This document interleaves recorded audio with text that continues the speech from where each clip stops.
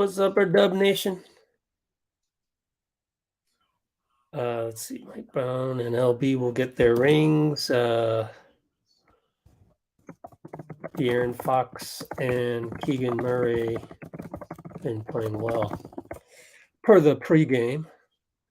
Why don't we do the pregame? Last time I got demonetized because it was on ESPN. That's why. Let's go to our channel. Yeah, let's take a look at this. Let's run the pregame. Steve talked about a couple things right here.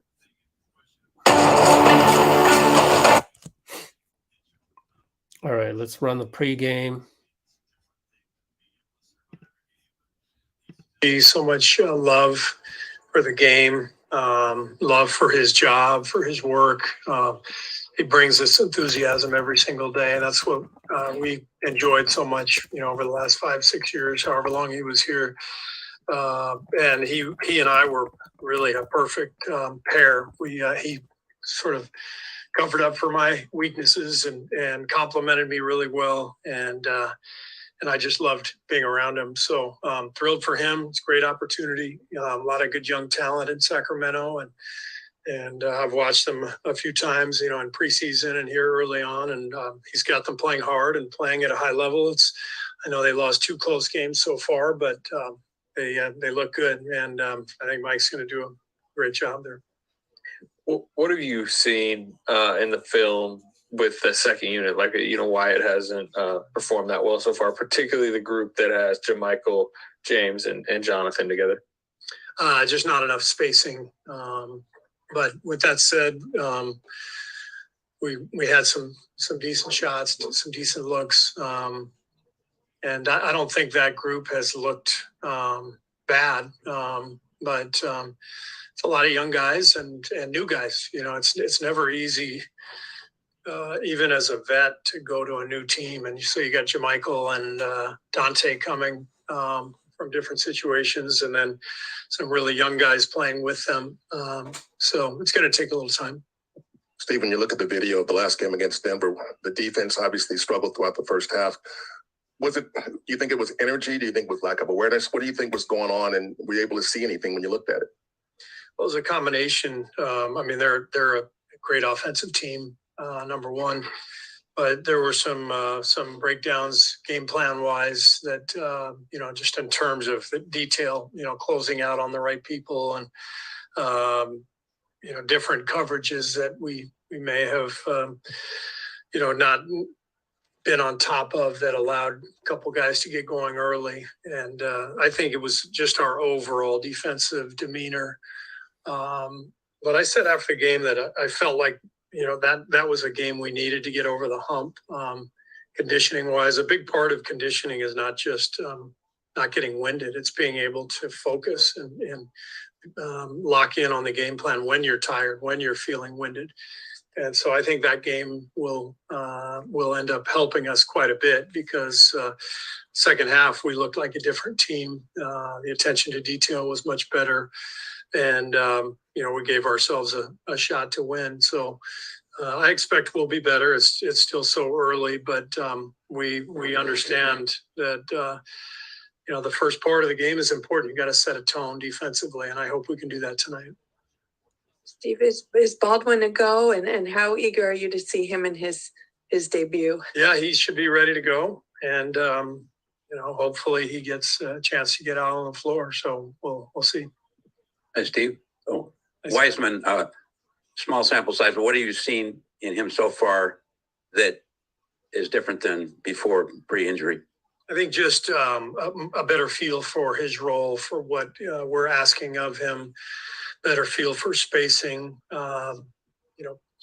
keeping his game, sort of confined to the things he does really well, and then playing within the style that we're asking him to.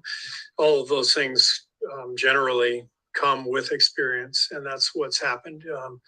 He's finally getting the experience he needs. The summer league, the whole summer here in our facility, a great training camp. So he's he's really starting to figure things out, and it's exciting to watch. Leandro Barbosa joined Mike Brown's staff. What did you enjoy about having Leandro here as a player development coach? Like his knowledge, his spirit, what stood out to you? Well, LB has always been an amazing teammate. He was a great teammate as a player, also a great teammate as a coach, and fun to be around. Wonderful spirit, zest for life. When LB walks into the room, everybody just smiles, and that matters when you're basically living on a submarine with, 60 people. So LB is a breath of fresh air. And on top of that, he was really, really helpful with our young players because he knows a lot of the current players in the league.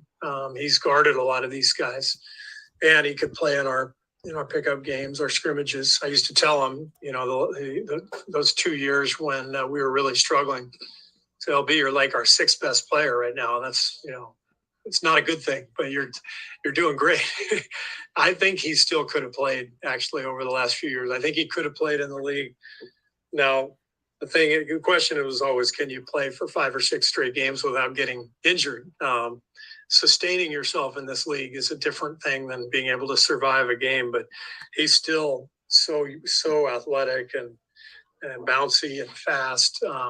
No question, if you just threw him out into a game, the average fan would not notice the difference. I mean, he's still got it. Hi, Steve. Good to see you back here.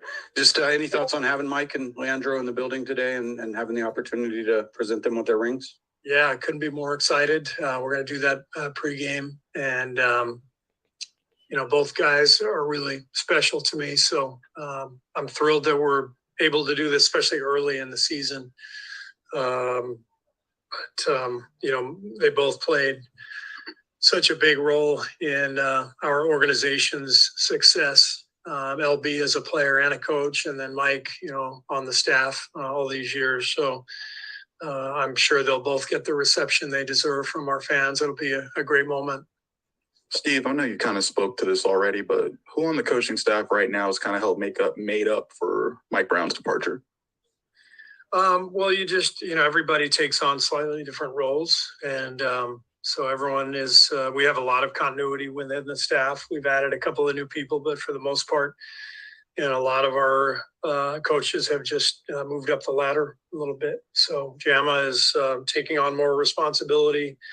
Kenny is in charge of the defense. Chris DeMarco is still playing a huge role on our defensive side of the ball. So everybody's just trying to fill in. Hey, Steve, with Mike and Leandro, you talk about their enthusiasm and how infectious it is. How important is that for a young team like the Kings to kind of build that dynamic, and looking back at when you first came here to kind of building that kind of culture and joy as well? Well, it's his situation is different from mine when I came here. He's got a younger team. I took over a team that was maybe young, but also had some veterans and was already a playoff team. So he's got a bigger job in terms of laying the foundation. But I think he's the perfect guy for that job. He's so knowledgeable on both sides of the ball. His energy is infectious. And as I said, just that joy and that love for the game, the players will feel that. Steve, Jordan's had a kind of a rough first 2 games. How do you think?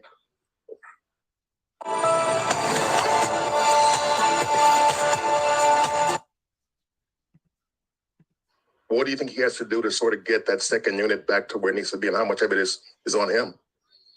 Well, it's on everybody. It's on me, on Jordan, on the whole group. And like I said, it's a group that hasn't played much together, so we need to give them some time. And then there's a couple things we can tweak, and places I can put Jordan in a better position to have some space. So we'll try to do that a little bit tonight. And but I don't worry about him. After what I've seen the last couple of years, we know who Jordan is. That's why we gave him the contract we gave him. He's a guy who deeply cares about the game and about his performance. And you like that, but at the same time, it's like a long season. Don't worry about a couple tough games. Steve, Draymond said the other night, he said, I know I'm in great shape and I can play more minutes, but I'm listening to everything Rick Celebrini says and the game plan. And how do you sort of balance that he wants to get out there and play more minutes, but you have a plan? And I listen to Rick. Yeah. I don't balance it. Okay. But I mean, does Rick map that out?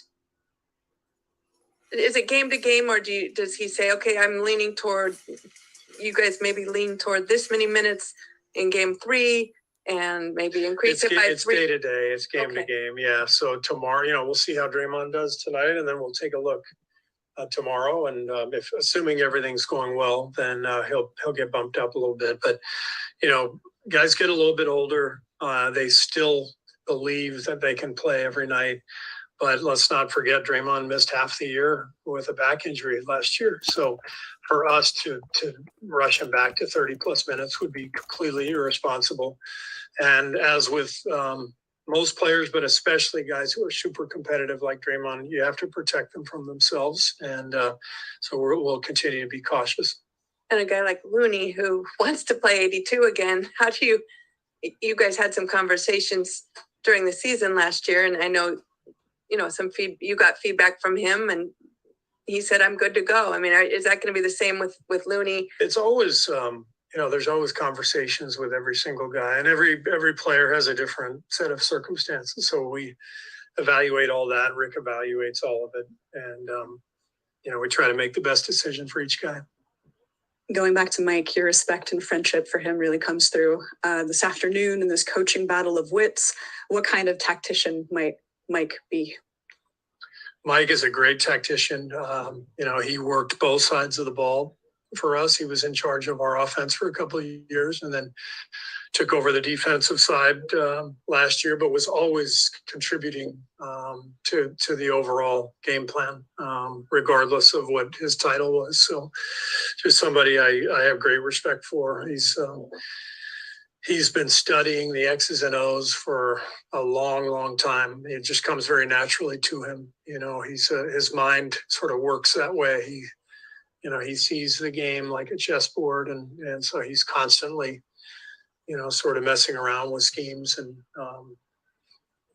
looking at how things might play out. And so somebody I think is among the best in the league at trying to figure out what's happening and figuring out the best game plan to beat a team. Thank you. Thank you. Mike Brown will actually be in here. He's not going to be in there. All right, let's check out Mike Brown because that was hecka funny as well. Let's see, where is it? Mike Brown.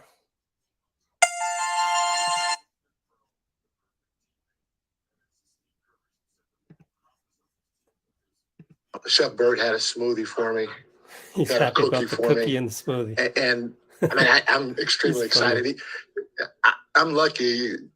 Chef Brian, who's a chef in Sacramento, right now, if I had to vote, he's ahead of Chef Bert because I'm with the Kings. So I'm not going to put Chef Bert ahead of him. But Chef Bert is second behind Chef Brian and Chef Rachel and Chef Bert's dad, too. And I just want to give him some love and let you guys know that I was excited to eat this cookie. I waited literally like 15 minutes because I wanted to bring it in here and let you guys watch me take my first bite. Oh, no. This cookie's good. This pre-practice, post-practice. This right here is what I live for. The wins were great, but this right here by Chef Bert, fantastic. Hey, Mike. Thank you, Chef Bert. Mike, on a And scale a lot of love, Chef Brian. I'm rocking with you more than Chef Bert. But go ahead. on a scale of like 1 to 10, what would you put that cookie right now of like all the cookies that you've had in your life? I'd say this is a 9.5, and the only reason why Because it's Chase Center? no, Chase Center's cool. Now I watch my fig. I drink 1% milk, and if I had 1% milk, like I said, I got to watch my figure, and Word. then the cookie would be even better. So minus the milk, it's a 9.5. But it's unbelievable. That's what's up. So on a for like a basketball question, you guys have had I'm sorry, I apologize. Yeah, all good. You guys have had, played and for your first 2 games played really well, but until you guys get down the stretch, how do you mitigate that on the fly, or is that just something that experience is going to teach you? That's a great question. Well, I didn't help him much against Portland down the stretch. Part of it is in the preseason, we never really had a chance to experience that, especially with the guys there on the floor. So I was kind of finding my way that game as much as they were finding their way. Portland did a heck of a job. You got to give Chauncey Billups, his staff, and their team a lot of credit because they were very physical from the beginning. But like you said, we put ourselves, even though we feel like we didn't play well and I didn't coach well, we put ourselves in position to have a chance to win down the stretch. Kind of same thing with the Clippers, but I do feel we made steps forward as a staff, starting with me, and as a team going into that Clipper game. And we gave ourselves as good a chance we could at this point in our development to win that game down the stretch. And I told our guys there's no moral victories in it at all, but we need to trend up more than back. And, while you're trending up, you're going to do this, as long as it's not that, you do this and then you get back up and go again. And I felt from game 1 to game 2, I know at least from a staff standpoint, starting with me, we trended up in that second game, and hopefully it'll have some carryover tonight. Mike, you haven't really wanted to talk about tonight because of, having games yesterday and having games on Wednesday, but getting your ring tonight, all the stuff, and just sort of closing the book on being part of this organization and now part of the Kings organization. So what's this night going to mean for you? And it's going to be special. I got my mom in town, my girl's in town, her kids are in town. My boys would be, but they're adults and they got their thing going on right now. So I couldn't ask for a better group of people to be here with me on this special night.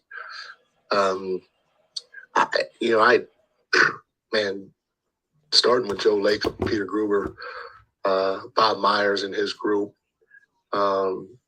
Steve Kerr, and then you factor in Draymond and Andre and Steph and Klay and Loon and Dot, and I learned so much here, and they embraced me right away.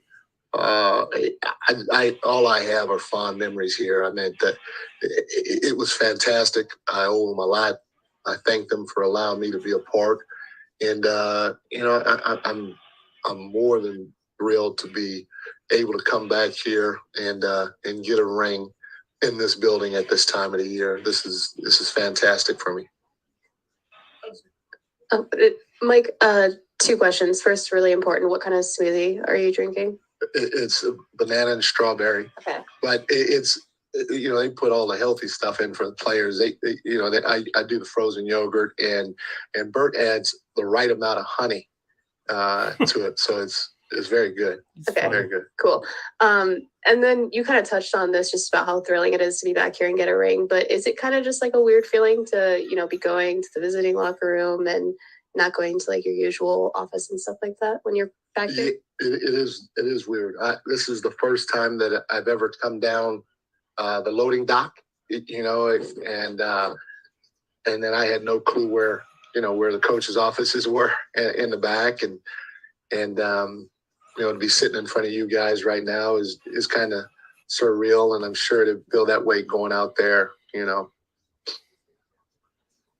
Thanks. Steve Kerr talks about you with such respect and admiration. Now that you guys aren't on the same coaching staff, what kind of relationship would you like to have going forward? Well, hopefully it's one where I'm kicking his ass all the time, but I don't know if that will be the case right now. I learned a lot from Steve. I really did. Obviously everybody can say when they're younger and they get older, they're better. But I feel like I'm 100% better coach, mainly because of that man. Obviously, the players have a lot to do with it too, because the players always teach you something. But but I learned a lot from Steve. Not just X's and O part, but the stuff that can't be measured too, when it comes to culture and preparation and all that other stuff. But you talk about just a good human being and a man that treats people the right way, no matter what's going on, what situation is going on. He's just remarkable, and I owe him a lot. I will obviously continue to be friends, and at times I'll call and lean on him, and obviously he can call and lean on me at any time, except for when we're playing each other. And other than that, man, we'll have a friendship for the rest of our lives. Hey, Mike.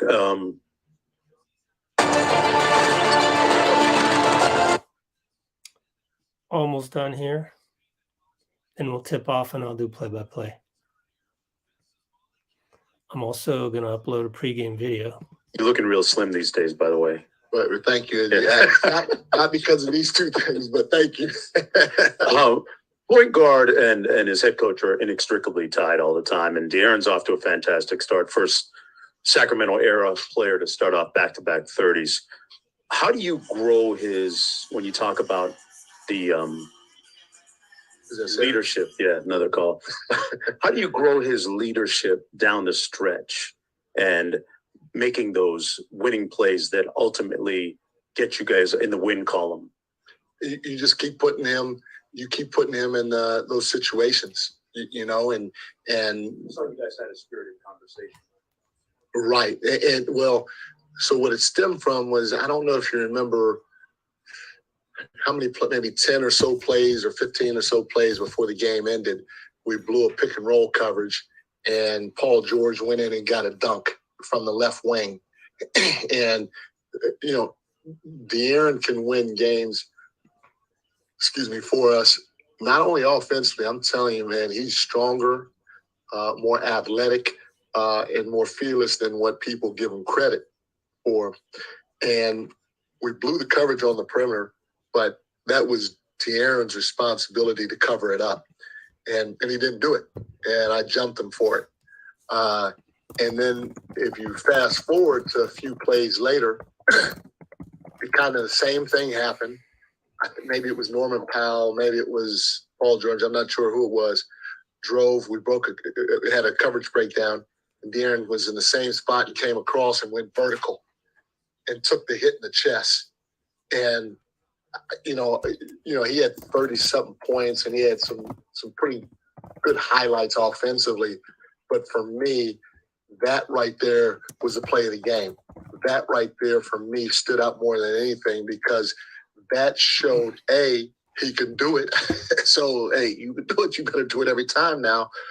But to me, that shows growth. That shows the ability to close defensively down the stretch when you're willing to do the small things and sacrifice your body for the betterment of the team. So, as you could tell, even when I think of that play now, I get excited. And those are the types of things that I'm looking for De'Aaron to do, because I know he can score. He got to be the fastest guy in the league, and not the fastest. He got to maybe be up there with Ja. I don't know who else is up there, but he gonna be able to get buckets for us. You got to bring other things to the table than just that, and he did on that possession. Yeah, go ahead, Mike. If there's one thing the Kings have done well over the last decade or so, it's the chocolate chip cookies in the media room. So I'll bring you one of those. Thank you very much. I appreciate that. And as you kind of reflect on your time here and what you're doing in Sacramento now, I just wonder how much you expect to kind of tap into your experiences here with a successful organization and the structure that's in place, to build something of your own in Sacramento. I'm tapping into a lot here. When I was younger, one of the things that I always concentrated a lot on was, this play and that play and this defensive scheme and that defensive scheme. And it's bigger than that. That type of stuff, if you have talent, you may have a good year. You may win a few games. People may say, hey, you could coach a little bit, but at the end of the day, in this business, I truly believe that you want to have a sustained winning culture. And the only way to be able to win at a high level, and again, this is my personal opinion on it, only way to win at a high level and be able to sustain it is, like I said, is if your culture is right. And, I've been fortunate, blessed, lucky, however you want to call it, to work with two of the best in that area in Greg Popovich and Steve Kerr. And again, I worked with them both long enough. I've been around the game long enough. Their X's and O's are pretty good. Their culture building, their connectivity with a group, all the stuff that can't be measured in a stat sheet or with analytics or anything like that, it's off the charts. It's off the freaking charts, and that's why they have what they have with their programs. I'm sure it's that same way. I played against the guy in college, so I've known him for a long time, and Eric Spoelstra. I'm sure it's probably no different there. Never worked for him, never been around him in this environment. But everybody talks about the Heat culture. Nobody talks about the Heat X's and O's, or that offensive play was great, or that defense about the Heat culture. And so learning and understanding that has to be first, second, third, and then you talk about the X's and O's and moving pieces around and all that other stuff, in my opinion, will give you a chance to build something hopefully for a long time. So you had Keegan on Paul George a little bit last night. How do you view him defensively kind of in the near term and then, in the longer term when he's 3 years in the league? Slate, man, I'm not sure yet because I'm learning something new about that young man every day. When we first drafted him, I thought he was going to be a power forward, By the end of summer league, I was like, oh, he might be 2, 3, 4. I don't know what he is now, but yeah, he's a baller. He can ball for a young man, and it just doesn't stop with his ability to shoot the ball. I think he can be a very, very, very good two-way guy, and a guy that can possibly guard a lot of different positions. And so he's going to get that opportunity too, sooner than later. Mike, after a game where you miss some free throws and you lose by 2, a significant number of free throws, what do you say? Is it reps? Is it just regrouping and focus and fundamentals, or what? How do you bounce back from that? The good part about it, we got another game, and so we can go out there and see if we can do better in that area and some other areas. But I'm not a pink elephant guy. If there's a pink elephant in the room, I'm just going to address it. I think that we all get paid good money. We all should be under the microscope. We all should be told if we're not doing our job. And so, I went in the locker room and I told the guys what I thought about the game, and also said, hey, I don't think. We did it with more rental listings than anybody else. It was just inevitable. You were going to find everything that you were looking. Get ready to tip off here. Plug in my backup laptop. Let's get it started. Meanwhile,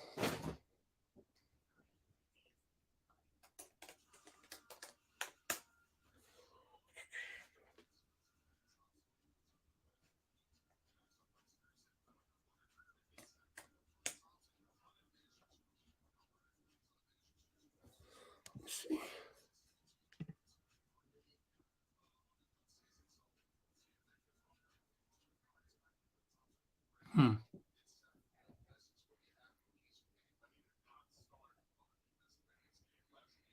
All right. I'm going to have to figure out what we're going to do in the post game. I wanted to just be able to show you the interviews a little bit after they're done. But the problem is that we don't have Dean tonight. He is working, and so I will not get the opportunity to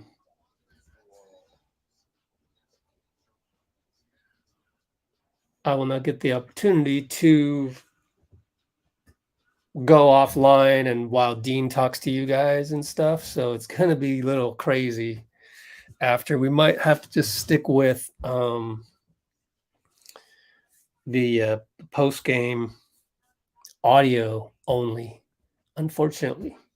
So anyway, hope everyone's well.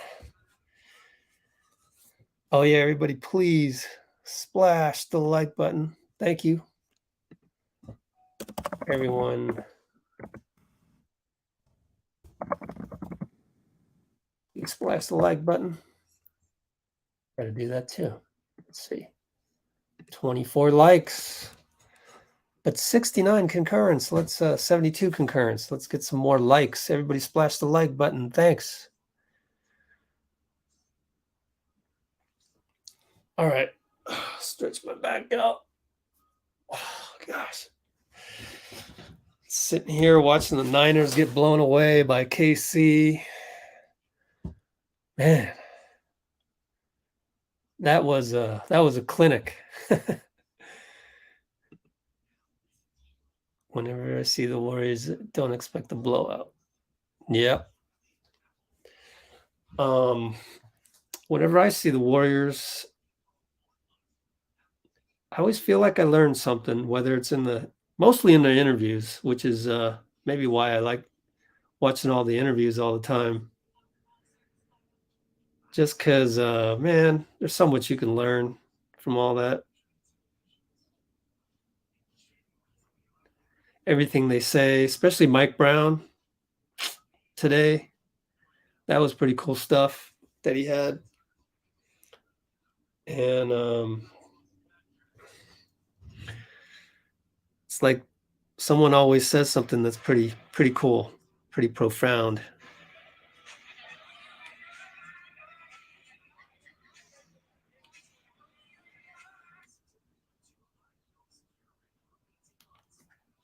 All right, just getting the pregame ready here. Pregame views. Work on this.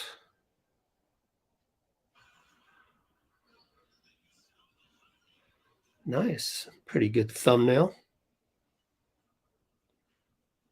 Who out there, who runs a live stream and does a thumbnail simultaneously? It was crazy enough.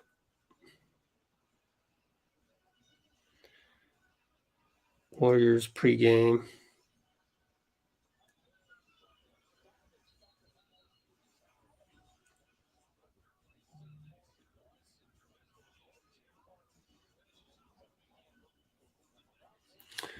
I'm going to see which stream is going to be better for me. My backup laptop or the crappy Chromebook. Backup laptop is winning. We've got our California Bears uniforms, folks.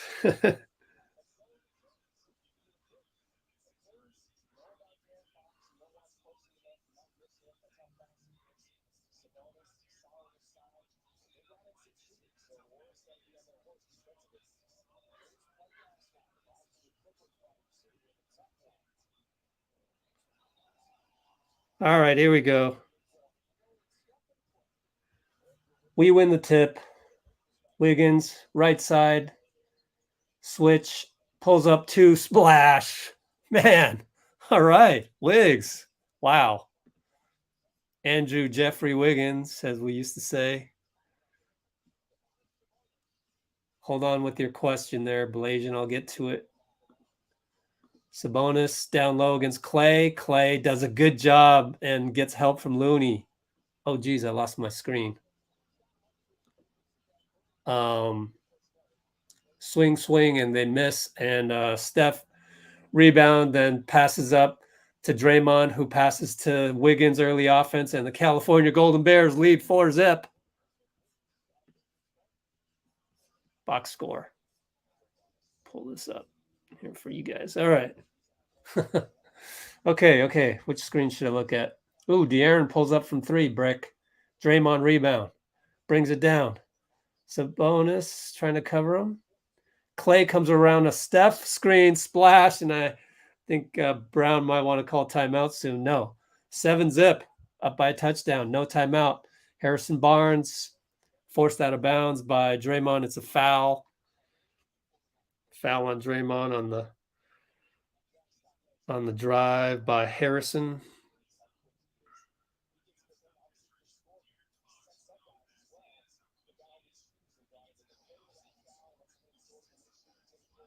Nice. We got a Klay Thompson.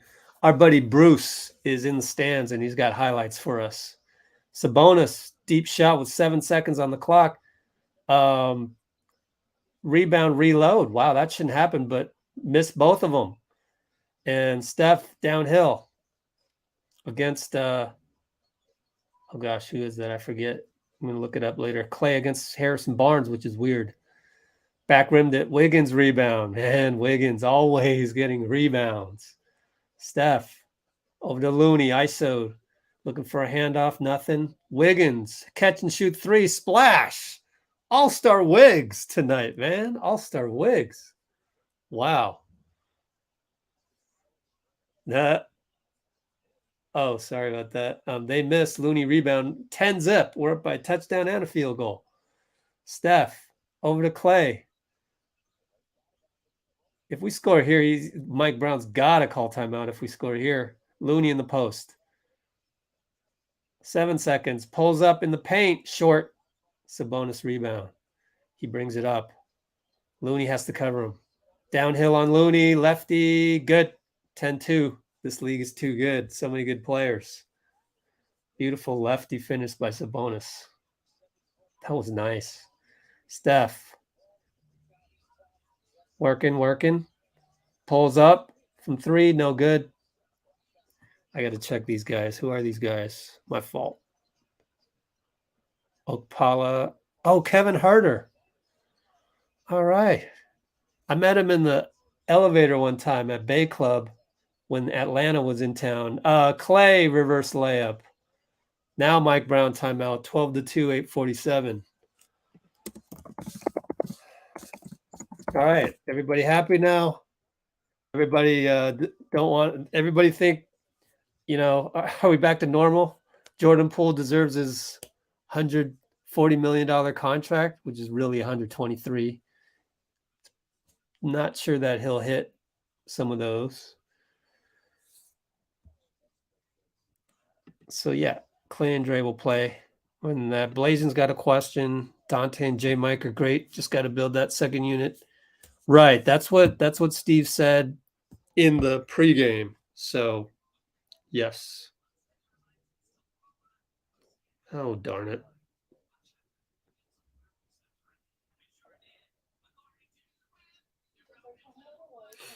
Got to fix my video.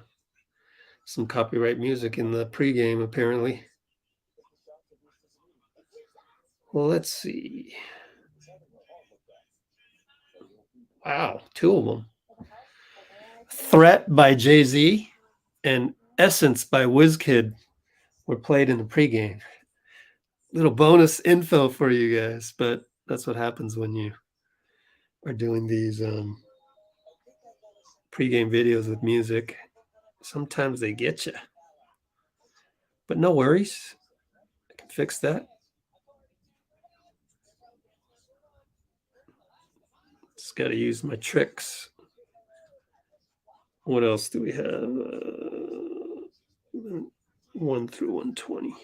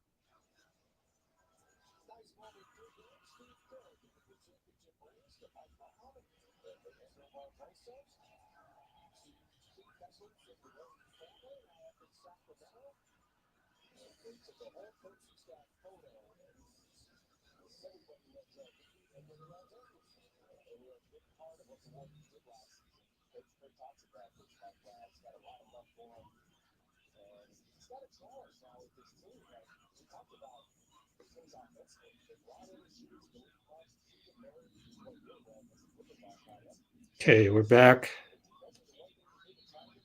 Just give me a sec.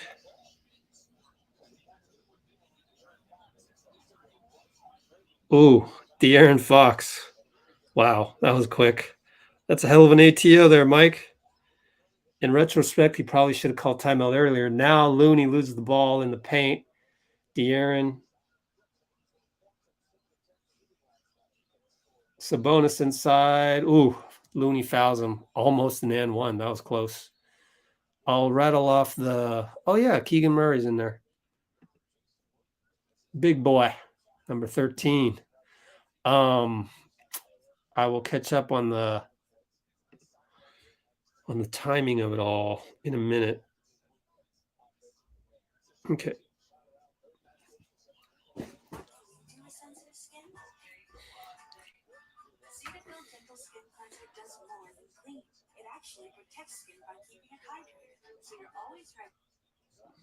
All right, so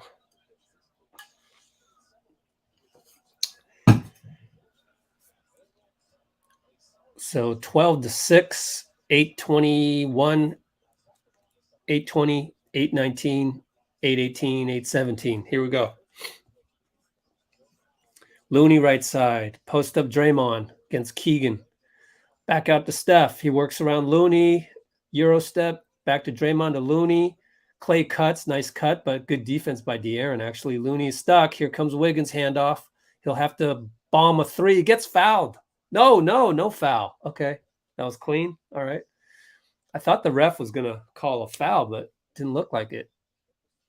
I guess he changed his mind and wow. Sabonis completely fooled our defense right there. Went right by Klay and I believe Klay and either Draymond or Looney, and it was no contest. Dunk. Steph. Oh, that's goaltending.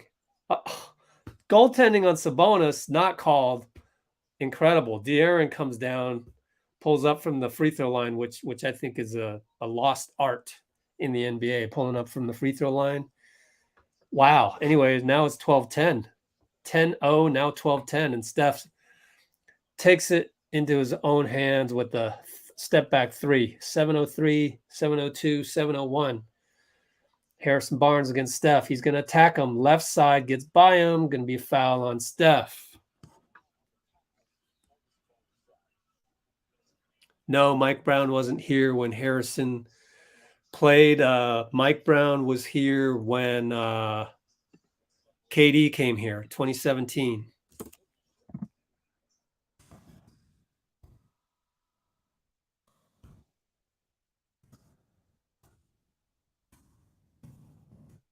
Got 2 fouls on Steph. I think that's 2 fouls on Steph. Let's check real quick. Steph, yep.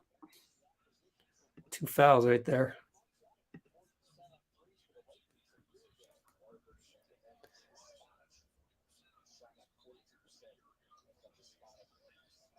You want to see a couple Warriors on the all-defensive team? I couldn't care less. Keegan Murray, catch and shoot 3. Sacramento, not bad. Okay, now you got to go back and say, okay, that was a pretty smart not calling of the timeout there, Mike Brown. I got to hand it to you. Klay misses a 3, catch and shoot. Sabonis, handoff, Keegan. Keegan pulls up, left baseline, good against Looney. That's some talent. We got to be careful. They're just building more confidence. Wiggins down the lane. I mean, down the left side. Mike Brown's not happy about that transition defense, so he's calling timeout. 6:21 to go. Is that a timeout or no? Yeah, that is. Q1 6:21. So we are not going to do a giveaway today for several reasons. One, Dean's not here. Can't take the load off of me tonight. Secondly, it's just easier for me not to have to worry about that. And third, the giveaway process is broken right now. I'm having really a lot of problems shipping this stuff. So once I figure that out, figure out a good time of day to do that and everything, good time of week, figure out all my boxes, figure out all my, not styrofoam, but figure out all the bubble wrap and stuff, figure out how to label things and send them out to the right people. Then we can do it properly. So gonna have to wait on that. Let's see. Yeah. So all the teams are kind of going through that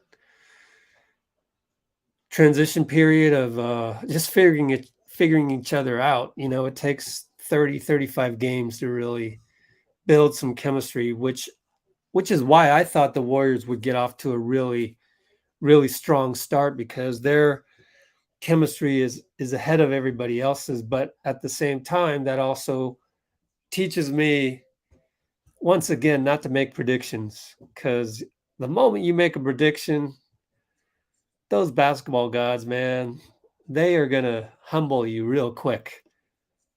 So let that be a topic. 46-minute mark. Let's see. Warriors chemistry. Teams. And avoiding predictions.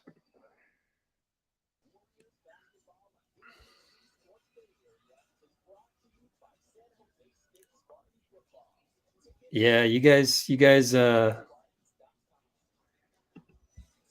want all these awards. Okay. You know what you're setting yourself up for? You're setting yourself up for disappointment. We don't get it, then you're all mad and you're all outraged. What's the point of that? I don't find value in that type of NBA content consumption, So to each his own, though. If you want to do that, go ahead and do that.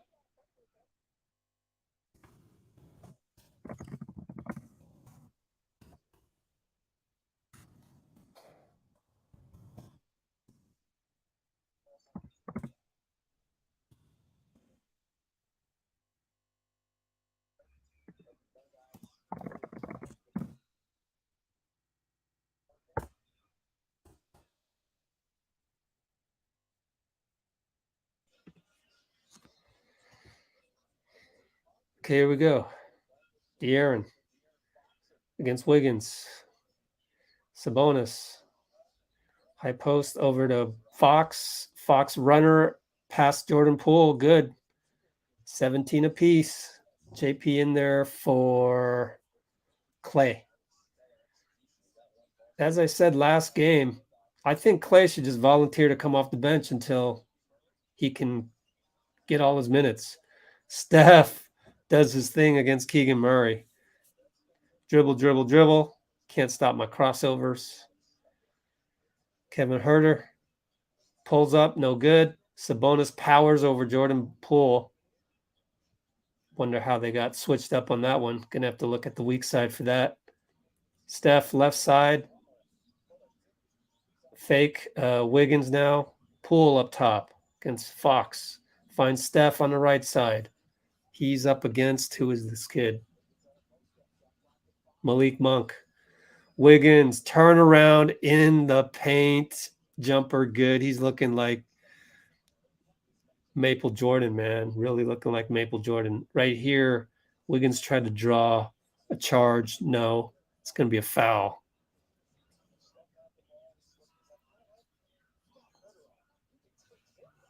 Man, let's take a look at Wiggs. 11 points. Ooh. Dang it, Wiggs. How's the other OG crew? I have no idea. Haven't heard from them. Oh, man, we got beat on a back door on an inbound. That's Jordan Poole's fault again. 21-21, 503.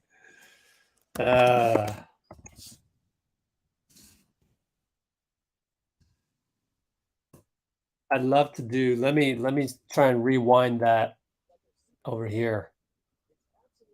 Ah, damn it.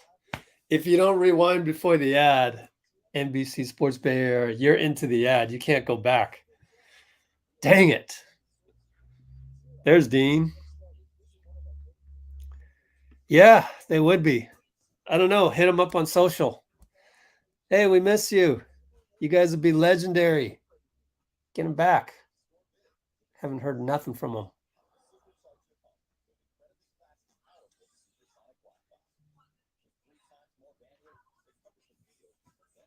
Oh, yeah. Where are we at with the likes here, Dean? 40 likes, 68 concurrence.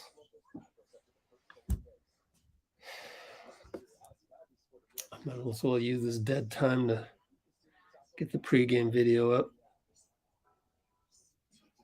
Again? Jesus.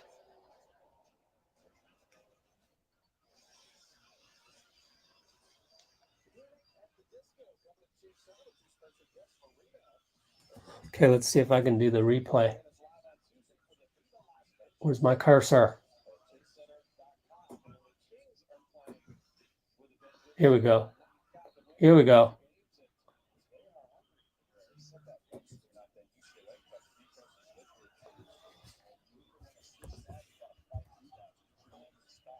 Oh, Wiseman had come in. I didn't even notice. Yep. It just Jordan Poole just got beat on that one. Just plain old got beat. But we score. JaMychal Green scores right out of the timeout. Jesus. Okay. Oh, they get an offensive rebound. Herder's wide open. JP has to cover two guys. It rolls in and out. Jeez, they get another offensive rebound. Herder over to Keegan against JaMychal or J-Mike. My fault. That's one strike on me. De'Aaron goes downhill against Steph. Lifts up good. It's almost like he's a poor man's Ja Morant, really. Steph gets the step easily past Herder. Easily. And then Herder, what the hell? What kind of defense is that? He goes down the lane. I didn't get to see the early part of that. Man, we are playing some awful defense once again. And I guess this kind of counts as second unit, but luckily we got Maple Jordan on fire. 13 points, baseline fadeaway, good. Fox loses it. Good job by J-Mike to jump on that one. And then Steph goes top shelf over to Wiseman, who gets fouled. So we got free throws for Wise. Free throws for Wise. Check and see what's up with my thing here. 126, 143. Jesus.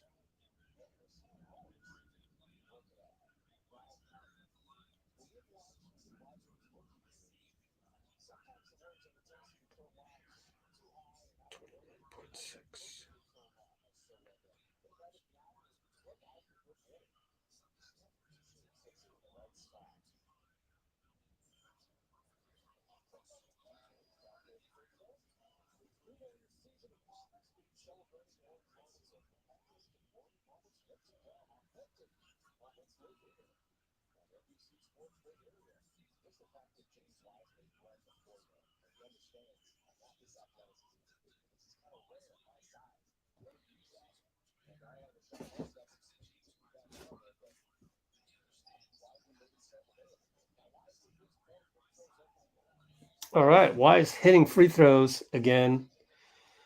All you people that were in the comments, Wise needs to hit free throws. Wise needs to hit free throws. Where are you now? Are you like, he hit free throws on my command? By the way, Jordan Poole just got a block shot on De'Aaron. Pretty good. Pretty good. JP now stuck in the paint, pivoting around, throws it away. Still not great basketball by Jordan.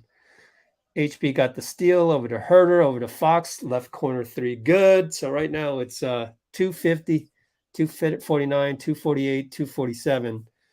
Donte in there, JP, Wiggs, JaMychal, and Wise. Donte gets fouled. Good job by Donte to just dribble past the Fox aggressive defense.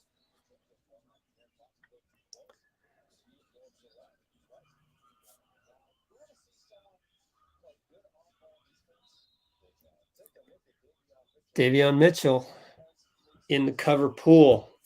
This should be fun. We're up 29-28. Wiggins gets a Wise screen, then airballs it, then JaMychal, rebound, put back, foul.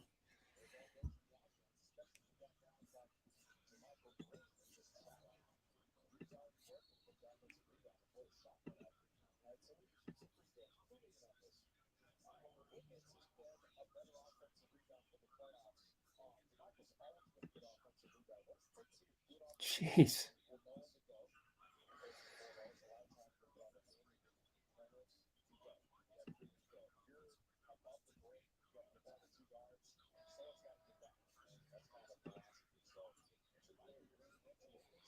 Moody in. Friendly reminder, what's it say? I guess I should have put it in I'm going to put it in the title. I think I have enough characters left.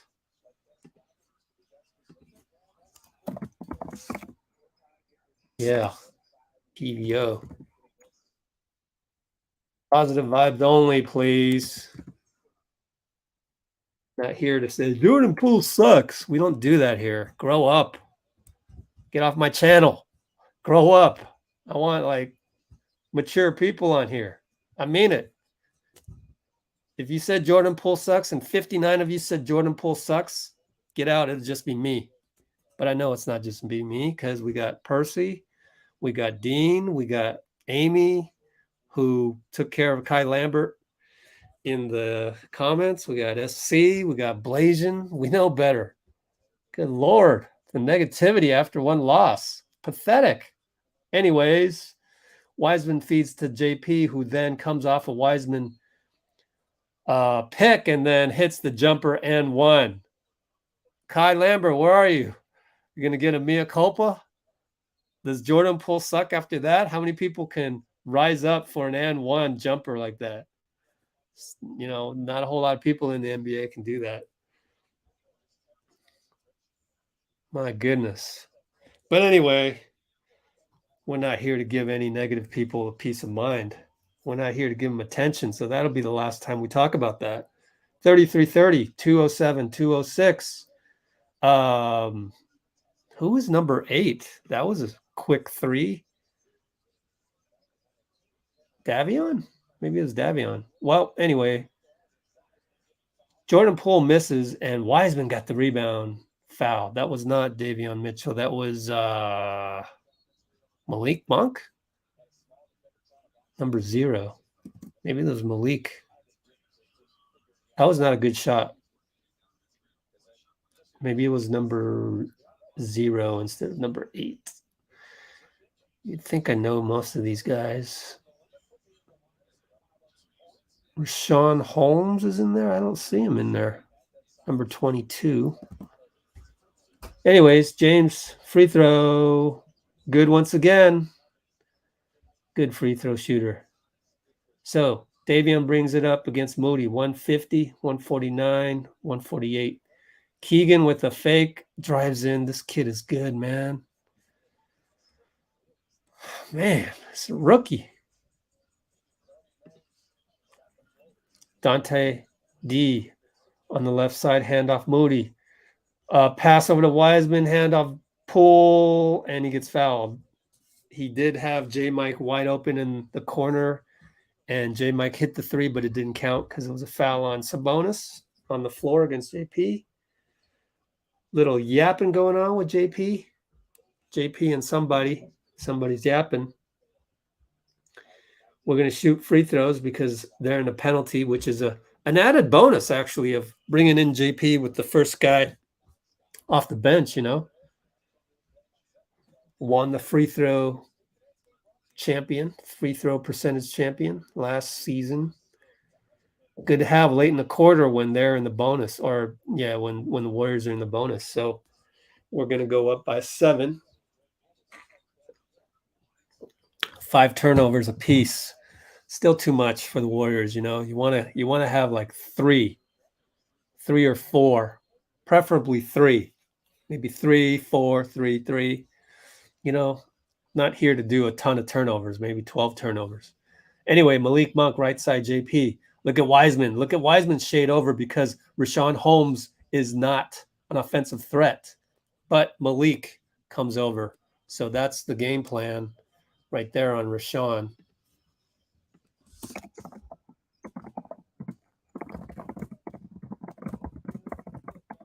And that's a brick by JP from the left side. Here they come. JP blocks it off of Richaun. Not bad. Is that 2 blocks? That's 2 blocks, isn't it? 2 blocks for JP. Let's see. No, they're not going to give that a block on that one. I would be generous with my stats. Now he lets the inbound to Malik Monk right under the basket, but Donte came over, disrupted the shot. Moody right side. Over to JaMychal. Wants to post it. Wise finds JaMychal, but he wasn't looking. Loses the ball. I thought that was catchable. I'm going to give the turnover to JaMychal, even though the scorekeeper might give it to Wise. And now Wise will foul Holmes. Let's check out who got the turnover. Yep, 0 turnovers right here for JaMychal. So Wiseman gets a turnover he doesn't deserve.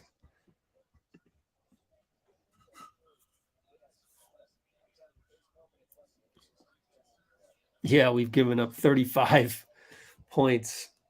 Holmes misses a free throw.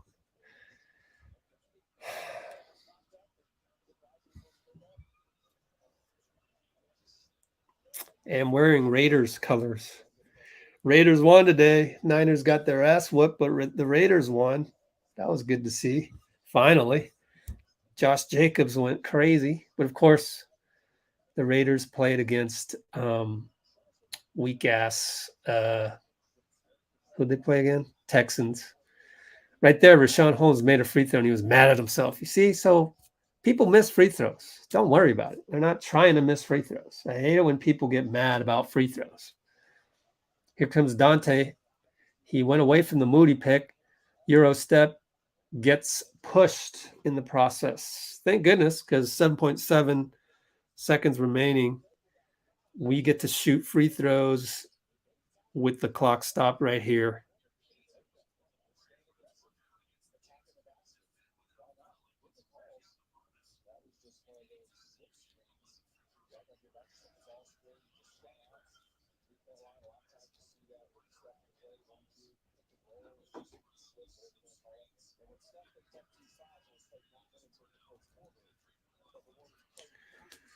So one thing interesting is Steph did not play the entire quarter.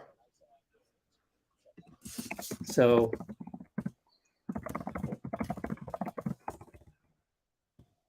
didn't play entire Q1. So is that now a regular thing? We shall see. I'll bet you Slater will ask the question in the post game. All right, here comes Malik Monk. 6, 5, 4, 3. Right side wide open. Keegan as JaMychal falls down. Wiseman swallows the rebound. 39-36. And Q1.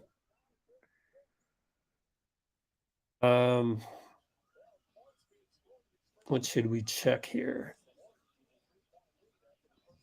Oh yeah, check some highlights. Check some highlights from Bruce. Yeah, got some highlights for you. Let's see. Here we go. Klay Thompson, catch and shoot triple right here.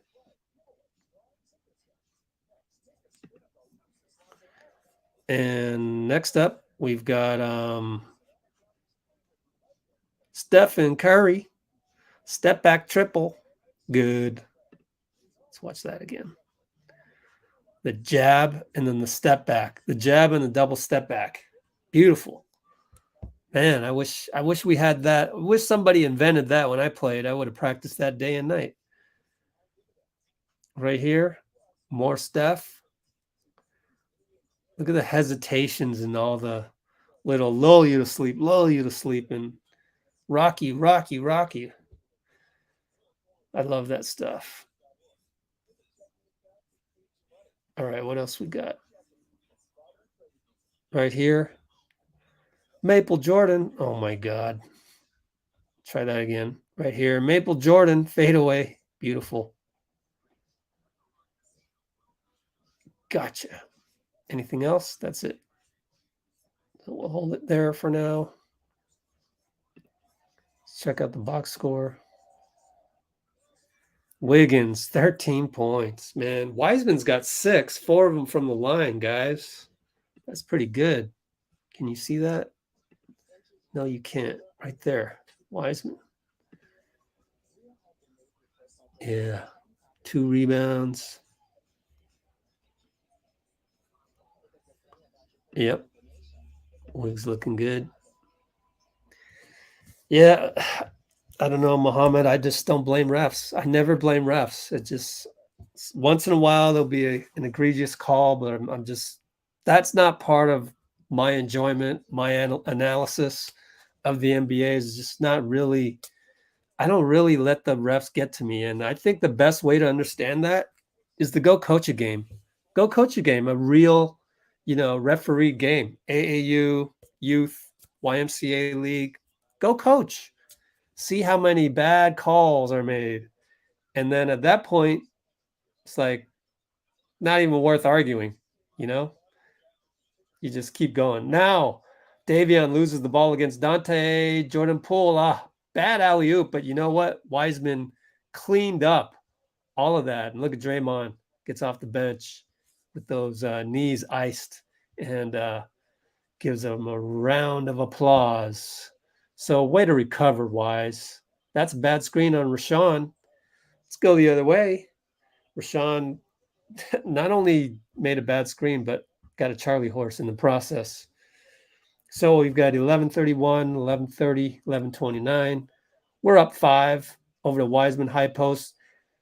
Shovel past Jordan Poole 3, good. 44-36. Davion with 11-16, 11-15, 11-14. Davion left side. Finds Monk. They just don't really have a bench. Monk, no good. Wiseman rebound. Over to Jordan Poole to bring it up. Met by Monk. Screen Wiseman. No switch. Moody. Corner. Drives in the paint. Nope. Goes back out. Finds Donte up top. 7 seconds. Calls a pick and roll. Wiseman. Donte throws it up. He gets fouled. Bad foul by Keegan. Duped him into it. Good job, Donte. Solid. Dante's really solid. He wants the shooting foul. I don't think they'll give it to him. Not really a superstar like that. I don't think they'd give that to anybody, though. JP fights through the double team and then fades away in the paint, man. That's a beautiful move. That's very creative. But we don't get back on defense in time, and Harrison Barnes finagles a foul out of JaMychal. With Moody coming off the bench, that means Kuminga switches places with Moody this game, and he will be the 11th man, unfortunately for him. PBJ is available, but I would highly doubt that he plays because then, you're going 12 deep. So we have to hope for a blowout to see some of the development of the young guys because for all intents and purposes, Moody has got the first small forward spot, first wing spot off the bench tonight. All right, they make both. So we're up by 9. We're in control, but up by 9 only. 10:33, 10:32, 10:31. Donte with the Wise pick and throws it away as Wiseman rolls. 5-on-3, alley-oop, slam dunk, Harrison Barnes. So we've been caught in the transition a couple times now. Pick and roll, Poole, Wise, slip pass over to Wise. Yes, 14-footer lefty. Jumper good. 10:06, 10:05. Davion for 3, good. on the trail. Man, we're giving up a lot of points early in the shot clock. JP screen wise, he scissors into the paint, draws a foul. Man, I tell you, JP, for all the detractors, man, one game and you get everybody jumping off the Jordan Poole bandwagon. Shame on those people. But I said I wouldn't talk about that anymore. I'm trying not to talk about that because there's not a lot of guys that can do what he does with the basketball. Oh, we missed the free throw. Ouch. Ouch, ouch. Hold on. Let's check BK Ref on this. Oh, no, he missed the free throw. That's going to cost him. You know, the race for the free throw trophy is going to be a tough one. Oh, that's 2 missed this season. And he missed another one. 5 for 8 minimum. Let's see. Let's go back here. Today, 3 for 5. So 5 for 6. He's only 8 for 11. By the way, they hit a 3. So now, oh, man. Don't let it get to you, Jordan. You know, if there's one thing that'll bother Jordan Poole, it might be a missed free throw. And he's 8 of 11 for the season now, shockingly. Wiseman hits again from the same spot as last time. Feed by Donte DiVincenzo. So 111 mark. We talked about JP missing free throws. Jordan Poole now shockingly 8 for 11 from free throw line this season.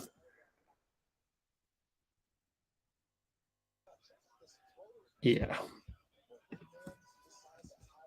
Oh, what's up, Marcus Brown? Okay, we're back. 9-11, 9-10, 9-09. JP way out there. Thought about a 3. No. Sidestep. Goes the Wiseman handoff. Right back to him. Runner floater. Good, man. From the free throw line. Swish floater. It's just so beautiful. 9:02 to go. Timeout Brown. And that's a hell of an assist again by Wiseman. He has 3 assists, 3 rebounds. Look at the numbers. 12-3-3. Wiseman. Wow. Wiseman. What's up, Marcus? Yeah, you know, I don't do predictions. You know, it's just I just don't do them. I don't really think they're fun. And a reminder.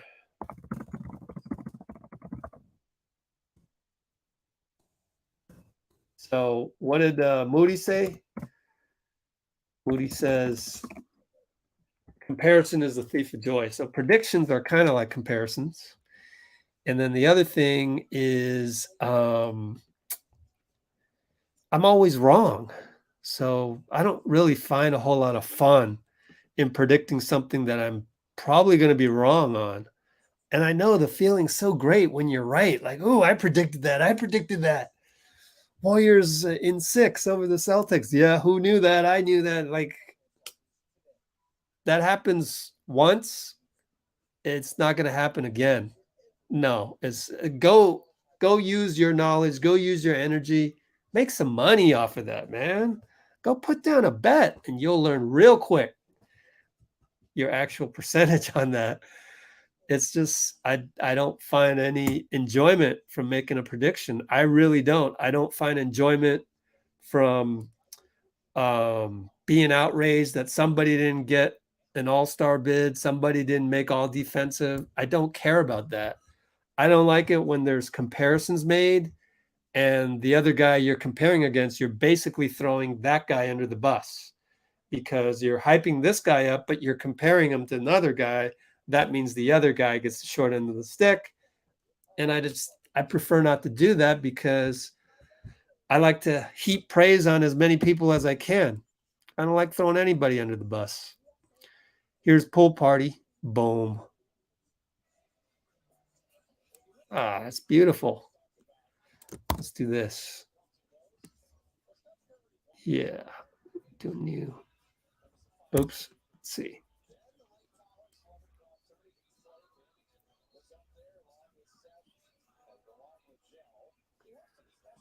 Could we see Wiseman in the starting lineup? I don't think that really matters, guys. Like, you're making such a big deal about it, you know, and, you know, I hate to shoot down all your hot takes today, but I just think you'll like the game better if you kind of watch the game the way I do. Sorry to be arrogant about that. If you watch the game the way that I do, you will find longevity in your fandom. You will find resiliency.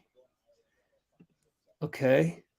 That's why I teach you guys these things, because I want you to feel that ultimate gratitude. And this goes for life too.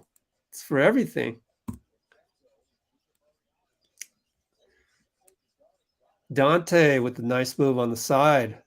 Break free for a layup.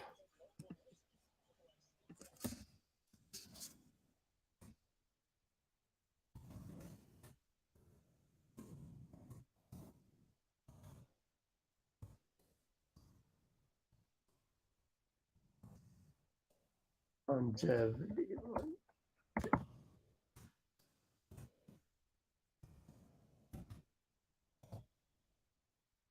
Okay. Where are we at? So I don't really care if Wiseman starts. That'd be great for Wiseman, but then do you really want Looney to just disappear into the fold? Why? Who wants that? Who wants Looney to just suddenly never be mentioned again? That's what would happen with Wiseman started. Now, if we're in the finals and we're playing a team, the Cavs, they got a big team, and we need Wiseman there to start those games, fine. But we don't just start them for the sake of starting them. I think it's matchup dependent, okay? So I don't mind if it's matchup dependent, but if you're just, oh, De'Aaron Fox, nice bucket against JP and one. They're only going to be down 4 after this free throw, assuming it's made by De'Aaron. Wiseman might start over Looney, depending on matchups.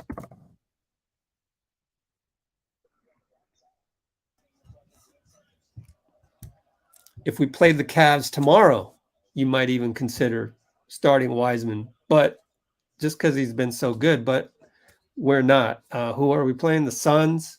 It's going to be DeAndre Ayton. The way I look at it, can Looney cover Ayton? Yes, he can. Therefore, Looney still starts. It's his job to lose.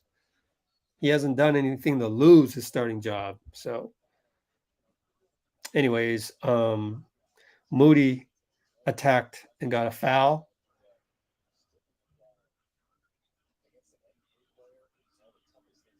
JP's got a smooth, nice jumper. Yeah, I wouldn't teach it that way because it's in front of his face, and technically it can be easily blocked, or blocked easier. But here comes Looney, by the way. But and also with the whole Looney thing, the last thing I want to say is here we are at the 118.30 mark. Wiseman finishes the game. That's okay too.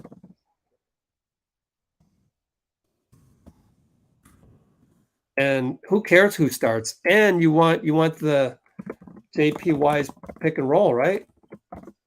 So there's a lot of reasons to not start Wiseman. We're establishing him as a pick and roll option with the second team with JP.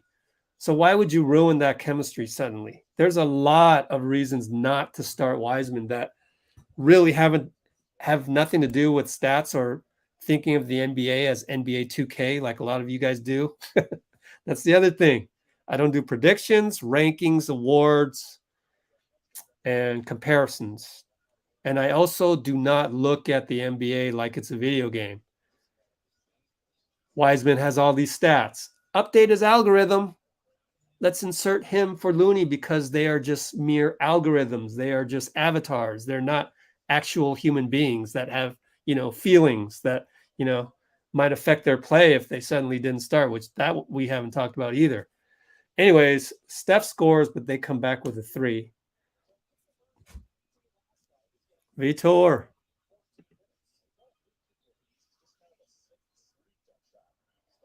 Steph for 3. Hesitations, people flying by. So to cap it off, I don't think Looney's going to start at all now that I talked myself through it. And it's like, have you noticed the JP and Wiseman pick and roll? Why wouldn't you? Why would you want to suddenly change that into the JP Looney pick and roll? Why? Don't do that. Just keep it Wiseman and JP. Oh, but you want Wiseman to start so badly because you made a prediction. Wiseman's rating in NBA 2K is going to go up, so he needs to start. Stop with that. Stop analyzing the NBA in a non-real life situation. I'm done. It just annoys me when we do those NBA 2K comparisons. Steph, another 3. He's on a Curry flurry. 6:16, 6:15, 6:14 ago. But it's not personal, guys. I'm not picking on anybody for bringing that up. It's just the more that I thought about it, the more it doesn't make sense. And the more that I thought about it, it was almost like someone just wants that to be a hot take. And that's the pursuit of hot takes has ruined the game sometimes. But I'm not saying that you guys are pursuing hot takes necessarily. Maybe it was an actual, just an innocent question. So I give you that. And I don't mean to, jump all over that. But I ended up jumping all over that because if you just think about it, why would you want to take away the Jordan Poole Wiseman pick and roll with the second unit? It is a beautiful thing to watch. Watch next game. Wiseman's going to start. Watch. Anyways, that's what happens. That's basketball gods. Anyways, Looney gets a putback, and we're rolling now suddenly. 66-57, 542, 541, 540.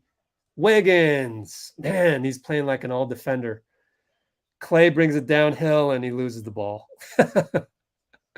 It's so funny. Like, I don't know if people get mad at Klay at all, but, like, I just laugh.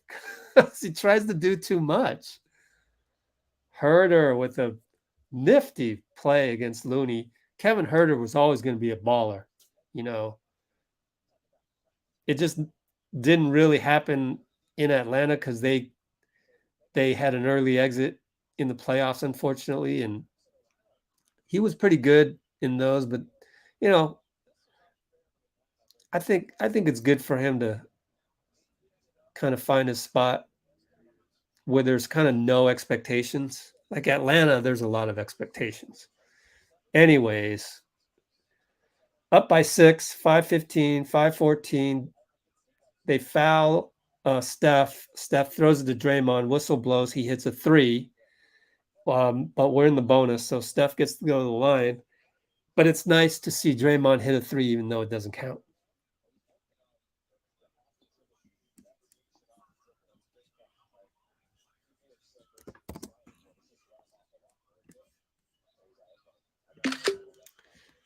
All right, where are we?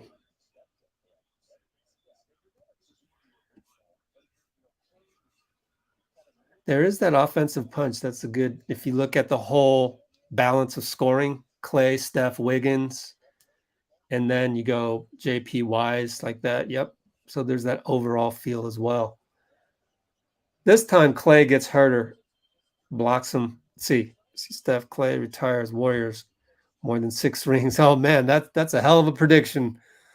The problem is lots of predictions don't come true. So I hope you're right. Knock on wood. But hey, that's a prediction. Basketball gods are watching. They want to humble you. So I don't know. Hope you didn't jinx it. You know what I'm saying? Like, believe me, I'm all for that. Anyways, Herter scissors down the lane. What the hell's going on? Somehow, I think either Wiggins or Draymond blocked Sabonis. I got to check the box score for that one.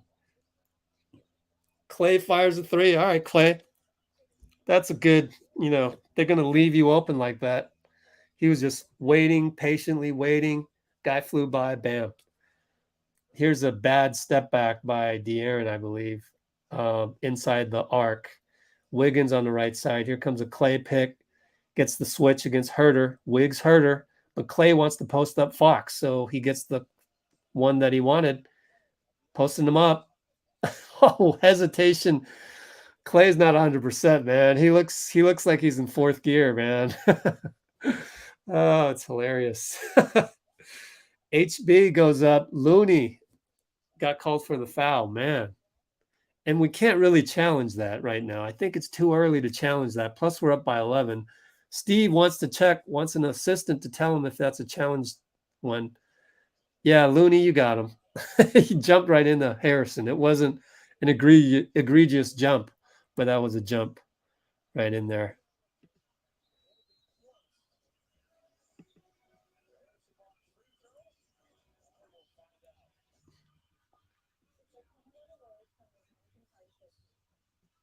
Yeah, back to the whole Wiseman Looney thing. Yeah, I mean, sure. It just doesn't make sense to me right now to pull Wiseman off the second unit when it seems to be going pretty well with Jordan Poole. That's just the bottom line.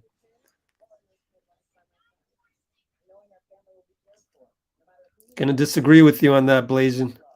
I thought Looney was moving sideways like that. So close, but no. But there's a timeout. So did they challenge that? Because I don't think it's a good challenge. I think he was moving sideways. Let's see. Looney shooting foul. GSW timeout. Seems like a challenge. But let's see who got the block. Step back shot, rebound. Nobody got the block. Oh, Wiggins got the block on that one. Cool. So we got, what do we got here? 406, 7160, 406. What do you think, guys? Should you challenge this? They're challenging it, right? Like, why would you challenge this one? That doesn't make sense to me. It's too early in the game.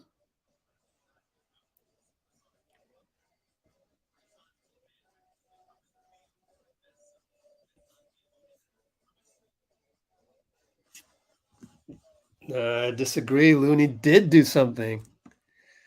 He went like this and ended up jumping into Harrison Barnes. Now, it wasn't an egregious angle. It wasn't like it was a 45-degree angle. It was nearly vertical, but it wasn't. It was like, 80 degrees, right? That's my opinion. And I think that's what the refs are going to see.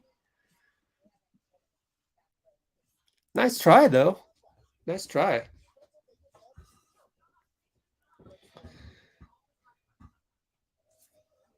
Yeah, how much more momentum do you need? Like, you're up 11. One of the few times I completely disagree with Steve right here. I don't think you challenge this. You're up by 11, big deal. Harrison hits both free throws. You're still up by 9 and you have the ball. And it's not clear enough to me that it can be reversed. I don't think there's enough evidence for this to be reversed. In saying that, watch me be wrong, because I've been wrong before. I mean, you get humble pie sometimes. Doesn't look like it because Klay is walking around as if it's a free throw.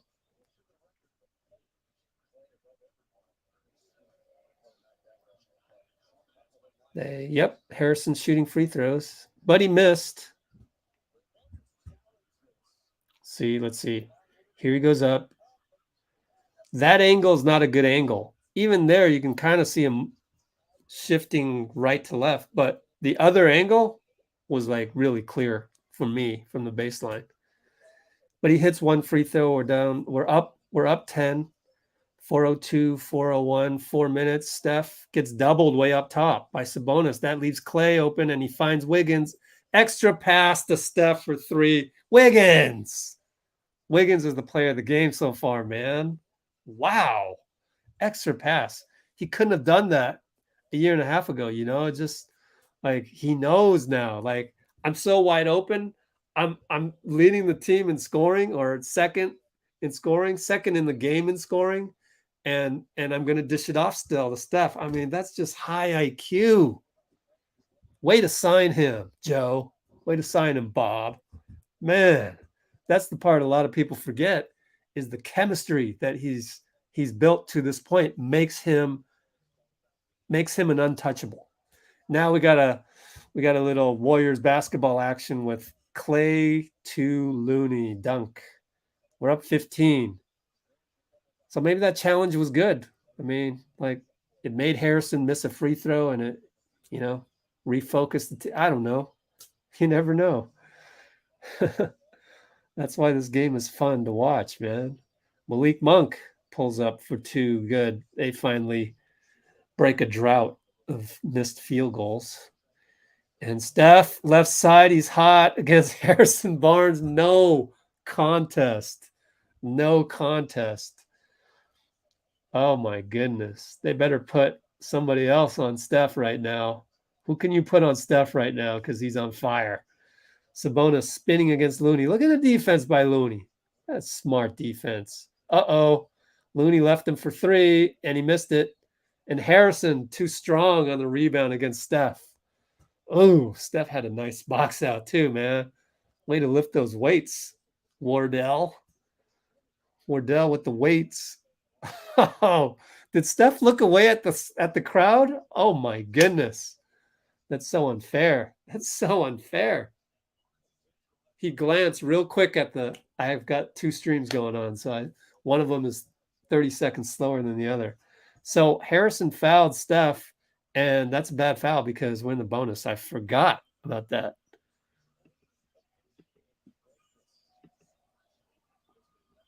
Man, Steph has 25 points. Wow. Oh, man. GOAT. I'm telling you, man. GOAT. Man. I think he wins one more championship. I think, oh, man. If he ties Jordan with 6 championships, I'm telling you, that's, for me, I would have to, I'm a Jordan worshiper. I think I would have to go with Steph at that point in time. Harrison against Looney again. Looney, great job. Forced turnover. Wiggins going to get credit for the steal. And he just powers over Fox. Oh, man, this team is so good. We got a squad, man. We got a squad. We're up 20. 156, 155. Sabonis gets a dunk. Nice play by Malik. It's all right, though. Man, despite them dunking on us, we have the momentum. We still have the momentum because of all the threes and Wiggins just stepping over De'Aaron. Man, that was beautiful. Klay comes around to Looney. Curl, no good. Rolls off. Oh.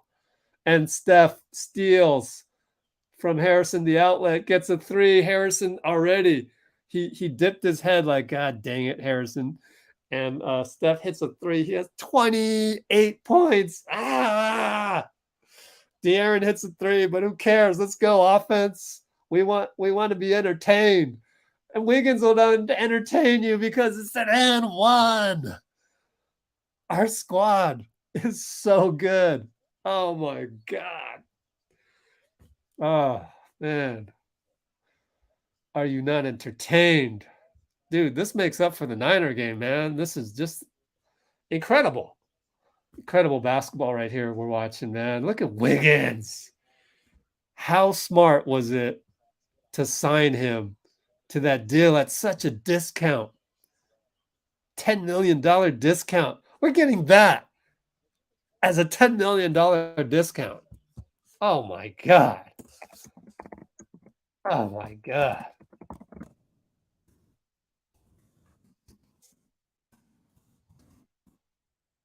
What a sequence. I'm just going to enjoy it. Just going to enjoy these moments right here. God, that was so enjoyable. Oh, man. This is just wonderful. Wonderful. A casual 50. It just reminds me like when Jordan played, like how casual he would hit, 40. It's not like he hit 50 that much. Man, I'm sitting here I'm amazed by this guy.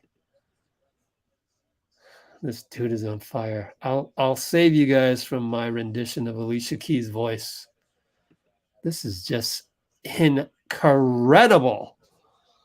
Oh, yeah, I'll briefly entertain some of these comparison things. Steph gets 6 rings to tie Michael. I'm sorry, I'm going to anoint Steph the GOAT, even though I shouldn't be comparing people, and I worship Michael.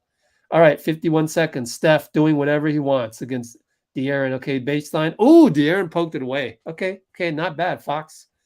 Our ball, baseline, 10 seconds to go on the shot clock, 47.2. Oh, no. Is it on ESPN right now? No. Oh, people on. Oh, right. Generally speaking, I gotcha. Yeah, that's right. That's why I see. Oh, Wiggins goes back to, again, high IQ, back to Steph. And, oh, man, I just love that about Wiggs. What market? 135 mark. Ah, Wiggs high IQ in getting the ball back to Steph. Open Steph. Just love that part. That's like my new favorite thing about Wiggs. His IQ of getting the ball back to Steph. That's just crazy. See, I don't think it's blasphemy if Steph wins his 6th ring. He's only at 4, though. I need 2 more. 2 more rings. That's a ways to go, man. That's a ways to go to get 6 rings. So I'm only saying that if Steph hits 6 rings.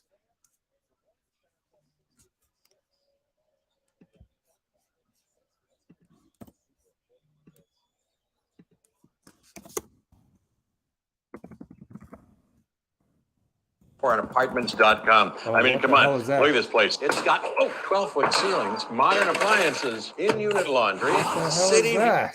Jeez, that came out of nowhere. 20 seconds. 9-second differential on the shot clock. Steph runner, no good. Sabonis rebound. 10 seconds. He's downhill, but he's 1 on 3. Swing. Ball is stopped. Back up to Fox against Steph with 4 seconds. No fouls to give. Poole. Good defense. Good defense, Poole. Good defense.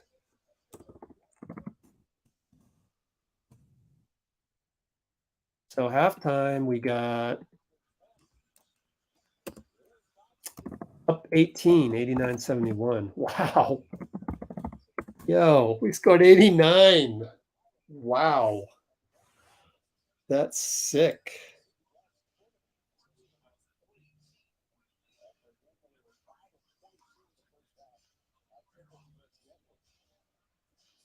That's incredible. Let's watch some highlights. I don't know what happened on the other screen, whatever. I guess it decided. Oh, here's Wiggins. Let's listen to this.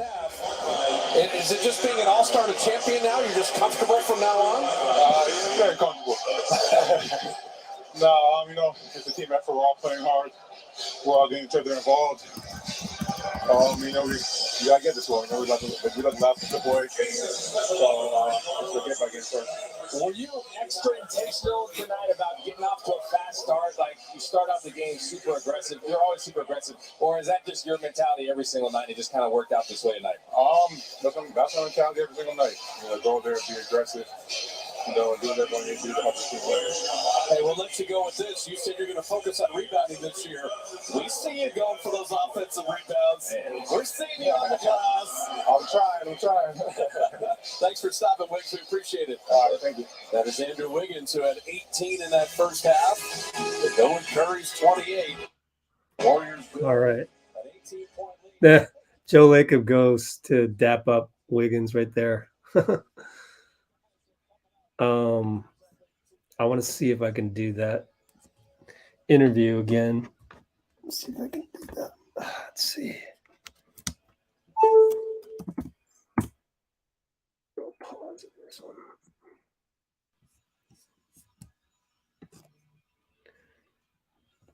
Let's see if I can do that one again. Chicago Wednesday. All right, give me a moment.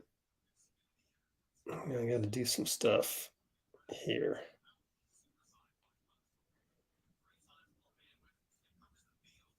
Oh, cool. All right.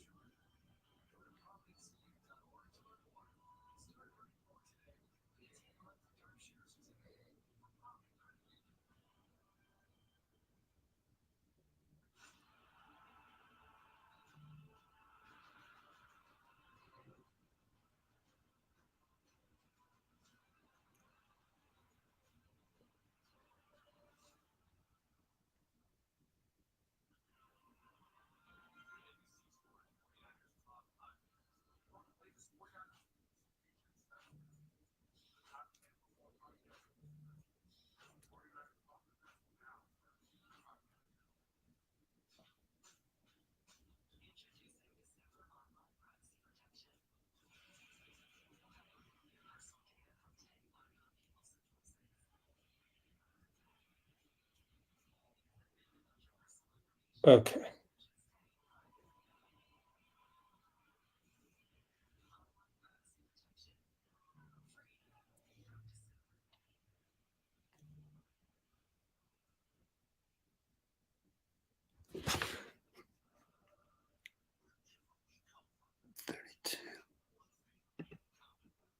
Okay.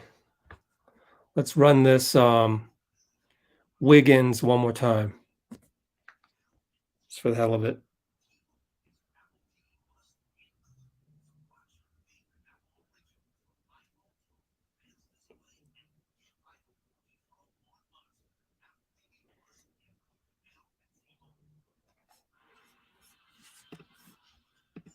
Here we go. We're going to run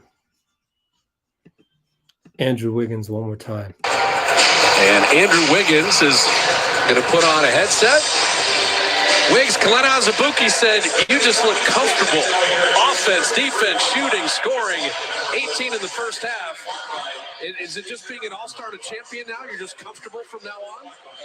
Very comfortable. No, you know, it's a team effort. We're all playing hard.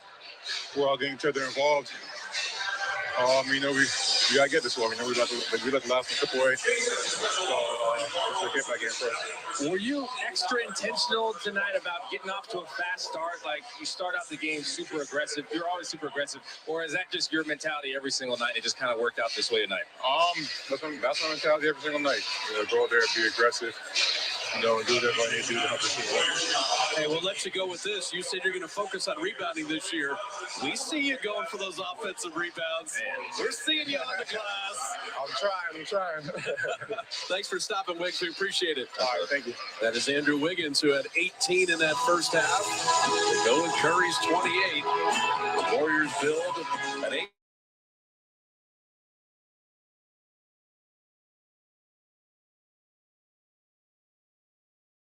Call it, folks.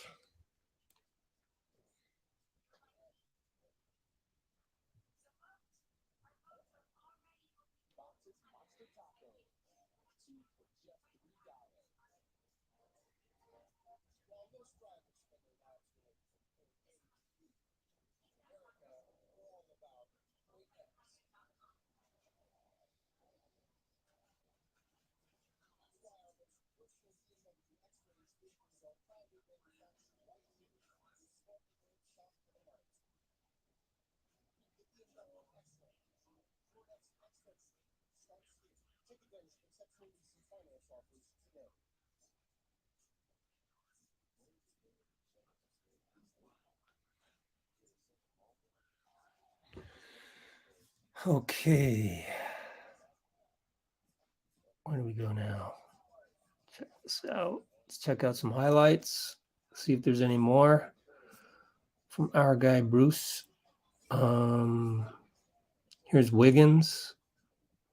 Look at him just overpower De'Aaron Fox. I almost said DeAndre. What else? That's it up here, right? So then we'll go here, Steph. Splash him. That was the one where Wiggins gave the extra pass. Gotta love it. Looney with the finish. Wiggins front rim that too. That was online. And of course down here, Wardell. Hezzy. Bye-bye. For 3.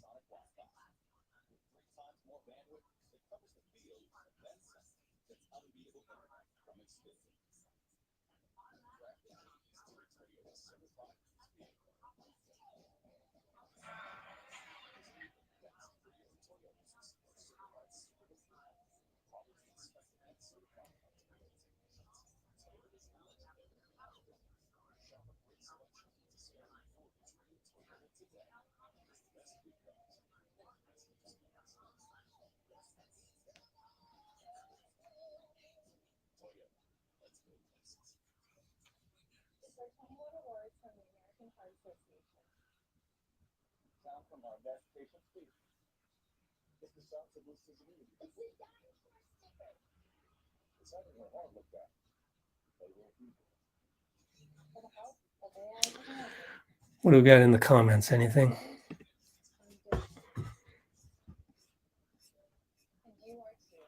Oh, yikes. A lot. Wow, you guys are talking about a lot. Hang tight. I'm trying to update my Instagram. There it is.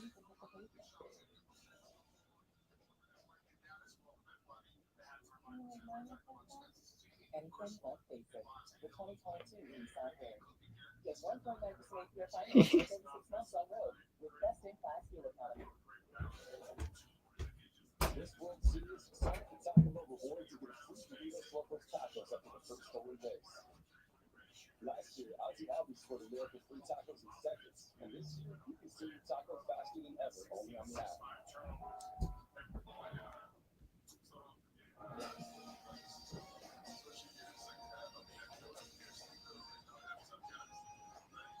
Scored 71 points in that first half.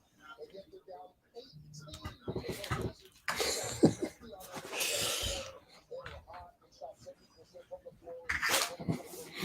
Okay, what do we got here? 89 in the first half. Sorry, we're not doing any giveaway tonight. I explained that earlier. Just too much on my plate right now. Okay.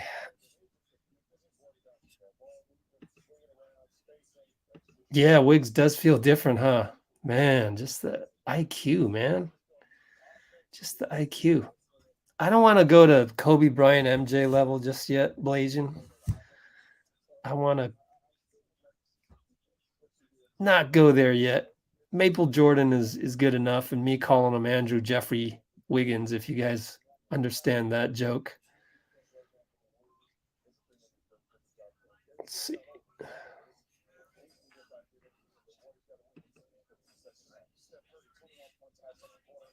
Yeah, I don't really blame the refs, Marcus. Can't really, go back and go, oh, that was the ref's fault. Just really can't do that.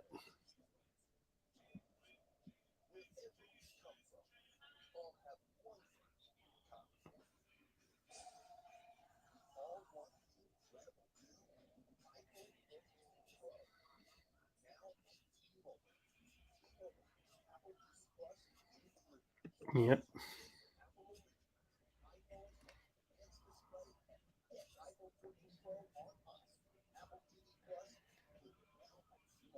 All right.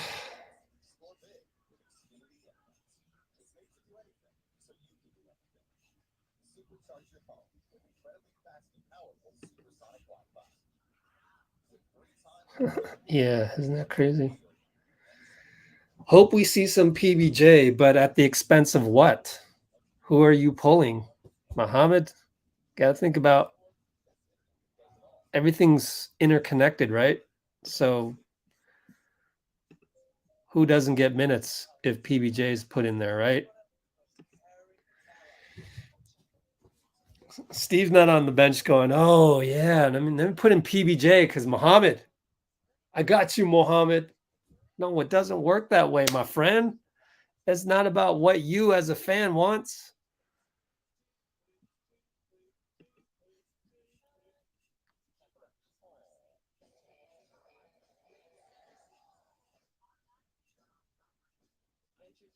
It's not over yet, man. It's what kind of a lead is it? 18-point lead. That's 6 threes in a row. That's not a big enough blowout, and there's plenty of time.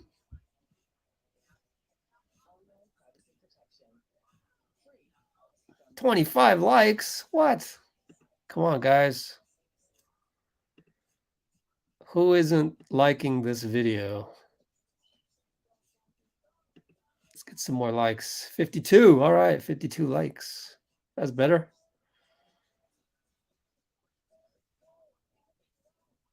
Oh man, I'm not gonna go there, Marcus. I know you guys are praising Wiggins, but then you're actually, I don't know, you're maybe discounting Michael a little bit. It's no comparison. I mean, let's not compare.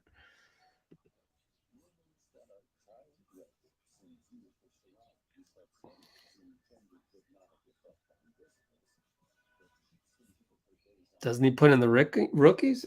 If we're blowing them out, yeah. But only if we're blowing them out. Oh, man, I hope you didn't jinx it, Mr. John there, because, like, every time we think about, oh, this team's on a back-to-back, then you let your guard down and, then they surprise you. How many back-to-backs, how many games have we lost recently, going back to last season, where they were on a back-to-back and we just lost? I remember that. It happened a few times. Good Lord. Man, Marcus, you got the strangest comparison questions. I would love to talk about these things like, oh, if Warriors had MJ or Wilt, would we go 82-0? I would talk about that if I had a flat tire and was waiting for a tow truck. But even then, I'd probably be checking Twitter if it's a regular day. That would be like, you know, we got a flat tire on the way to Lake Tahoe to cover Steph Curry in the golf tournament because there's nothing else going on. Then I would talk about, oh, what if the Warriors had MJ or Wilt? Would we go 82-0? Only then would I talk about that. Yeah, let's not go overboard, guys. We love our team, but geez, I almost let's keep ourselves in check. Like, almost be embarrassed if there's some new viewers on here that are like, is that what you guys talk about every single time on Let's Go Warriors? No, actually, we don't do that. Crazily, okay, we started my Chromebook, which is way slower, somehow got faster than my MacBook. Doesn't make sense, but whatever. All right. So far, nothing but a foul happened, and 11:45, 11:44. De'Aaron Fox misses over Wiggins, halfway down already. Looney rebound. Steph outlets to Draymond, handoff Klay. Klay's just, I'm just going to shoot it. Wiggins didn't even rebound that one. That's how quickly Klay shot the ball. Come on, Klay. God, he's such a ball hog sometimes. let the ball go around one more time, maybe. But that's what happens when you know in the back of your mind, you know, oh, I'm only gonna play 6 more minutes right here, and then I'm gonna. This one's a better shot, but he missed it short. Man, I just up Klay. Forgot about Sabonis, but there was a switch. Oh, that was just.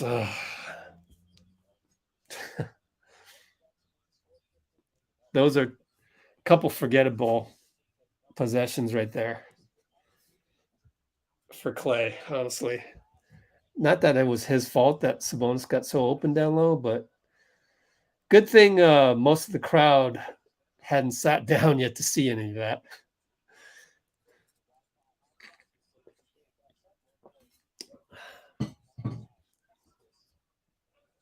Yeah, maybe he needs the headband. Maybe that's the problem.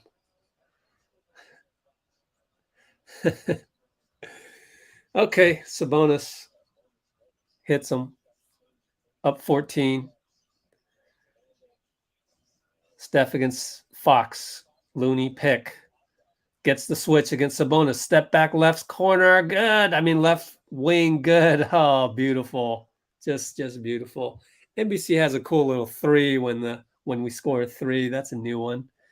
And bad screen by Herder against Draymond. He can't believe it.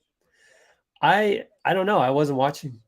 I'd love to see what happened there. Oh, they're going to replay the step back. No.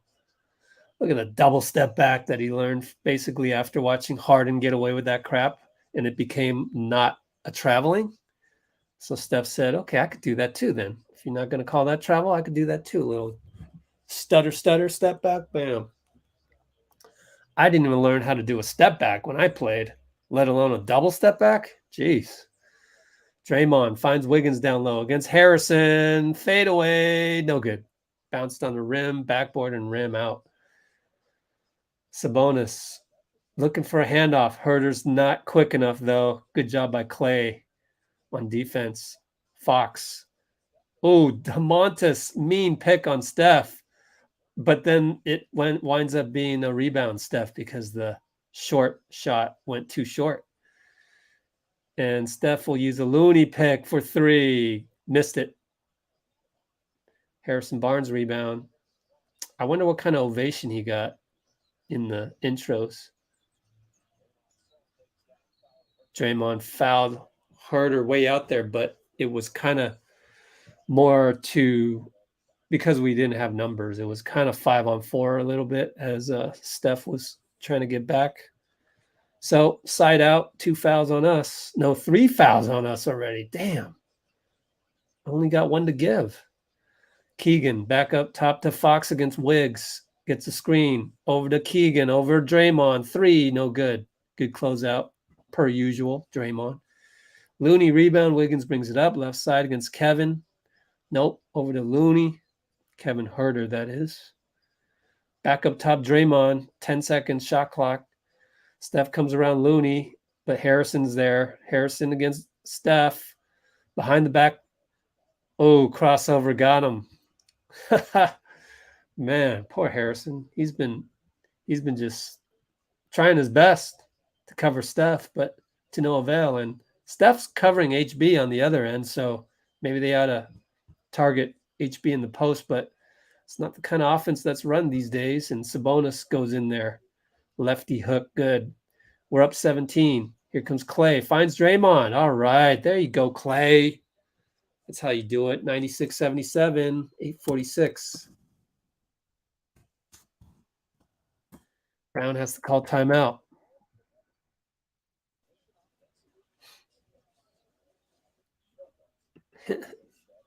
Klay made up for it.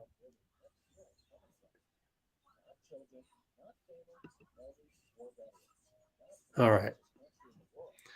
Who do I think is the Dubs' biggest threat? Man, so many good teams. Yes, Klay is still in minutes restriction. Oh, excuse me. Let's look at how many minutes he's played so far. We got, 8:46. So that's 3 minutes, 15 seconds. He's played 15 so far. So as of halftime, he had 12. He's going to play 24 minutes, I think, tonight, Klay. That's the thing with Klay. Too much pride, man. I want him to do the Kawhi. I want him to say, hey, coach, I'll come off the bench because I want to finish the game where I'm still in rhythm. Just like Kawhi did to not Doc Rivers, to Tyronn Lue in LA. But I don't know. I don't know what goes on in that locker room. There may be other factors.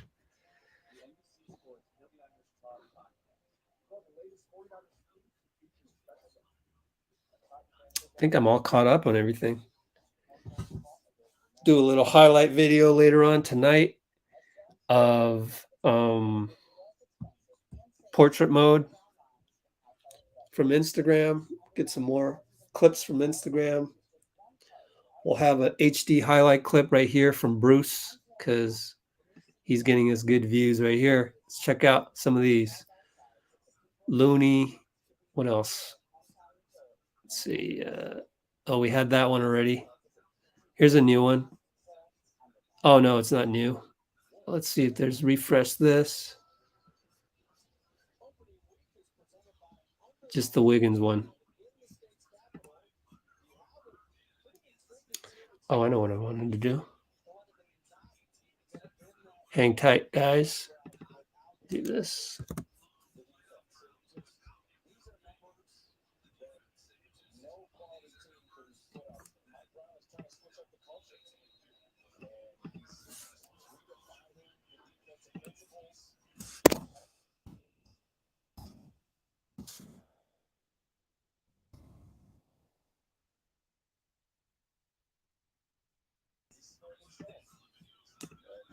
All right, here we go. I'll be with you just in a sec.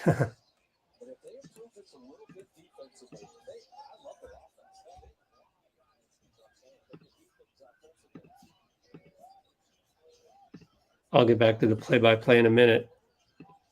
8:24, 8:23, 8:22. Fox at the buzzer, fadeaway splash. Not a splash, but a two-pointer.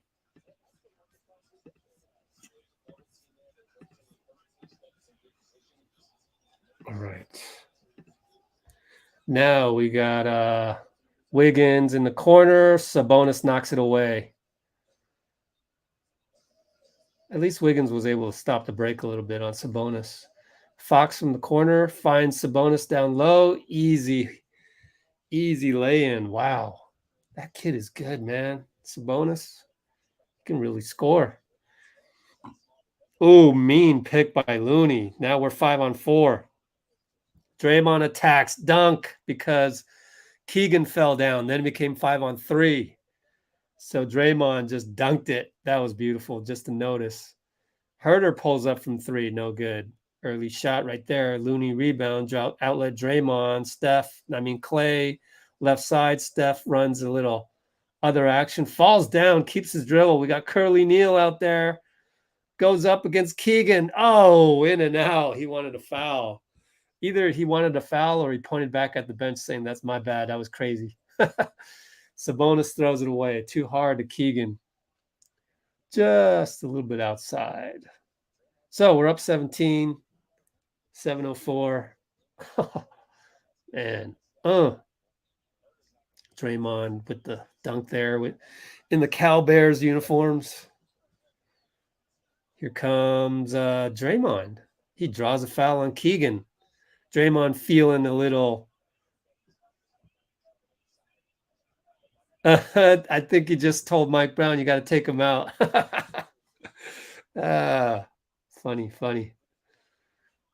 Draymond always will try to attack you verbally when you're down.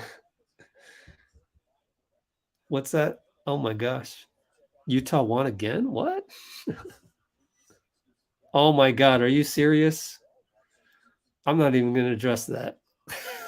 Trade deadline? Come on, man. We're not trading anybody. Why would we trade anybody?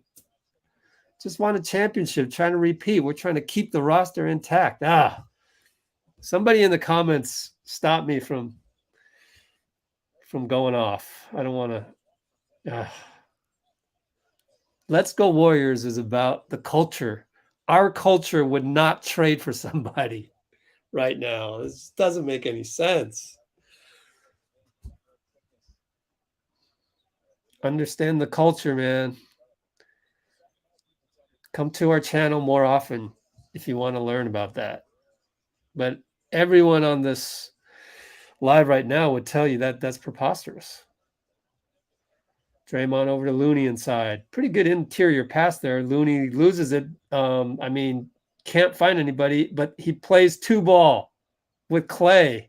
Man, that's some beautiful basketball if you think about it. Little 2-man action just on one side of the court. They eventually got the Kings to bite. Kings have given up 101 points, and there's still a quarter and a half to go. Wow. It's a lot of points to give up. And that was the perfect example of why. And Wiggins, oh, nice release, but it was nearly an air ball. No good. Sabonis rebound. Flips it back to Malik Monk. No good. Looney rebound. I mean, the Kings are kind of lucky that we're not in a total groove right now. Klay, shortbread on that. You could see it from the pull the string is what we used to call it. Now we're in a 3-point contest against them. Herder can't hit. Klay already knows he's coming out. He's pooped. Klay's pooped. He already knows it's a timeout. That's hilarious. 101-81. Klay, man. Klay is just some hilarity, both off and on the court. Man, that's hilarious. 206 mark of the live stream. I got to put that in the description. Klay walking off the court before the timeout. That was hilarious. Man, Klay's been fun to watch tonight, just from a comedic standpoint. Just the early shooting, like, oh, I don't care. I'm shooting it because I know I'm only going to play 24 minutes. God, it's just funny to me. And you can get away with that. He's not doing that. If we played Boston tonight, well, he's not doing that. But we're playing the Kings. And that's what makes it even more funny for me, is that he knows this and we know you being that way. And it's just hilarious how quite honestly, how impatient he's being tonight with his ramp up in minutes. It's hilarious to me. It's just hilarious.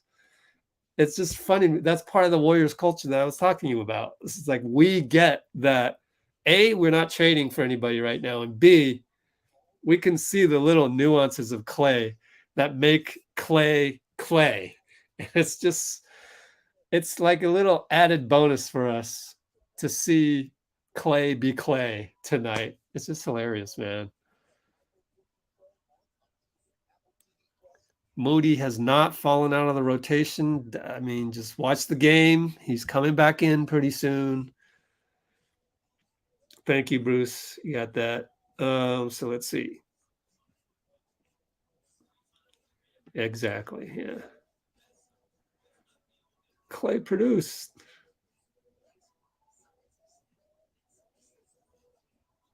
Nope, this is absolutely wrong, Heedy. He's giving him minutes, and he's the first wing off the bench for Wiggins. You just got to notice that. You could go to the play-by-play right here. You go to the play-by-play right here. You can go and see the subs, and you'll see.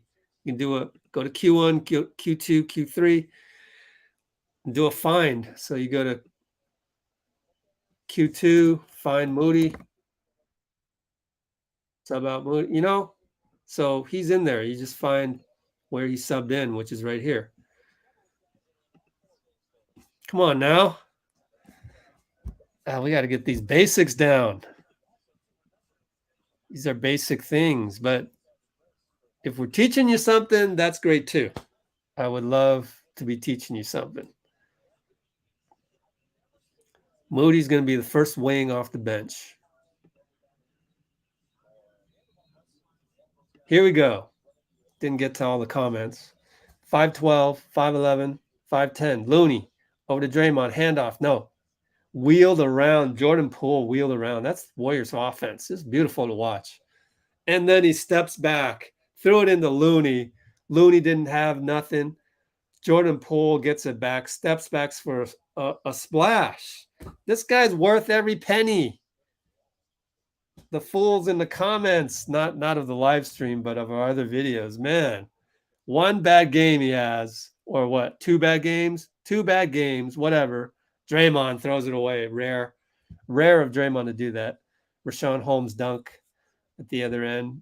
But dude, that's look. Jordan Poole's like, my fault. Did you see that? Jordan Poole said, my fault to Draymond. I don't know why. I'd like to look maybe at the last play. I might do that over here on the other screen. Wiggins, another three. Wow. I'm going to cue that up for me to analyze why Jordan Poole said it was his fault when Draymond threw the ball away. Keegan Murray turnaround over baseline over Steph, no good. Steph using a Looney screen. Now he's got two guys on him. Looney slips. Alley-oop, Draymond, but it's a layup alley-oop. Draymond, good. We're rolling. Timeout Brown, 109-85, 349. 24-point lead. So let me replay this and see why Jordan Poole said my fault against, not against Draymond, on the Draymond turnover.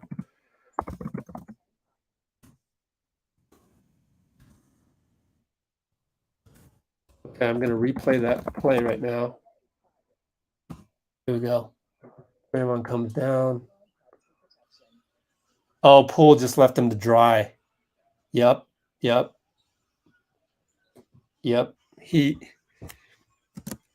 AP retreated out of the paint completely. Left Draymond to dry. So a little nuance there. Those little things I like to notice just because this is our squad. That's what we do.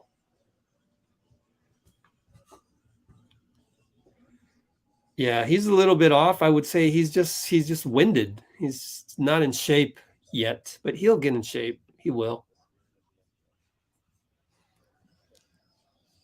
Carmelo Anthony, nah. Why would Carmelo Anthony come here, right?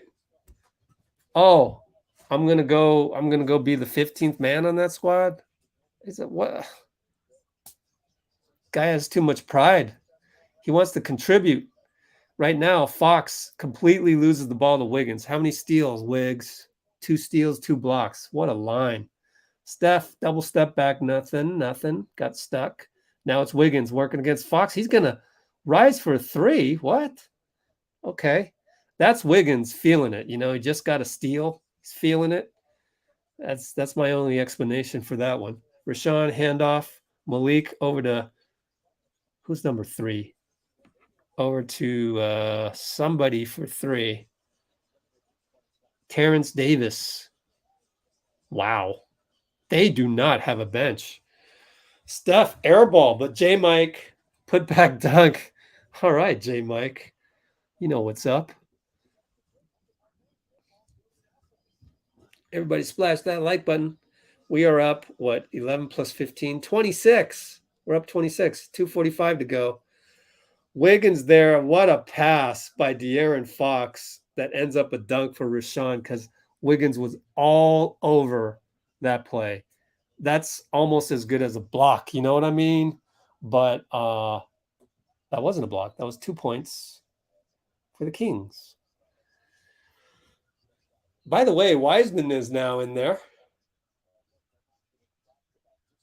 Why? Because Looney can't play a whole quarter. Right now, Draymond giving Wiseman some more instructions. Cool to see. I wonder what he told him. Cool to see. Oh, I'm glad for the early tip. Right now, I just envision me having a green tea frap. I want one so badly right now. Oh, man, Malik Monk, catch and shoot 3. Okay. What are they shooting, though? They're shooting very poorly. 8 for 29 only, and that's with the make. Oh, Wiseman on the slip and just goes over the guy and lays it in. Finger roll. Beautiful. Who got the assist? That was beautiful. Let's check that. 2 minutes to go. Who got the assist? Poole.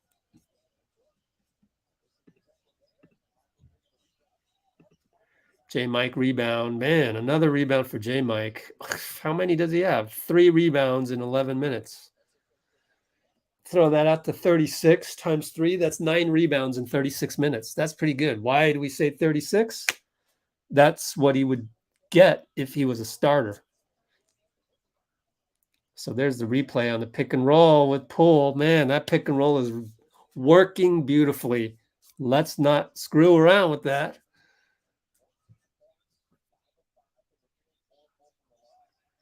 J-Mike up top. Donte right side against, man, Sac is really deep into their bench right now. Donte throws it away, but J-Mike gets it back. Over to Wiseman, over to Poole. Plenty of time, 10 seconds. Oh, lost it. Wise thinks it's a turnover on him, but it's not out on you, Wise. Wise knows that it's his bad. He should have caught that. Draymond talking to Steve about something. All right. Well, anyways, the inbound goes to Moody. Hello. Heedy. Moody's in there. And Moody got the rebound off of Richaun's foot. He won't get credit for the rebound, but that's a team rebound. But I would have given credit if I was the scorekeeper. That was Moody getting his hand in there. Critical deflection. J-Mike corner. No good on the inbound. Richaun rebounds it, and here comes Davion Mitchell. Finds Malik Monk, who hit a 3 last time. Shoots a floater over Wiseman, nothing. J-Mike helps out. Ball goes back out. Now it's Monk. Now it's back out to the wing. Who the hell is that? Trey Lyles. Oh, my God, Trey Lyles. The Kyle Anderson slow-mo lookalike. Trey Lyles. Doesn't he look like slow-mo out there? He's a poor man's Kyle Anderson. If there ever was one. Malik misses a 3. J-Mike swallows up another rebound. Jeez. Oh, JP calls Wiseman for a screen, but he had him in the post, deep in the post. Missed him. Should have had him. Poole almost loses it. Richaun fouls JP. Yeah, I saw that. I was like, you're going to call that, right? And they did call it. So it's our ball. 40 seconds left. 14 shot clock. We're going to be in the bonus. We are in the bonus. So that's the 5th foul. JP will go to the line. 8 for 11 on the season. Be careful.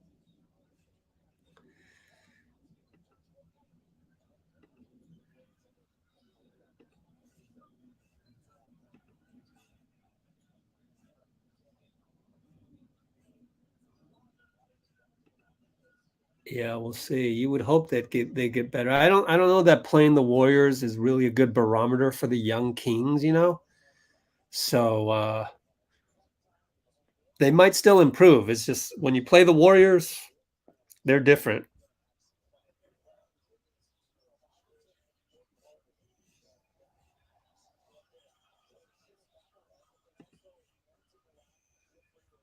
Oh, he's more than risen to the challenge. He's risen above the challenge, but he misses a free throw here.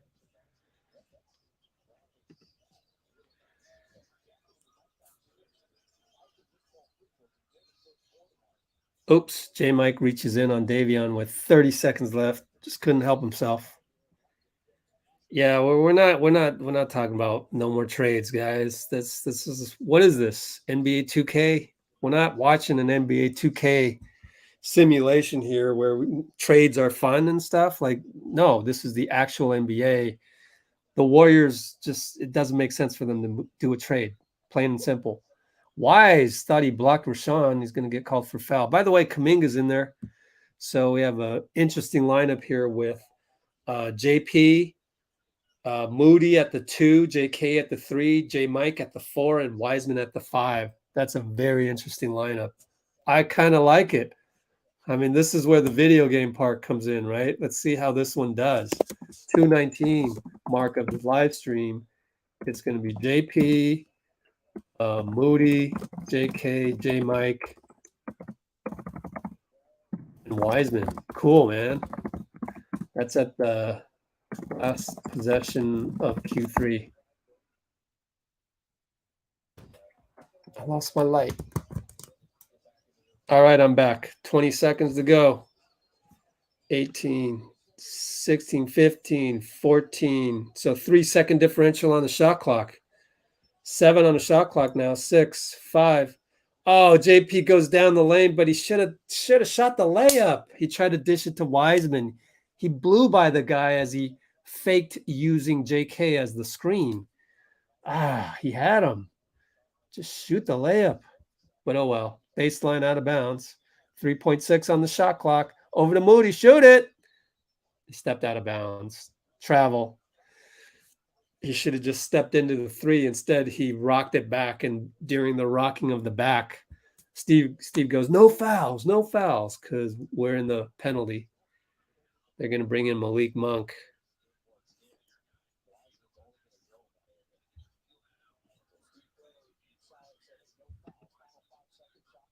Hey, Golden State Warriors. Oh, man. They get a layup over Wiseman with 0.6. Oh, well, 113.94. That's not bad. What is that? A 19-point lead? That's a weird one. You don't see 113.94 all day, usually. Had to do the math on that one. I think I'm caught up on the comments. Everybody, please splash that like button.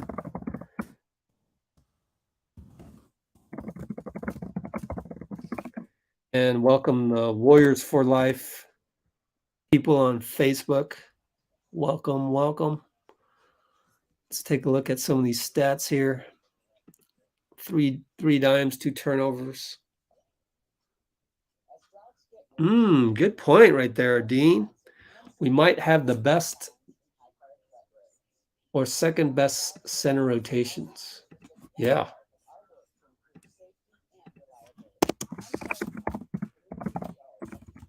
Is our center rotation of Looney and Wiseman second best to Jokic-DAJ?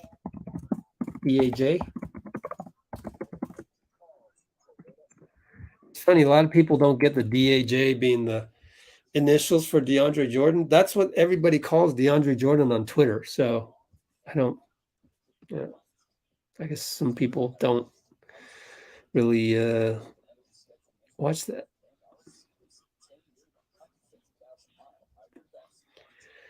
Man, Marcus has got a lot of what do you call it? Parallel universe issues or imagination. Oh man. A lot of parallel universe stuff. Marcus. Let's stay in Earth 616, shall we? Oh man.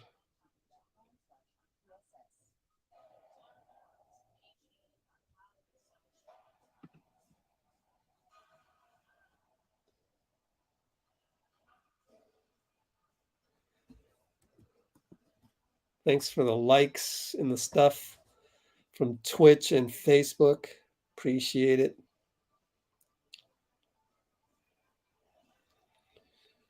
Man, Sacramento's got a long way to go, man. Golly, to rebuild a foundation there.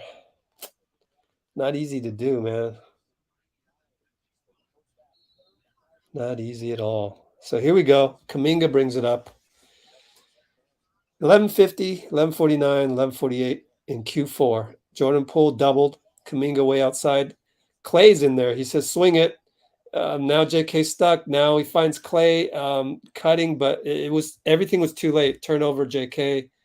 Lay up the other end as Wiseman tries his best. I almost do not blame JK on that. Klay is a step slow on everything. He just not helping out at the right time. JK, human foul magnet. So JK gets to the line. So yeah, Steph went crazy. What do we got there? Hold on, I gotta get rid of some of this stuff. What are these?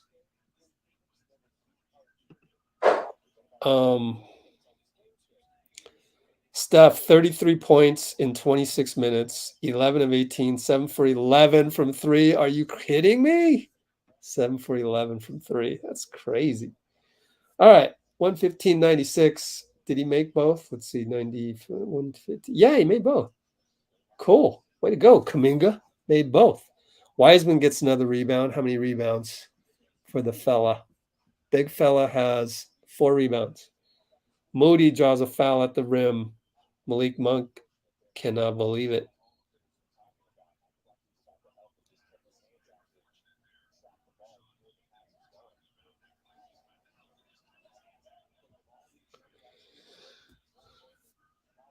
It's a good thing Moody got fouled because he had nowhere to go.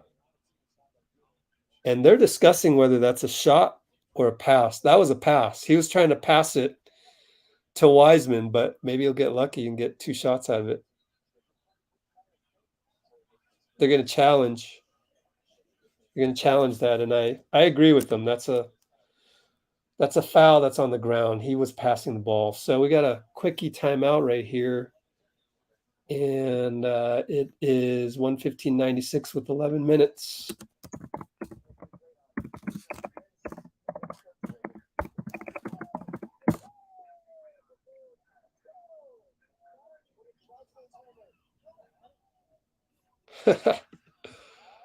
I try, man. I try.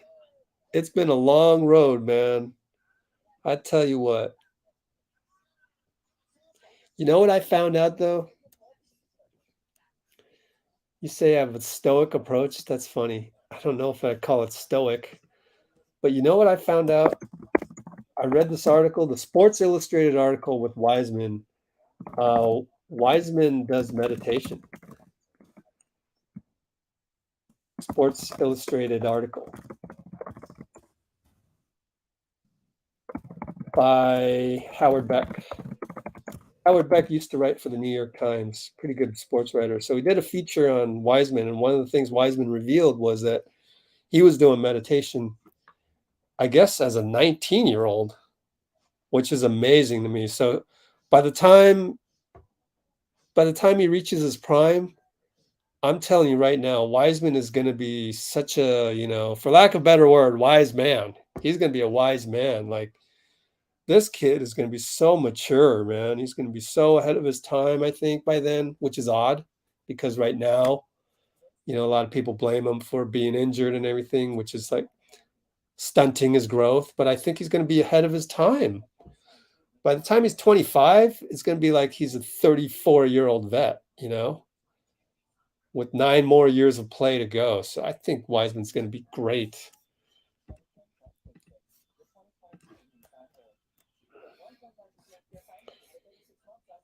So, by the way, that's one of the secrets out there, by the way. Klay does meditation. I do meditation. That really, really helps with the positivity. It really helps. I wish I knew this a decade ago would have helped. But on the other hand, I wouldn't change a thing because here I am. At this moment, I'm right where I need to be. That's how the saying goes. You're right where you need to be. Hey, look at Draymond giving JK some extra coaching, and you wouldn't get that if you wanted to trade Draymond away, right? So just remember all these little things that Draymond helps out with. It's all good, Heedy. Way to do the mea culpa. That's not easy to do on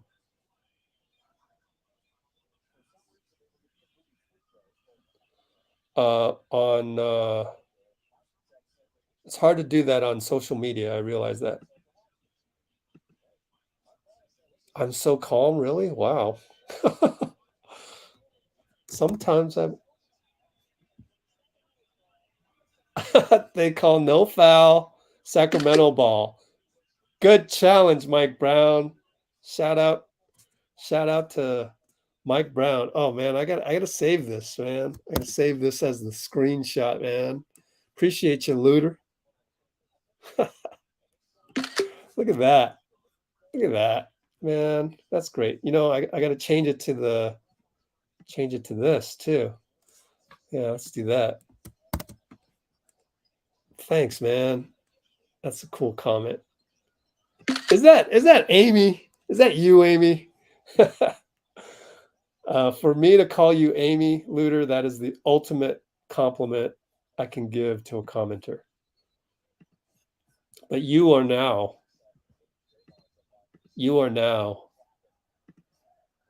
the thumbnail, my friend. Luter is the thumbnail. Congratulations. Let's go back to this. Okay, 10:37, 10:36, 10:35. We're up by 19. Moody attacks, draws the foul. Man, our rookies, not rookies, our second-year guys, still think of them as rookies.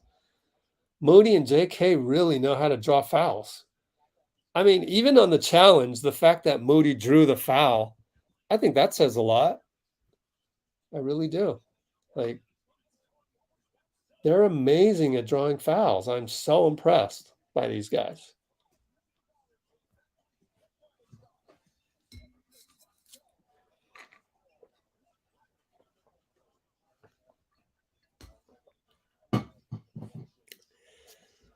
Okay.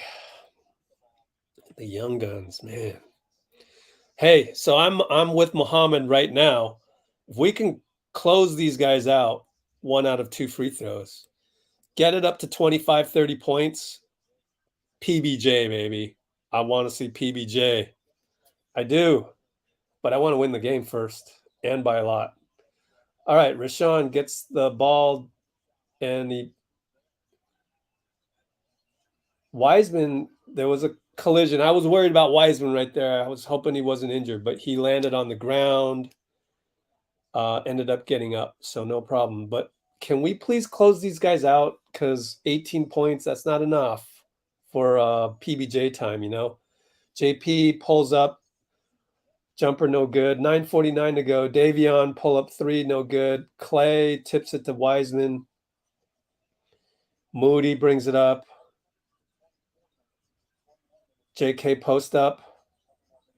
He'll spin by, leaps, no good. Reverse layup, no good. Nice try though. That's what he does. The athleticism.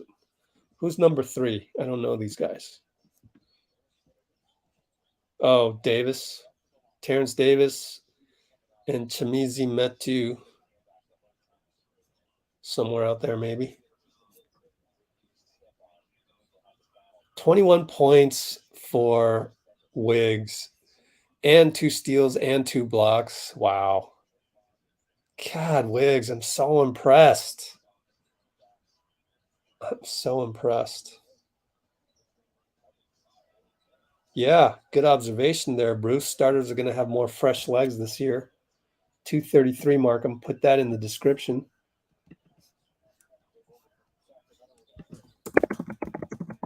Starters should have more fresh legs this year.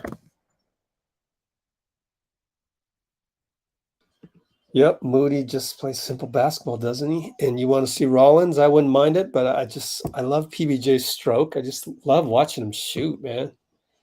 Anyways, JP left side, working, gets into the paint, layup. God Lord, he's got such a deep bag. Man. Ooh, nice athletic finish by Davis. Steve doesn't like it. Timeout. Kerr's mad. 118, 101, 9 minutes. 249 minutes. It's funny as a coach, you always have to be coaching. So let's do a quick 15-second jump back. Let's see what happened on the defense right there.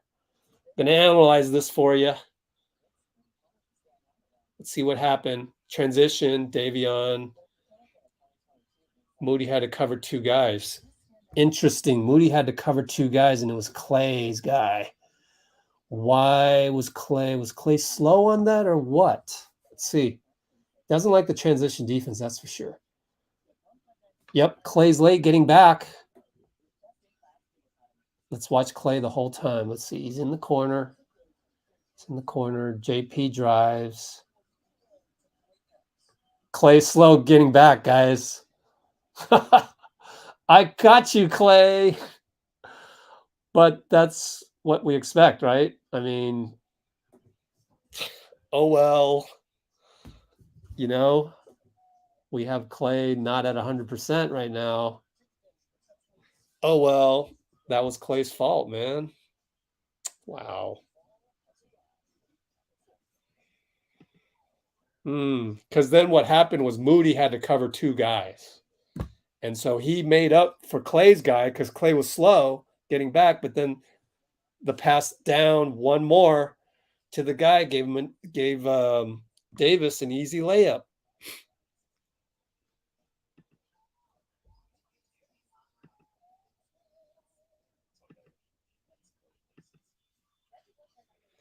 Gotcha, Klay. 235 mark. We fished that out. I feel for him though, right? It's all choppy. That's why I'm right back. I'm right back to why not just do the Kawhi? Tell the coach, hey coach, just bring me off the bench. That'll bunch up my minutes a little bit better. Because what just happened was that Klay started the third quarter, then didn't get back until the do a fine on Klay. Didn't get back until did not found Thompson. One match. Sub in Klay at the 11:39 mark. And it's where are we now?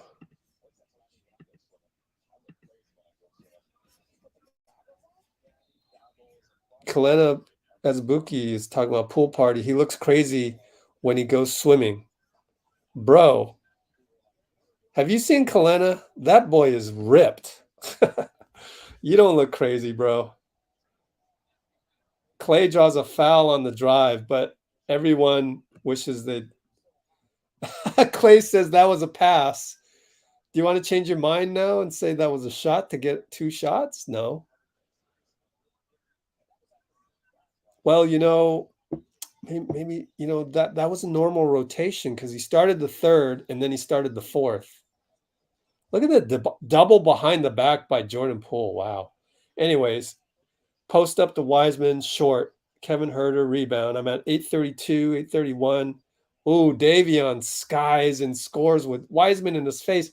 15-point lead, guys. Oh, man. This is getting scary. 820, 819, 818. Klay in the corner. Don't step out of bounds. Jordan Poole, right wing, drives. Gets it blocked, I guess. Could have been a traveling. Kings wanted traveling.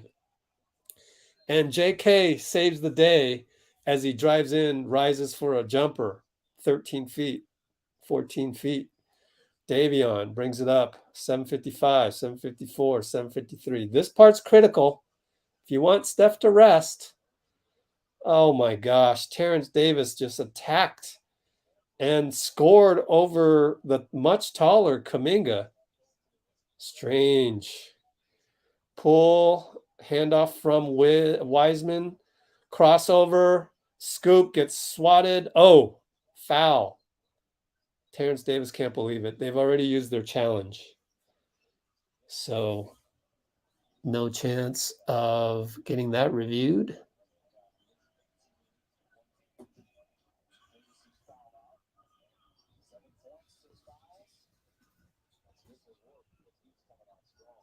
Davis fouled out. Wow, that's a lot of fouls in only how many minutes did Davis play? 15 minutes, 16 minutes. Huh. I didn't even realize that.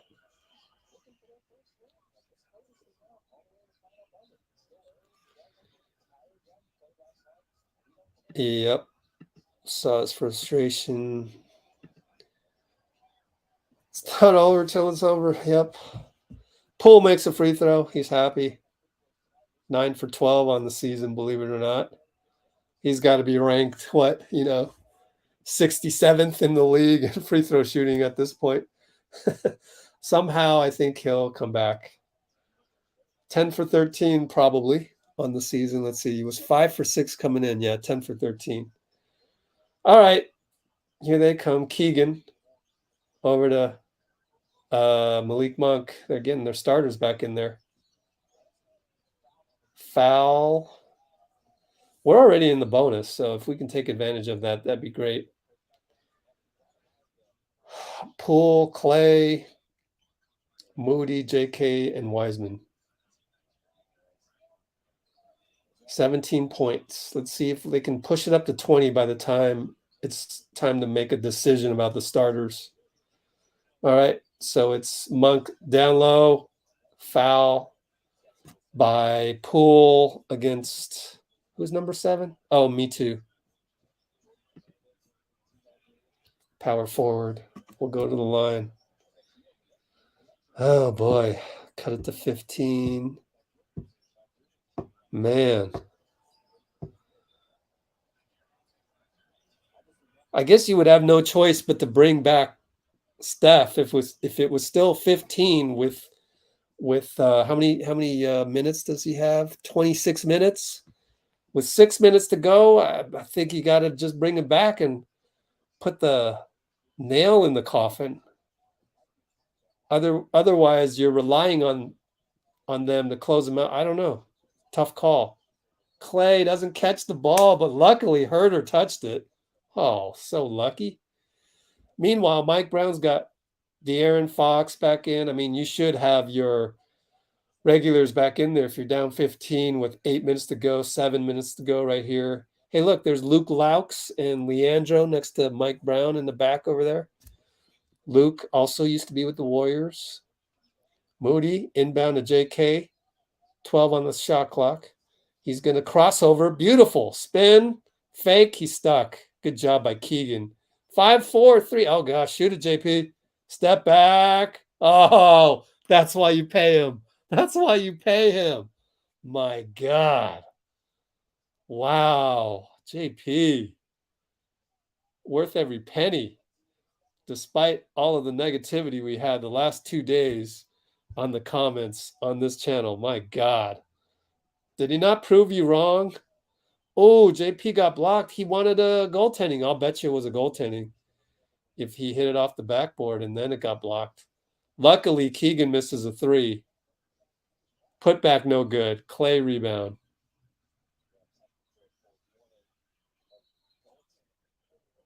Technical on Poole for arguing the goaltend. I mean, if this is a goaltend, you should let him talk. We're not seeing that replay. We're seeing the behind the back step back, which is just an absolutely amazing move. How many guys in the NBA can do that? I mean, if you tell me there's 30 guys in the NBA that can do that, he's worth every penny. Ryan Rollins. So that dagger enabled Ryan Rollins to come in, I think. Look at Klay. Klay is just sauntering off the court somewhat dejectedly. I don't know if that's dejection or if it's frustration. Huh. How many minutes is that? Klay's pissed. 24 minutes. He hit his mark. Klay's hilarious, man. Wiseman's going to shoot. What you doing, Wise? That's a horrible shot.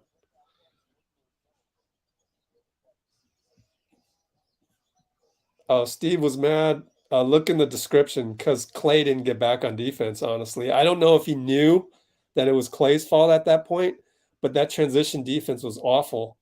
So he called timeout. So Ryan Rollins gets the call, man. That's pretty cool. I mean, it wasn't going to be if you had to choose between Rollins and PBJ, you have to pick the guard to take Klay's spot. You can't expect PBJ to go out there and do all the things you're supposed to do at the 2-guard spot or the 1-guard spot. Oh, 3-pointer for Malik. Now we're down. We're up 12, man. Oh, man. Shouldn't be this close. Golly. 5:18 to go. Oh, man. Oh, man. We're not closing this one out. God. Scary time.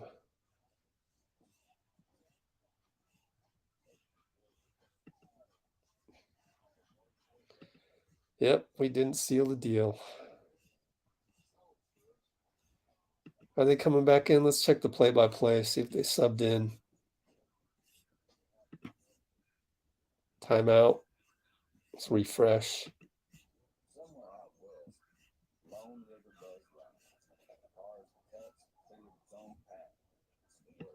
So how are we going to do this? Post-game, you're going to get the audio, I guess.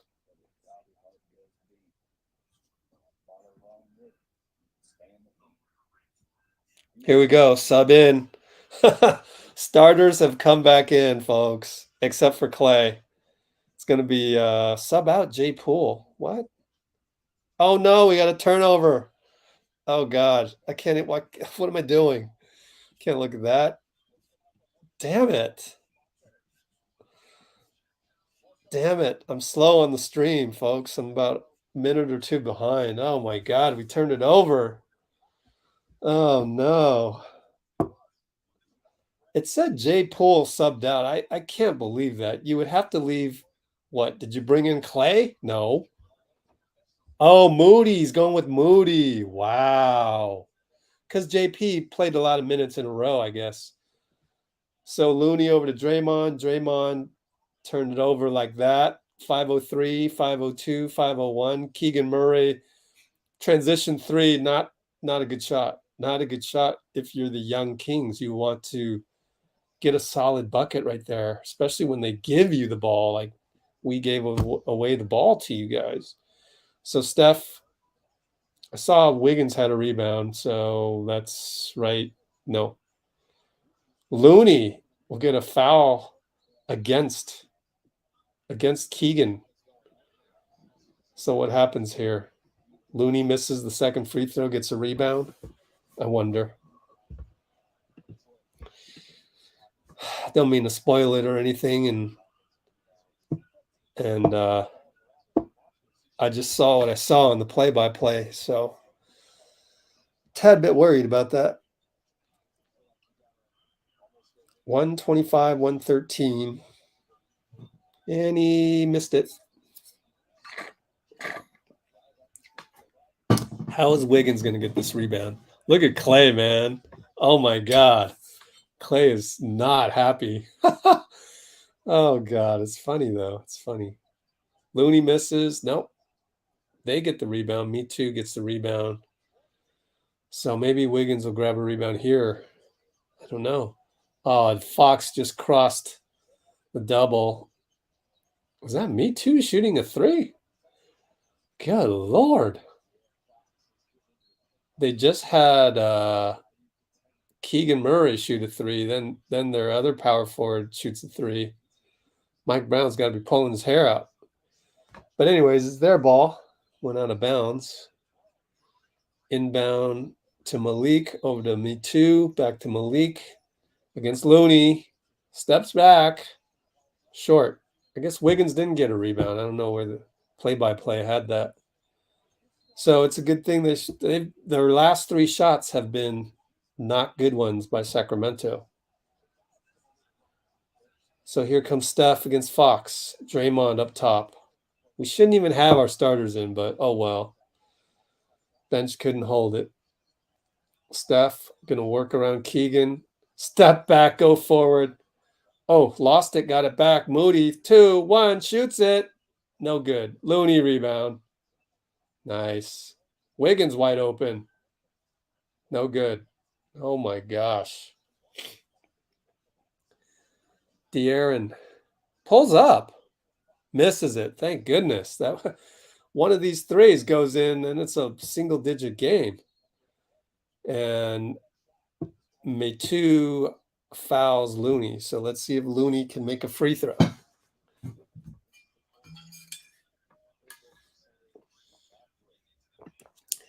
Gonna need an insurance free throw here. Oh, it's Wiggins at the line. Okay. But still, that's probably the same percentage as Looney, 67%. Scary times. Missed it. I kind of knew he would miss it because I looked at the box score and it was 2 out of 3, and I was like, yeah, it sounds like that. Poole right back in for Moody. Ah, Lord. Make a free throw, Wiggs. He does. Up 13, 337, 336, 335. Ugliness. Fox against Wiggs. Poole trying to work with the Herder screen. Gets Fox down low against Wiggs. Fade away. Good. Oh, my gosh. He really is a poor man's Ja in terms of getting into the paint. But then he'll do a fadeaway where his Ja will just rise up for the dunk. Poole up top now to Steph against Me Too. Big mismatch. Me Too tries to crowd him. Bye-bye, Me Too. Steph traveled. Got in the air. Good help by Keegan, honestly. Good help by Murray. Wow. We're up 11. Their ball, 303. We just can't close them out. Yeah, he did a little hopsy on the jump stop. Fox over to Herder, going to shoot a 3. He hits it. He finally makes a 3, and it's at a critical time. And we're up 5. We're up 5. This is unbelievable. This is like the reverse of Denver. Steph going in, needs a bucket. We're short. Oh my gosh. Malik Monk downhill, 3-on-2. Fox fakes the 3, finds Herder. Good. Timeout. Got to call timeout. 126, 120. Unbelievable. 2:26 to go. Good Lord. What the heck? Look at SC and Bruce think the same thing at almost the same time. I think also the starters got comfortable. Starters got comfortable.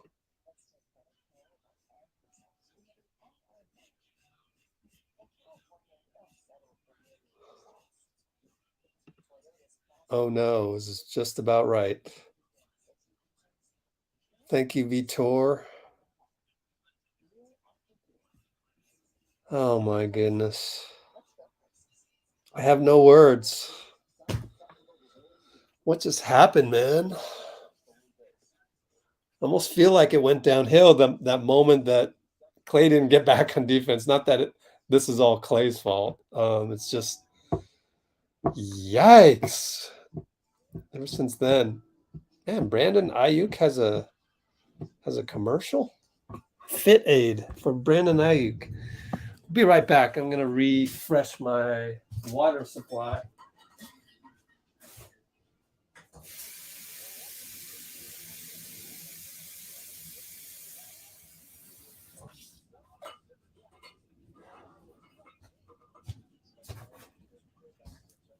Yeah, I don't know. Here we go. We're back. 222, 221, 220.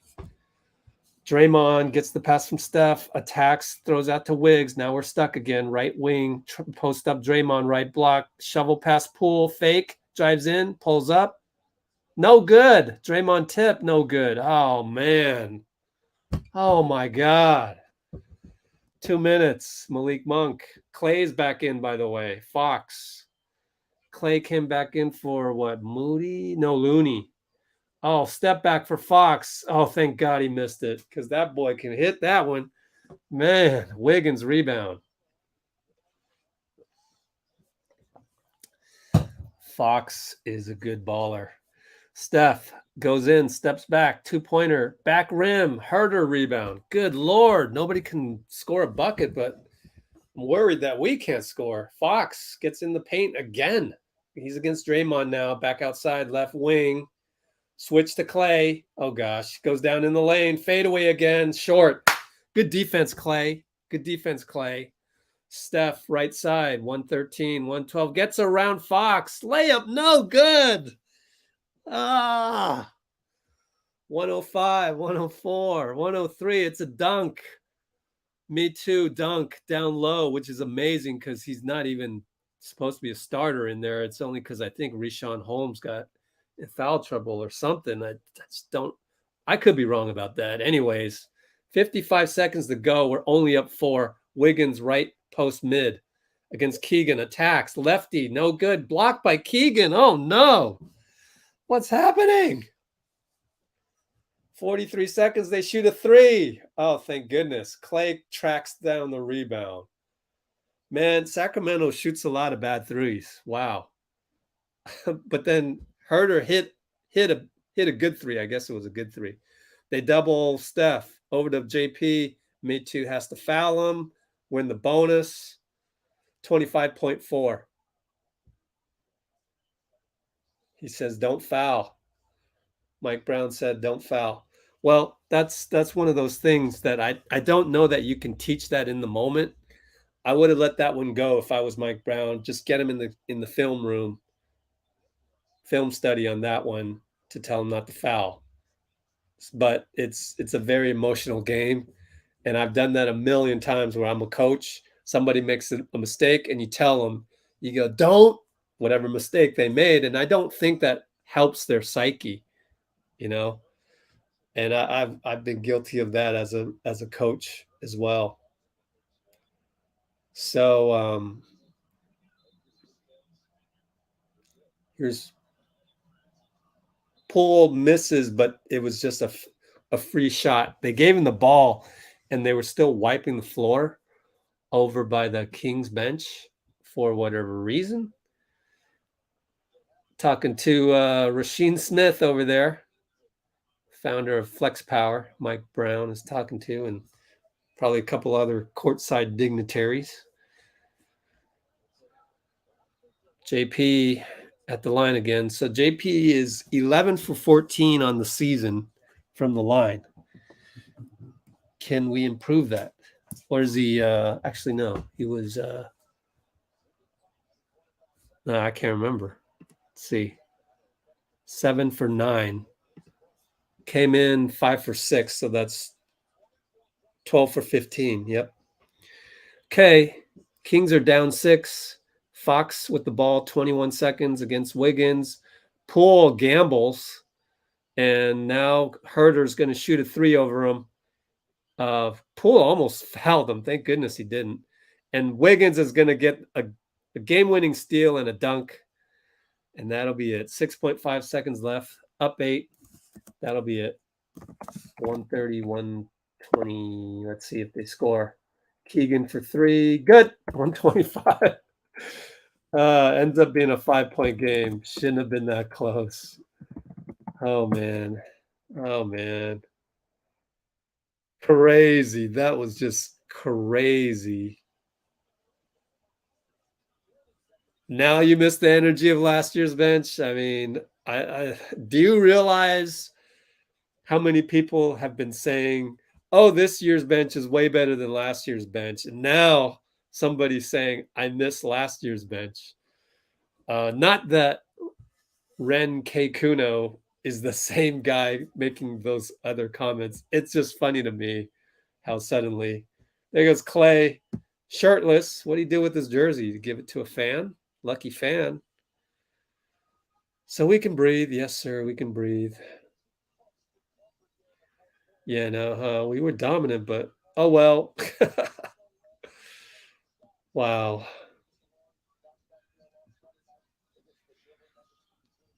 Klay's attitude is really bad. At least he cares, right? He cares, man. I think that's the important thing. He cares so much that he's pissed. He's pissed at himself. I don't think you can say he has a bad attitude when he's pissed at himself, right? So, yeah. Whoops.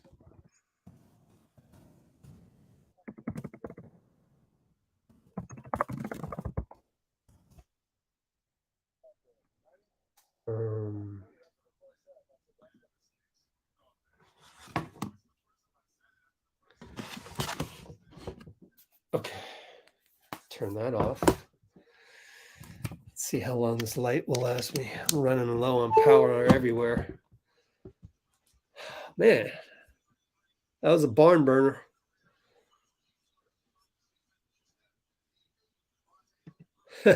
Remember that? Oh man, remember the jinx? I told you, man. The basketball gods always watching, want to make you humble. I'm telling you.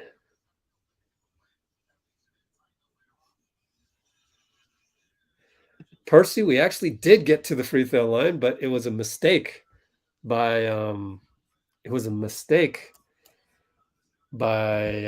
Me Too. We got Steph is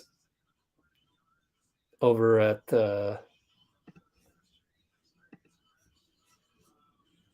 let's run Steph.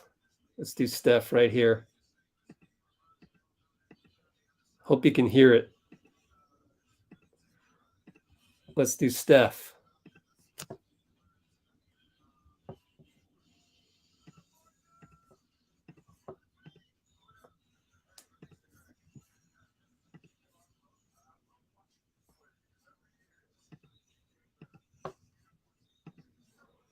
Oops, lost it. Steph, I said that's not sustainable, and the defense is what won the game here at the end. Klay Thompson with some big stops at the end. You have someone more important than me to talk to. Yeah, that's right. It's the chef, Stephen Curry, of course, who just dropped 33 points. He's averaging over 33.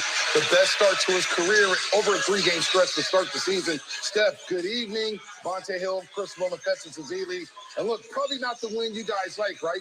Giving up 125, 71 in the first half. So defensively, you know you got to tighten up, but it's got to feel good to get the win at least and then tighten up later on.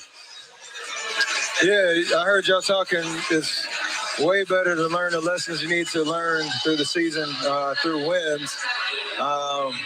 Honestly, right now, it doesn't feel that good, though, just because, like you said, you got a lot of guys taking the court, early in the season, trying to, build chemistry and experience and reps. And these are some tough lessons. It's really hard to win in this league. No lead is safe. It's a game of runs. We all know that. We've been on the other side of it. So to really take pride in, every minute you have out there, that's a lesson we need to learn tonight moving forward. What's up, brother? What up? Hey. Release the Kraken. Yo, I love watching you play because every year it just seems like you keep getting better. This is year 14 for you, and it still looks like you're getting better. What did you work on this summer, and what are you working for your team? What are you working on your skills for this season? What did you work on? It's all, keep refining what I do well, building strength and endurance to, take on the load and the minutes that I play every year, so I can do it with high efficiency and high force. But, you continue to do those things. Obviously, there's intangibles that comes with leadership and things that you're always having to adjust based on what's necessary for that for this specific year. But, the work never stops. It's the unseen hours that everybody who's great in this league goes through. And I'm holding up my end of the bargain. Steph, incredible performance tonight. Talk about the second unit. They looked a little bit better tonight. Steve's been going with an 11-man rotation. Cut it down to 10 tonight. Talk about the chemistry the second unit's building and Jordan Poole's play early on here. Yeah, I mean, nobody should really be looking at the box score or the stats. It's about, just the feel, the eye test, and obviously you putting together good stretches where, you keep the momentum that we had, as a starting unit. So they did an amazing job in the first half. I think us collectively in the second half kind of got a little stagnant and a little complacent. And Sacramento took advantage of it, made it a game. But we have some good film of what they did in the first half that is building an identity of who that bench squad is supposed to be and how they can help us win games. All right, Steph, we'll let you get out of here. Hopefully you don't wake up the kids tonight when you get home, all right? Safe travels to Phoenix. I won't do that. I'm going to wake them up because the Panthers won today. We sent Christian McCaffrey out here to the Niners, and then we win. So I don't know who won that trade so far. Niners got blown out. He thought the Panthers did beat Brady up 21-3. Very impressive. All right, highest scoring halves in franchise history. Remember this game a couple years ago? It was Kevin Durant's last season with the Golden State Warriors. I did not know that. That was a fun.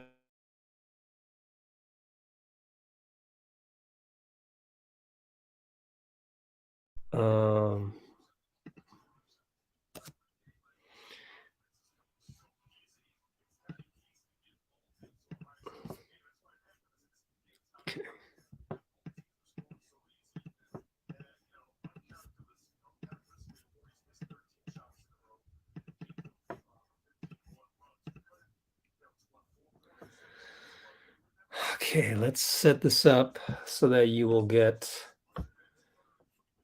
the post game. I'm gonna fake having Steve on here, but what I'm gonna do is I'm just so you have a visual. So here's your visual. Okay, that's your visual. In fact, I'll just do this. Do that and go over here and then share screen differently.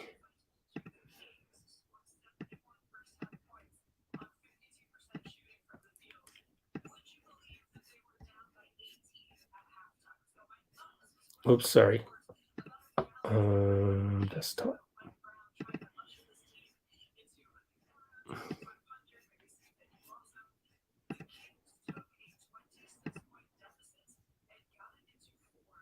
Okay, so that's what I'll do right now.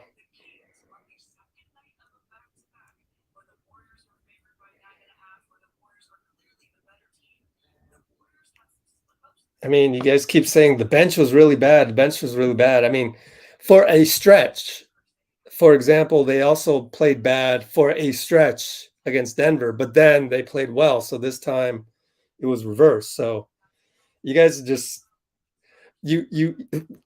what annoys me is when the way you criticize is you pick the part that's to be criticized, and then you blow it up into something just like some monumental thing. Oh, they're atrocious. Oh, they're the absolute worst. Like, stop with the Sith Lord words here, man. Come on, man. You worried? I'm not worried. Are you really worried this is going to be an issue for the season? I'm not worried. It's basketball. It's 3 games. Don't worry about it. Our bench is going to be one of the best benches in the league. It takes time. It's kind of hard to keep that concentration going the whole time. So don't worry about it. Man, you guys, man. Keyboard fiends. Like, oh, let me think of something to type that's so profound. Oh, they're atrocious. Oh, absolutely the worst second unit. Come on, man. Stop with that. We don't do that here at Let's Go Warriors. Go tweet it. Tweet it on Twitter and you'll get your 50 likes. Go do that, man. We don't do that here. We don't throw guys under the bus.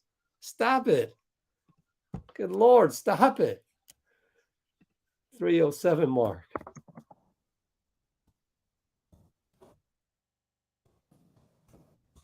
This isn't Twitter.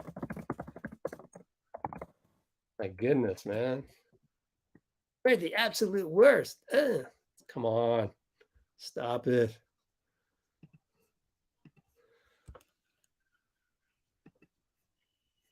Okay.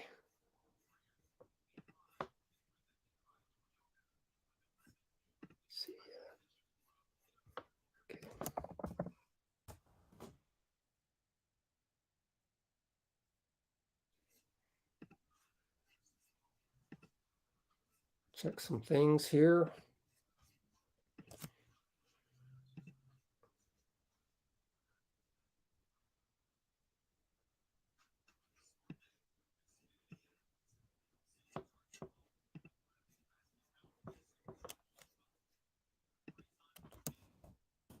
My goodness, none of this is working. Shit.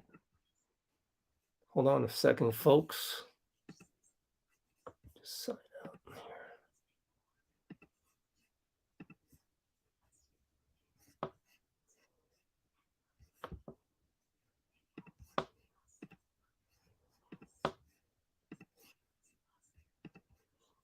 It's absolutely ridiculous.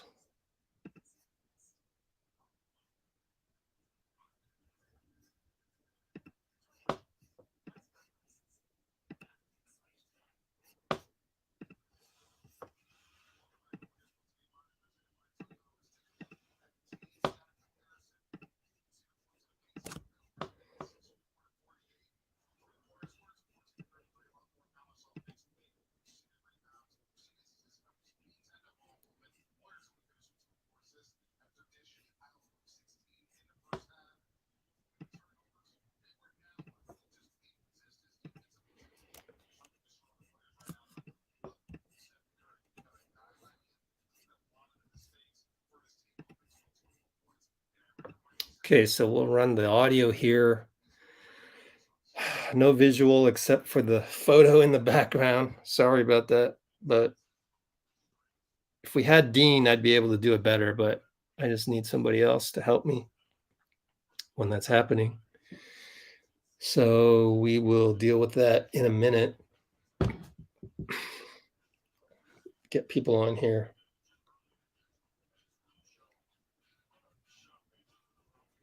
Yep, Bruce, I guess we're going to see more weird comments.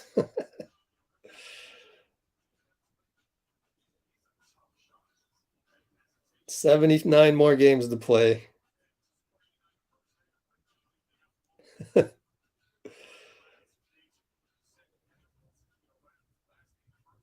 It's just really the extreme adjectives, you know. You know, we're not atrocious. That's mean.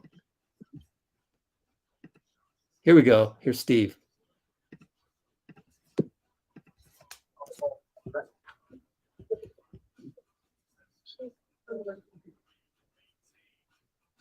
Steve, what do you think about the way the Kings took a 26-point deficit, transformed that into just a 4-point deficit, and just the furious nature of the finish? Yeah, they did a good job getting back in the game, but we won. So I'm looking at the positive. We played at times brilliantly, and we couldn't sustain it. So it was closer than it should have been, but I give Sacramento a lot of credit. Mike's doing a great job with those guys. They're fighting, they're competing. They've had 3 close losses now to start the year. They've gotten a lot better, and we let our guard down, and they took advantage of it. But we got the win, and I'm pleased with that. How much of your goal entering the fourth was to try to, give the youth the whole quarter and not have to bring the veterans back in? Yeah, I mean, it's always a balance. I think Donte's injury kind of messed up, the rotation a little bit, and put a lot of pressure on JP as a playmaker. And we had Klay's minutes restriction, so we went to him to start the fourth to try to get a little more offense out there. But I think the ball just stopped moving. I mean, we had 24 assists for the game. I think 8 in the second half. Ball completely stopped moving. Not just during the stretch, when we were giving up the lead, but throughout the third quarter, I thought it was just one pass shot over and over again. So everything that happens during the game contributes to what happens later on. And we had several bad possessions that, even with our first unit, that set a bad tone. So tough sledding for that second group, but they'll get better, and it's a good experience for them. Hamstring for Donte. Hamstring for Donte. He won't go to Phoenix, and we'll reevaluate for the road trip, or for Miami, and then the road trip after that. Gotcha. Hey, Steve, what are your thoughts going into the half with a 18-point lead, but giving up 71 points to the Kings in the half? Well, it was a furious pace in the first half, but they spread you out, and De'Aaron Fox puts a lot of pressure on you. So the first half was, I thought we played really well. There were too many stretches where we fouled, and they get to the line, and now we have to play in the half court. So that was my biggest disappointment in the first half, was just the fouling. But otherwise, we had a great flow, and the ball was moving. As I said, 16 assists first half. And then second half was a totally different story. We played very poorly and let our guard down, but we'll learn from that. There was a play in the early fourth. I mean, you called timeout right after. You were particularly upset about it. Was it something that happened on that transition defense? Yeah. The main thing was just the lack of energy. You got a group of reserves out there. Those guys should be dying to be on the floor and flying around and playing with huge energy. And that was what I was upset about. It was a careless transition defense possession. There was no juice, no life to that group. And we're going to have to find what we're looking for in terms of energy and leadership. It's not entirely fair to them to put all those guys together. But it's a tough league. It's sink or swim, and you gotta figure it out. To stay with the positive, Jordan did get going offensively more tonight with 24 points. What do you think about his game overall? He was great. He got to the rim, knocked down some threes, got to the foul line, did a lot of really good things for us. And then some more earlier minutes tonight for Moses Moody. What do you think about him and his game overall too? Well, Moses does a good job out there understanding spacing and, being in the right place, playing good defense. So Moses was fine. He didn't really get anything going offensively, but he was a good part of our first half, getting the lead and finding that flow offensively as a group. Steve, what's your assessment of how the team's playing now after these first 3 games at home? Had some moments, particularly first quarters, giving up a lot of points, some explosive moments, but just in general, your impression of the first 3 games of the season? I think we're right where we need to be, honestly. I didn't think the first 2 games we were really ready to get over the hump physically, conditioning wise. And I thought the Denver game was really good for that. Just to feel the pressure of the game and to feel the nature of how we had to play to get back in it. I think it took us to another level conditioning wise, to where our starters, guys like WIGGS and Draymond and Steph and Loon, could ramp it up and play at a high level for longer periods. We're getting Klay there, but he's got some work to do.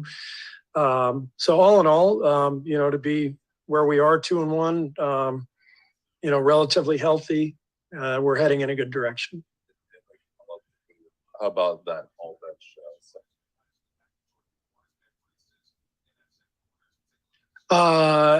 I think we've had some good moments, and I thought the first half they were brilliant. We had some really good moments between Jordan and James, in their 2-man action. Donte did some great things out there, playmaking and spacing the floor. He's had good moments the first 3 games, so we've had some success, but we still have to to build more of an identity with that group and more of a flow, and we'll get there. All right, thank you. You guys in here shortly. Locker will be over in a few minutes as well.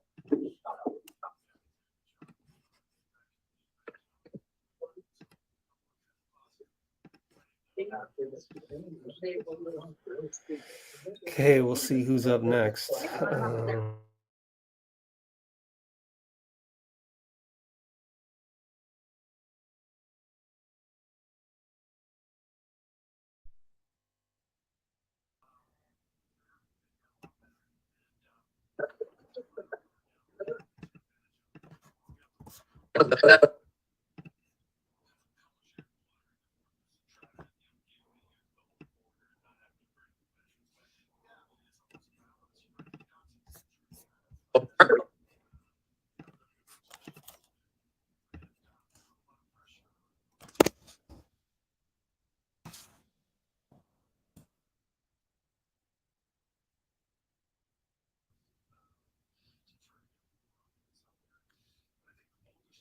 Be with you in a moment.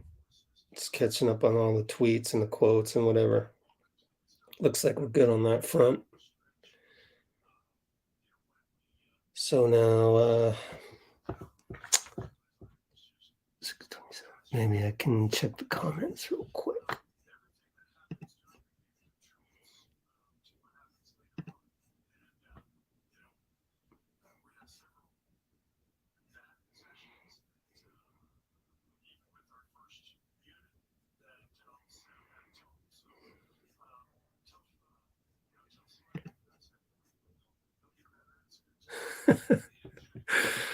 Oh no, did someone bring up GP2 and auto?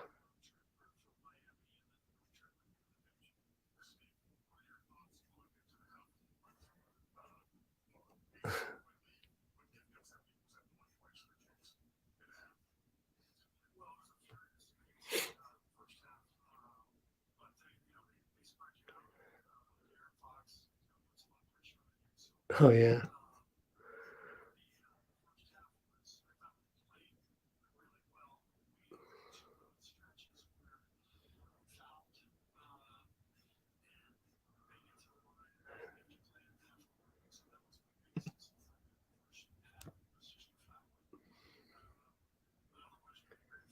Time is all they need. Yep.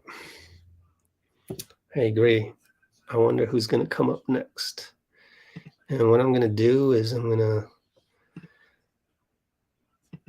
just for kicks, let's share a screen that's going to have somebody on here.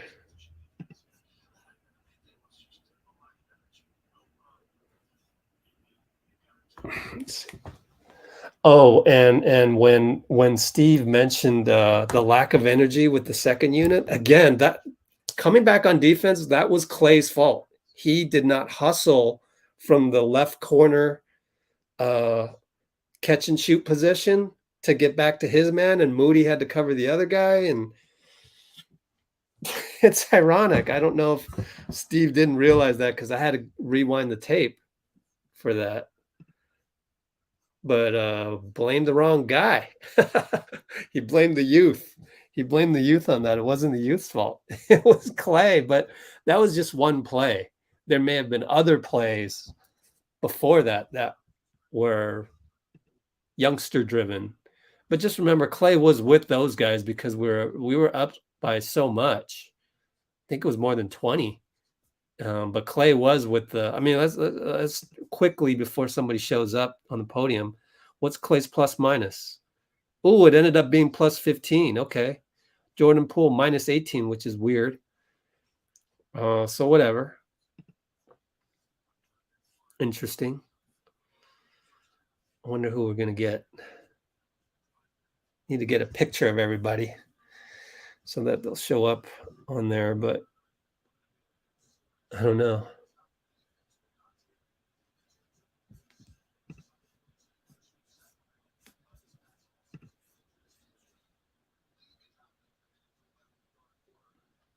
They're showing a replay. He closed out on Harrison Barnes and seems like he pulled his hamstring right at that moment. It's his left hamstring.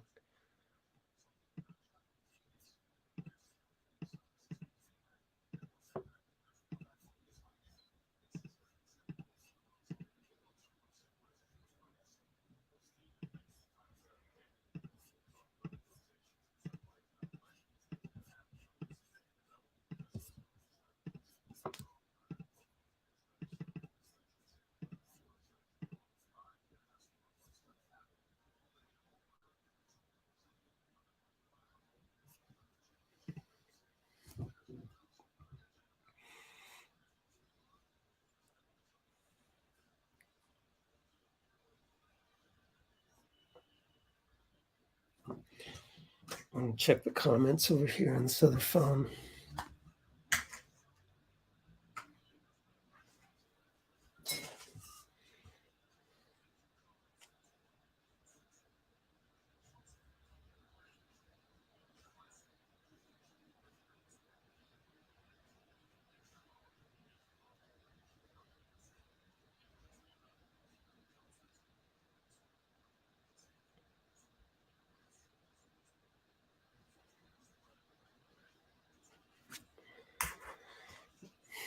It's weird. This feels like a loss almost, like with the crazy comments that we're going to get probably on the channel. Does Donte have a history of hamstring issues? I don't know. I don't think so. He's had, I want to say ankle. I'm not sure. I think that is Googleable. Let me see. Let's look at this. Donte DiVincenzo injuries. Oh, here you go. Injuries. Ankle, elbow, foot, hip. Yeah. Let's hope this isn't something too serious. Can go either way. I've had a hamstring pull one time in my career. It's the weirdest feeling, man. It's so weird.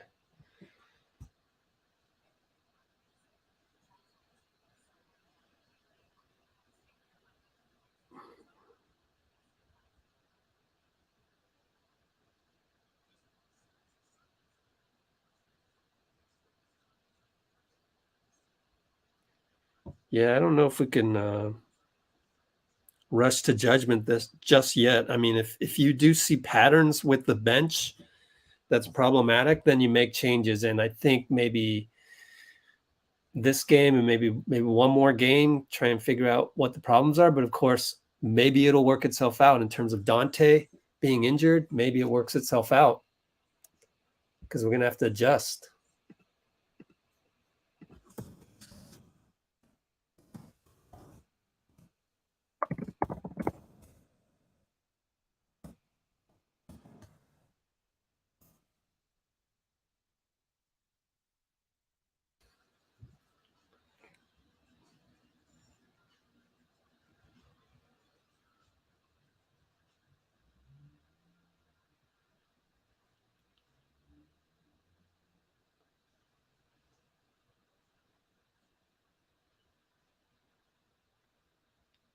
All right, got your email, chicken salad. I'll get to that.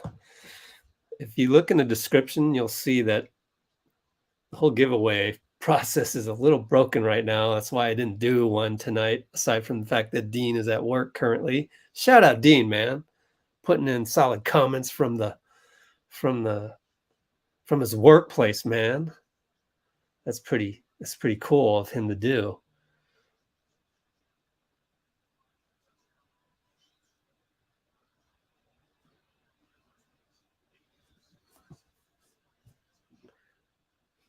Still waiting. In that case, I'm gonna check on my video.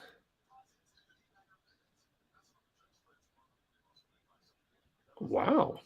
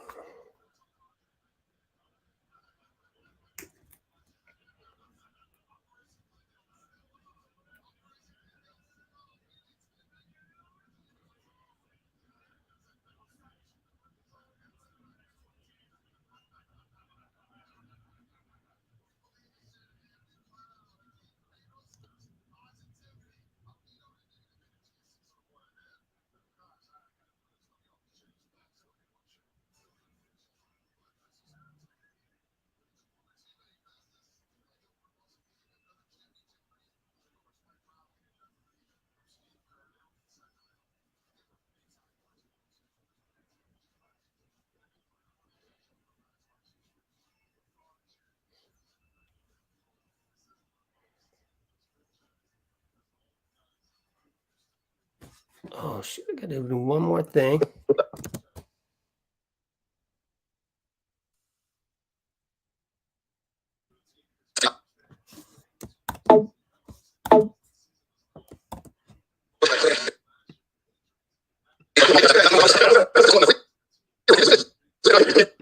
Sorry about that.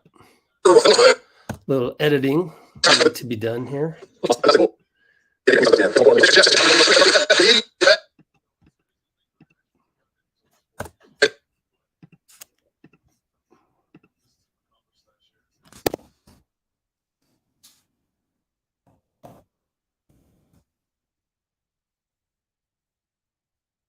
Okay.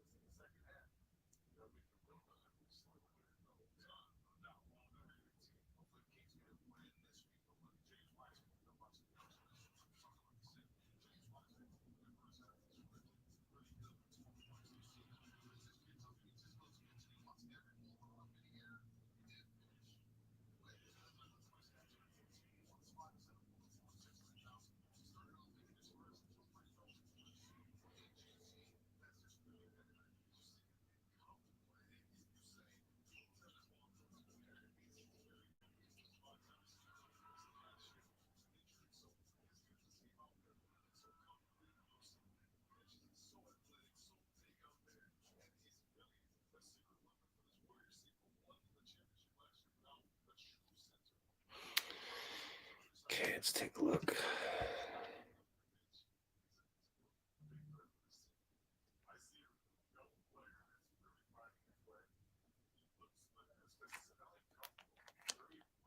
Steve, what do you think about the way the Kings took a 26-point deficit, transformed that into just a 4-point deficit, and just the furious nature of the finish?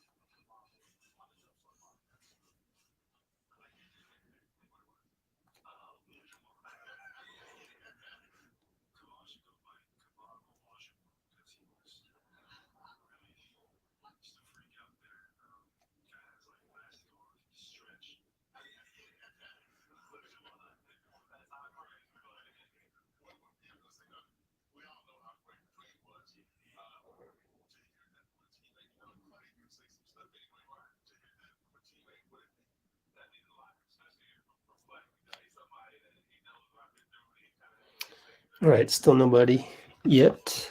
Oh, here comes somebody, but let me do this. Steve, what do you think about the way the Kings Oh, sorry about that. 6-point deficit, transformed that into just a 4-point deficit? Just the furious nature of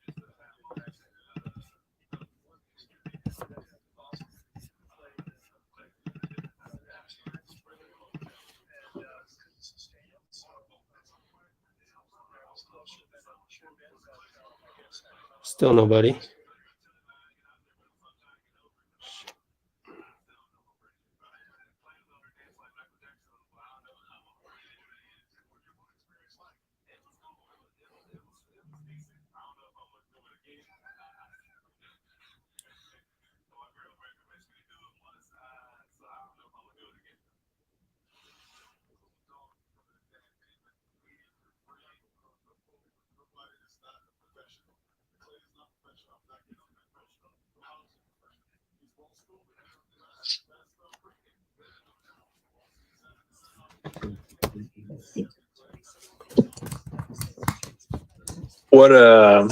What kind of got you going in that first half? Just being patient and just playing within the system, not rushing the shot. But like if it's a shot that's open inside the paint, I just took it. So yeah. You've hit several floaters this year that kind of 8 foot, 12 foot range. I mean, it's something that you even had as a rookie. But how much have you worked kind of on that range? I've been working on it a lot. Me and Deck have been putting in a lot of work in the gym, just working on that, and also working on my hook shots. Even though I didn't make it over Davion Mitchell, but I'm gonna do it better next time. How tough is that shot? I mean, it's for a lot of people that is kind of a difficult range. It's not tough for me. I just use my touch because I work on it in the lab a lot. So I just take it in the game. After a 3-game stint, how would you assess you and Jordan's 2-man game right now? I mean, it's going good. It's going good right now. We just got to keep up the chemistry, and we got 79 games left, so just got to keep going. And then with like 9 minutes left, Steve called the timeout, was frustrated. He came in and kind of talked about that he didn't think that the effort was there, not the defensive effort. What was your assessment in that fourth quarter and just with a defensive effort overall? Second half, we just came out slow, but we kind of I don't know. Just the first half was way better because we came out with a lot of energy. Second half, just the energy kind of went down. That happens in the game anyways. It just happens. It's the NBA. So you talked about your 2-man game with Jordan. You still do have 79 or however many games you still left. But where would you assess just the chemistry of the second unit as a whole? It has been very fluid with combinations and lineups and stuff so far. It's getting better. The pace is getting there. The fluidity of the offense is getting there. The system. We still got like a lot of mishaps and like a lot of missed assignments, but we just, it's getting better, especially from preseason. It's way better. So try to keep going.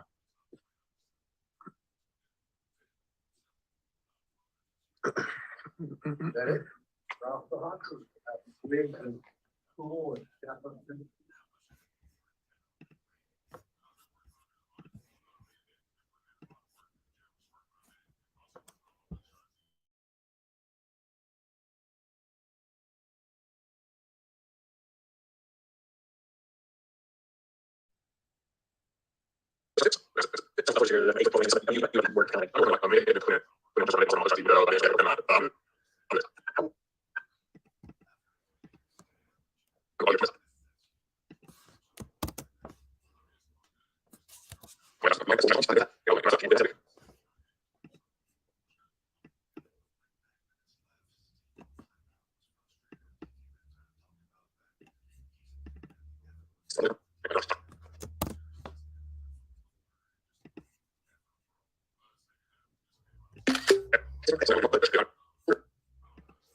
Hang tight, guys. Hang tight.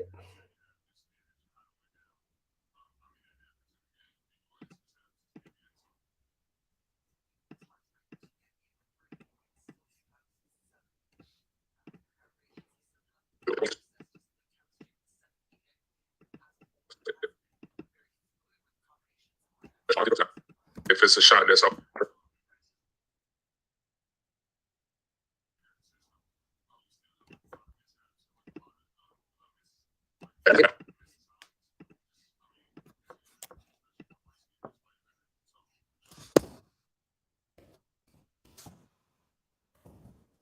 So beautifully.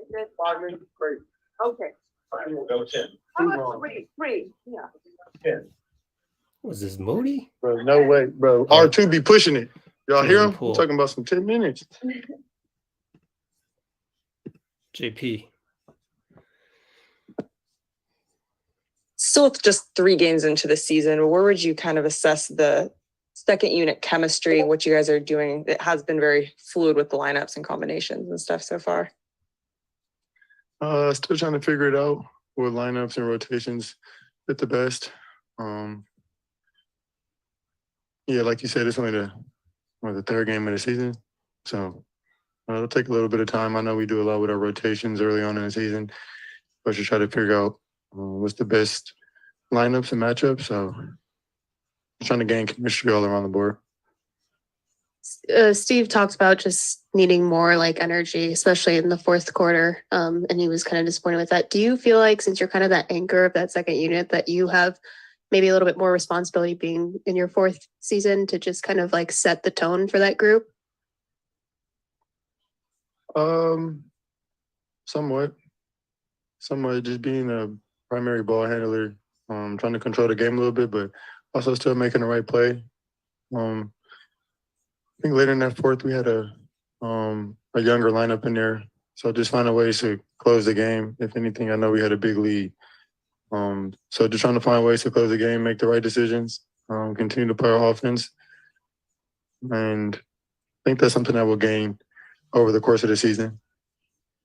One of the stories kind of coming out of the last game, and we didn't talk to you after, I think you took like 5 shots or so, and maybe there's more attention on you this season, defensive attention.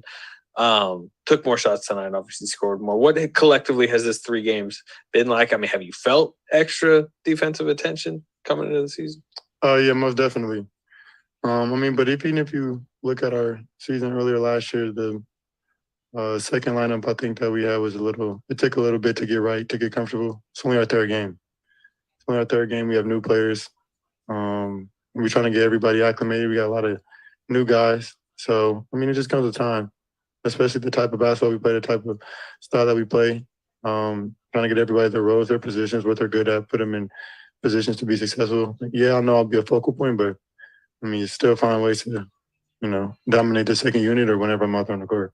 How are you just feeling just about your game right now? Real cool.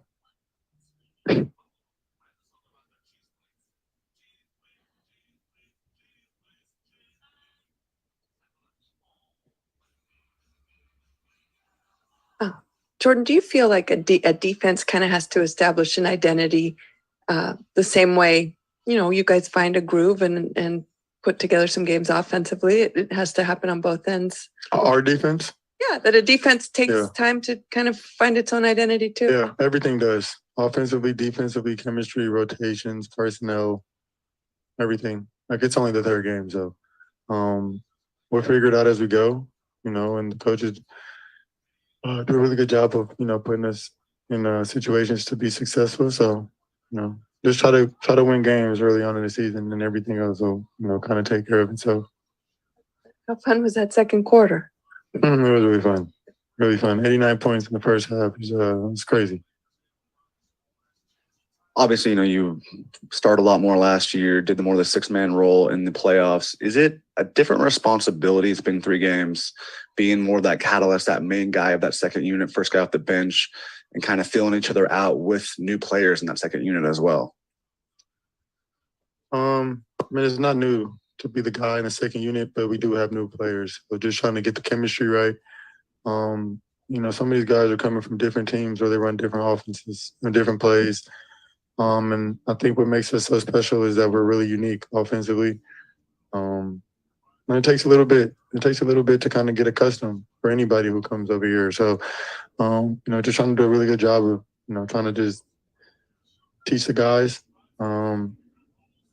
give my input and insight on things that they don't know if they have questions. But our chemistry will come with repetitions and experience as we continue to play more games.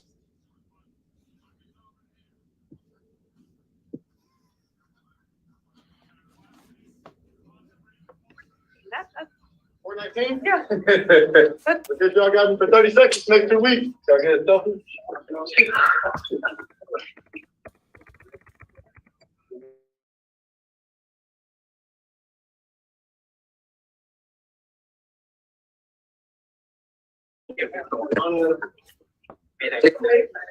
Yeah, Antoine has some questions. I've been waiting to ask you. Okay, go ahead. Is this a one-on-one, Kendra, or anything else? Talking about. Yeah, we got Full reporter? Full report. Yes. You didn't miss, did you? Oh, yeah, you did. Get off the grid.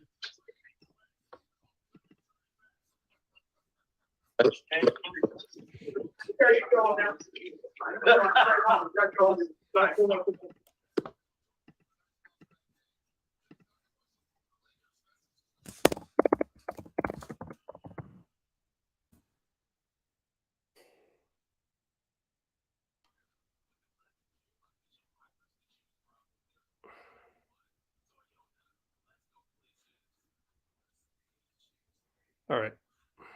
Just a second here, guys.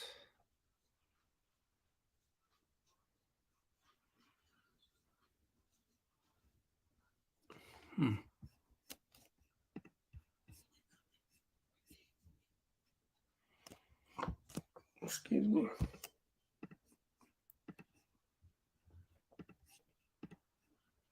Okay.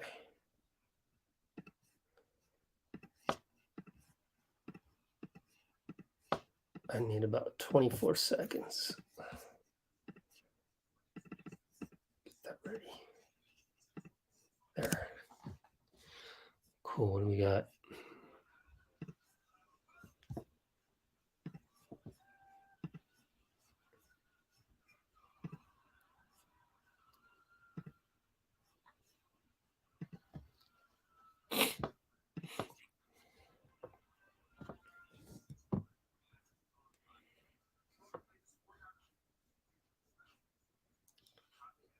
I guess that's a Phoenix fan. As a Clippers fan, we got Suns and Clippers fans here. What the heck? Okay. Let's go. Normally there's like 3 or 4 guys that go. Steve. So we had Steve, Wiseman, Poole. He said, I overheard that they want to get Kuminga and Steph. So we'll see.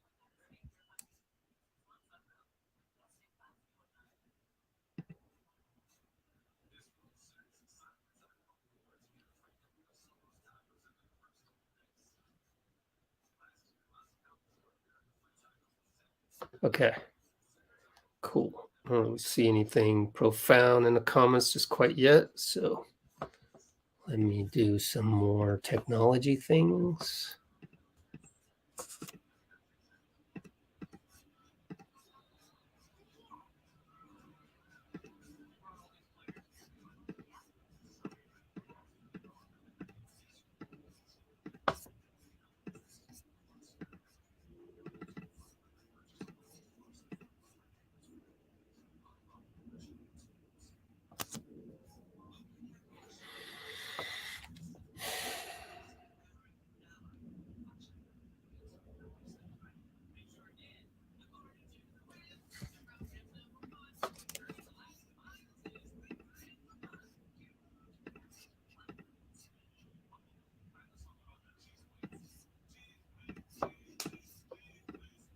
So I think we'll get at least Steph, if not both Kuminga and Steph, but we'll see.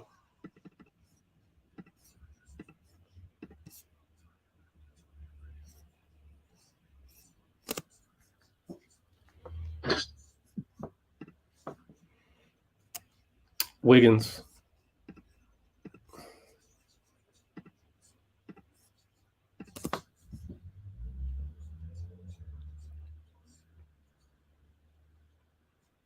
Is 50 points in a quarter? Did you ever see that as being realistic in the second quarter like you guys did? I don't know. That was a great quarter for us, though. You know, the way we're moving the ball, playing off each other, defending. We're doing it all. You brought up moving the ball. Was that maybe the biggest difference as far as the first half versus second half? Steve kind of talked about how the ball just kind of stopped moving when things went downhill a little bit, but it was obviously clicking in that first half pretty well. Yeah, we moved the ball a lot, you know, in that first half. You know, like you said, it kind of slowed up that second half. Kind of got stuck a little bit. Andrew, how do you feel about this? Maybe the strides you guys are making defensively. I know it's only a few games, and there are really good stretches, and maybe some stretches that you'd like to see going a little bit better. I think we're on the right path. You know, it's the start of the season. You know, obviously no team's going to be 100% right now. You know, perfect, but you know we're working towards it. I feel like we're only going to get better and better with every game. Your current starting lineup had never played together before the playoffs last year. How quickly did it feel like it was like a cohesive 5-man unit, if you remember back? I think it was really quick. Yeah. I don't know. I feel like it was quick. I feel like as soon as we were all put together, we kind of just took off. You know, I feel like every game was just better and better and better. Every series we got better. Till obviously we reached the finals and won. So I feel like they put us all together to start the playoffs, and we clicked right when it happened. How much does that 5-man unit feel like? How good of a place does it feel in? Because, you know, number wise, you guys have basically been the best unit in the playoffs last year and to start this season. Oh, we feel great. You know, I mean, I can speak for myself. I feel great, you know, out there with those guys. You know, just the way everyone moves the ball, the way we're talking offensively, defensively, you know, we're just tied in together. Andrew, you kind of shared over the summer that you want to be seen as an all-defensive player by the time this year is over. But, you know, given your hot offensive start, did you put some extra emphasis on coming out with a little bit of force offensively this year as well? Yeah, I'm trying to do both. You know, I'm trying to score the ball and, you know, play great defense. Just keep working towards and trying to be a two-way player, you know, that can do both. This is the second consecutive game where you guys have given up 70 points in the first half. What do you think needs to change going forward just to kind of set more of a defensive tone early? You know, we just got to lock in a whole 48 minutes of good basketball, good defensive basketball. I feel like we have our moments. You know, we might have a good quarter, good defensive quarter, or a good defensive moment, but we just got to put it all together, you know, and tie it into a whole game and have a whole, you know, good defensive game. That is. Be up here short.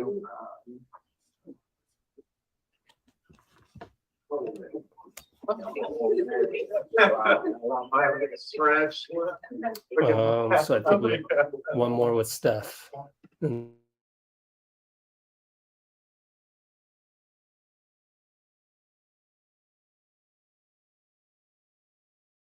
was here last year. I said that was here last year. Wait a long time.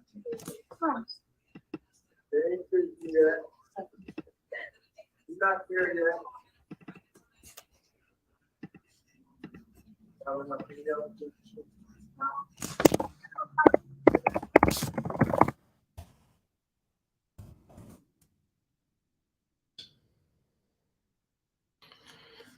So let me pull up a Steph picture. Pull up a Steph picture for you later when he steps to the podium.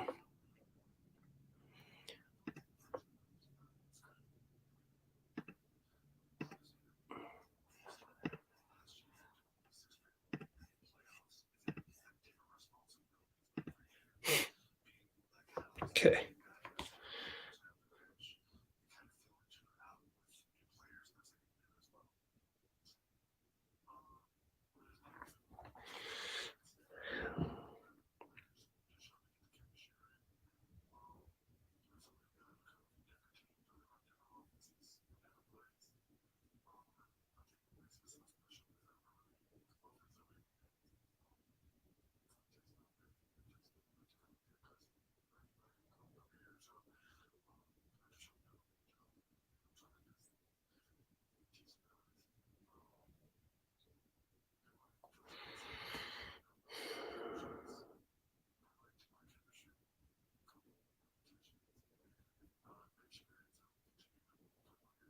Jeez, finally.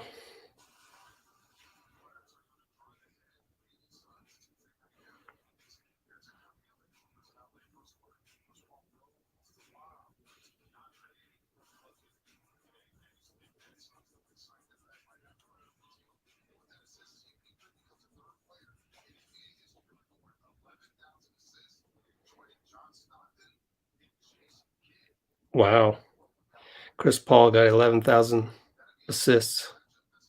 That's a lot of assists, man.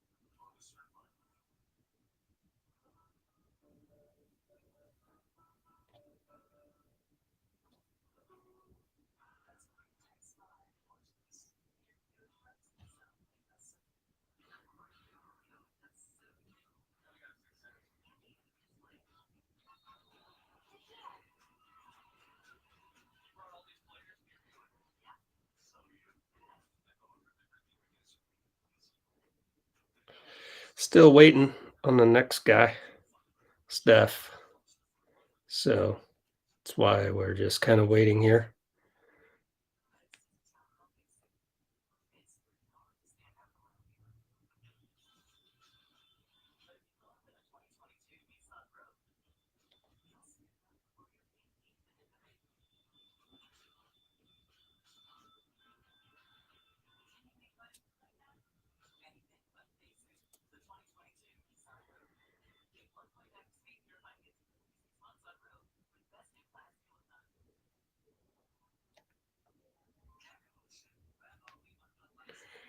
Just doing the Wiseman highlight reel on the Instagram, not the highlight reel, but the section that we have on Instagram. Man, that boy.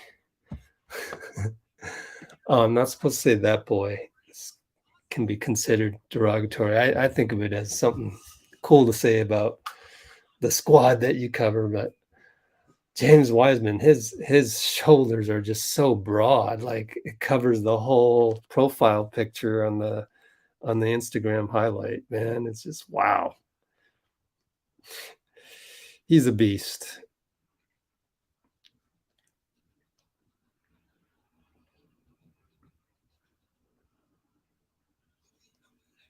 There it is, finally.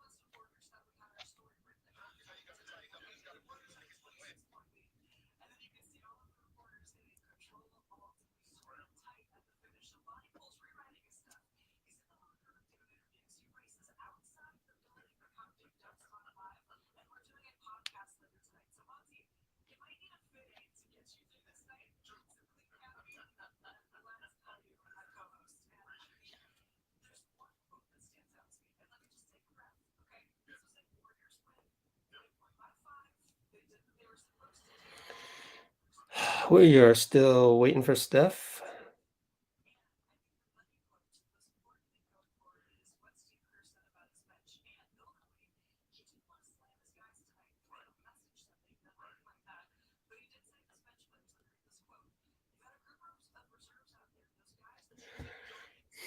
Still waiting. Let's see what we got here.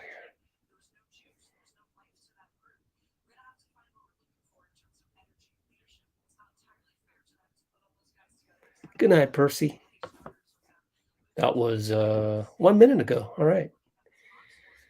But we got Steph coming up pretty soon, so stay tuned for some of that, the audio of that.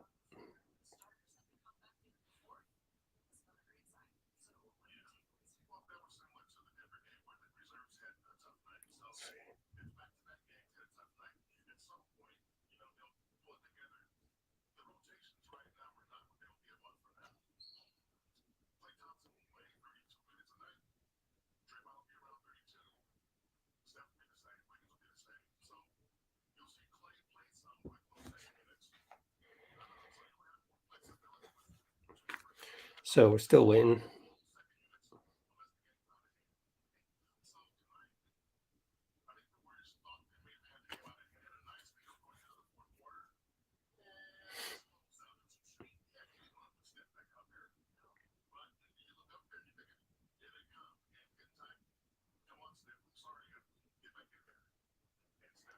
Looks like Steph is working out. They do that after a game in which they have the day off the next day. Pretty sure they're going to have the day off, especially if they're flying to Phoenix. So there's a little tweet right there. Steph Curry and the Warriors regulars are working out. Curry doing pelvic tilts with a very heavy bar.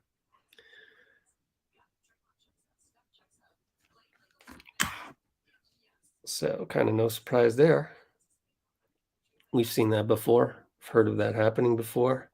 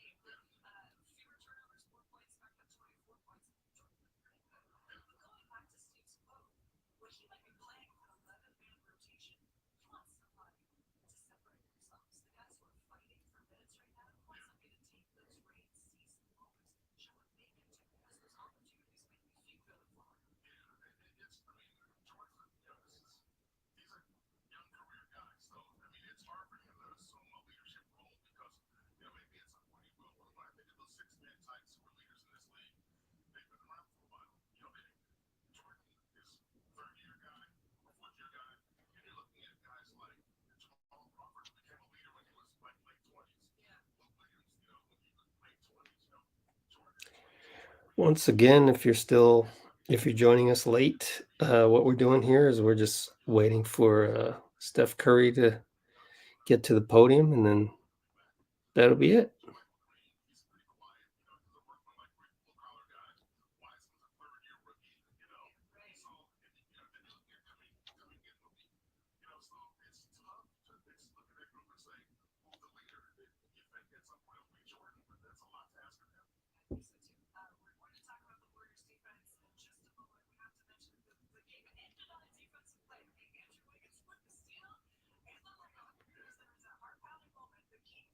Just 3 games into the season, where would you kind of assess the second unit chemistry, what you guys are doing? It has been very fluid.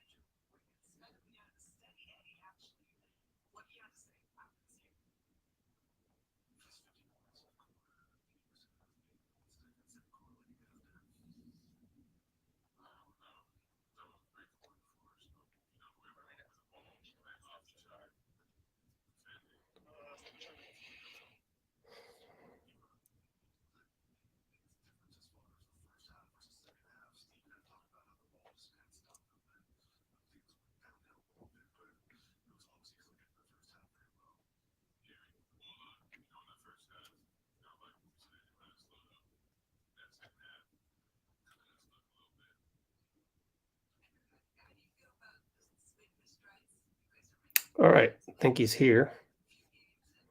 Let's see. Nope, maybe not yet. Sorry about that.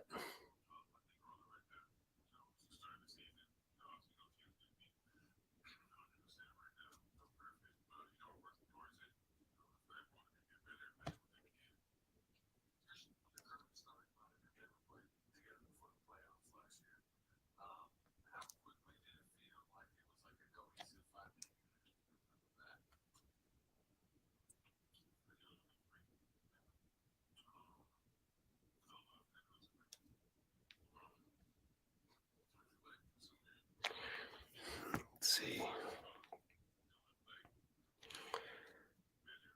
Yep, still waiting for Steph. Got the Wiggins on it.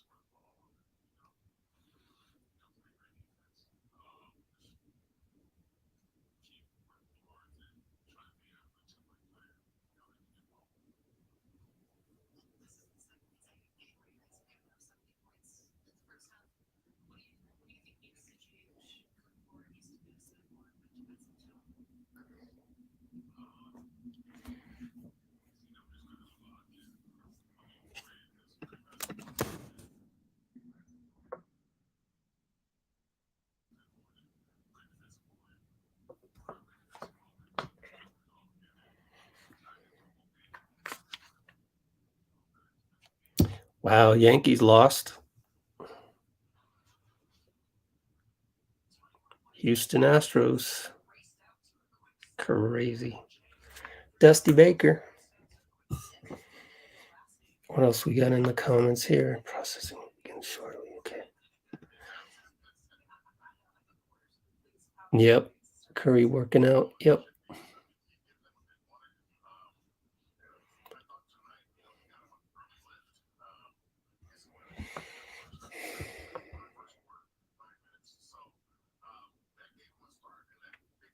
So we're still waiting for Steph. It's a long wait.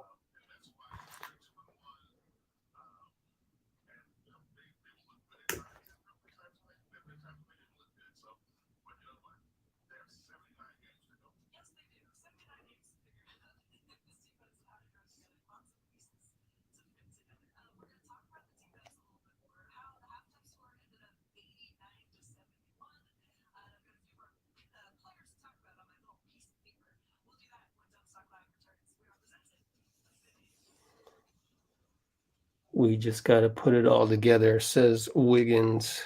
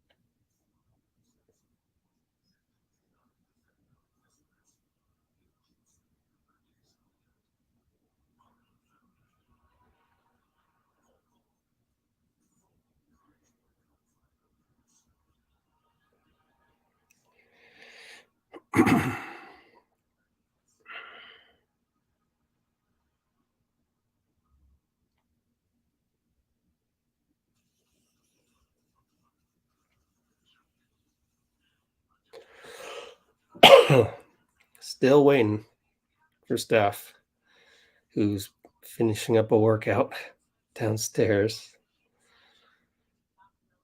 So after that, we'll call it a night.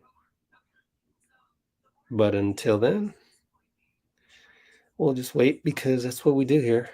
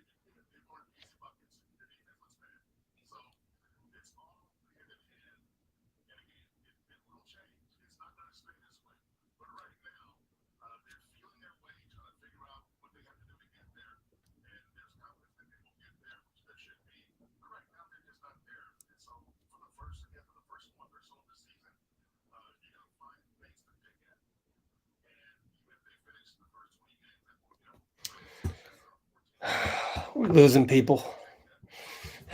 Lost 10 people last time I checked. But yeah, that's what happens when you wait for the GOAT. Here he comes. Fire away. Who's first? Hi, Steph. So, Gina. How much fun was that second quarter? And also, do you feel like a team establishes an identity on defense just the way it does on offense? And that's something you guys are still trying to find at this early stage.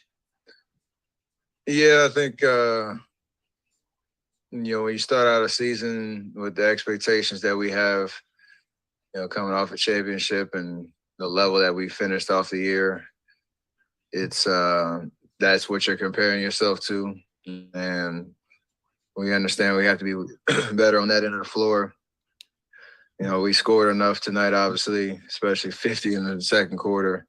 But you're giving up 70 something, and that allows them a little bit of life to think that, a couple runs can get them back in the game. And that's what happened, in the fourth. So it's we balancing like our expectation of how we should play and the pride around our defense, but also understanding that you have, 6 guys coming off the bench that have established roles, for us this year that didn't necessarily have it last year. And you have to develop chemistry and get the reps in, and hopefully we can win in the process of learning. So, that's the process we have to go through, and we're going through it. Were you sitting in that fourth thinking you were done for the night? Yes. But I guess what was that like? I guess what did you see from the bench unit that allowed them to get back in it and going back onto the floor for that fourth? Were you guys cold? I mean, did you sense you guys were kind of cold? Kind of the same thing. Like we have 5 guys out there that they're in a spot of opportunity, but it is a tough spot to, play at the level that they need to on both ends of the floor. So if you're, fouling, not getting stops, and we kind of got lulled into a little bit of ISO ball a little bit where, the ball doesn't move and you don't make them defend on the other end. It's the perfect recipe for a comeback.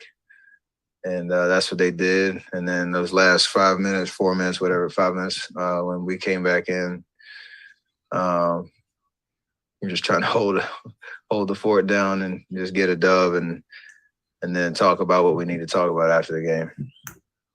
Steve had a timeout with 9 minutes left in the fourth quarter, looked pretty frustrated. Talked later here about kind of just the defensive effort or lack thereof, especially with some of the second unit guys, the young guys. You know, how do you relay to the younger guys who have such a bigger role this year that every second matters, even in a game where you do score 50 points in second quarter, you're up by 26, just sending that message to those young guys? I mean, we can say it and we can tell them, hey, when 2012, you know, we went through this too, like, but you have to feel it. And that's part of the growth of, you know, young guys trying to understand how hard it is to win in this league. Like, you can look at the team coming in 0-2. They're going to fight. They're going to have, you know, a sense of pride of trying to, you know, get over the hump. And no matter what the lead is, they're going to compete, especially with Mike B and what he's preaching over there. So it's a great lesson of, you know, we make it look easy at times. And that's built over, you know, a decade of work and reps. So it's really hard to win in this league. And to sustain that 48 minutes is a long time. And like you said, every detail does matter. So you have to feel it and get exposed a little bit to understand what it means to win. Steph, once the second unit with the young guys and the new guys does start to come together, they build that chemistry. What do you think is the ceiling or potential level of your guys' bench this year? I mean, there are a lot of positives tonight. They showed it in the second quarter. Beginning of the second quarter, I think they grew the lead, you know, the first 5 minutes or so. So there's enough film to show them, you know, what that effort does look like, but you have to be able to sustain that and take it night after night. So we could have the best 11-man rotation, you know, in the league and have the blessing of, you know, riches of who you want to throw into the rotation. But you have to earn that.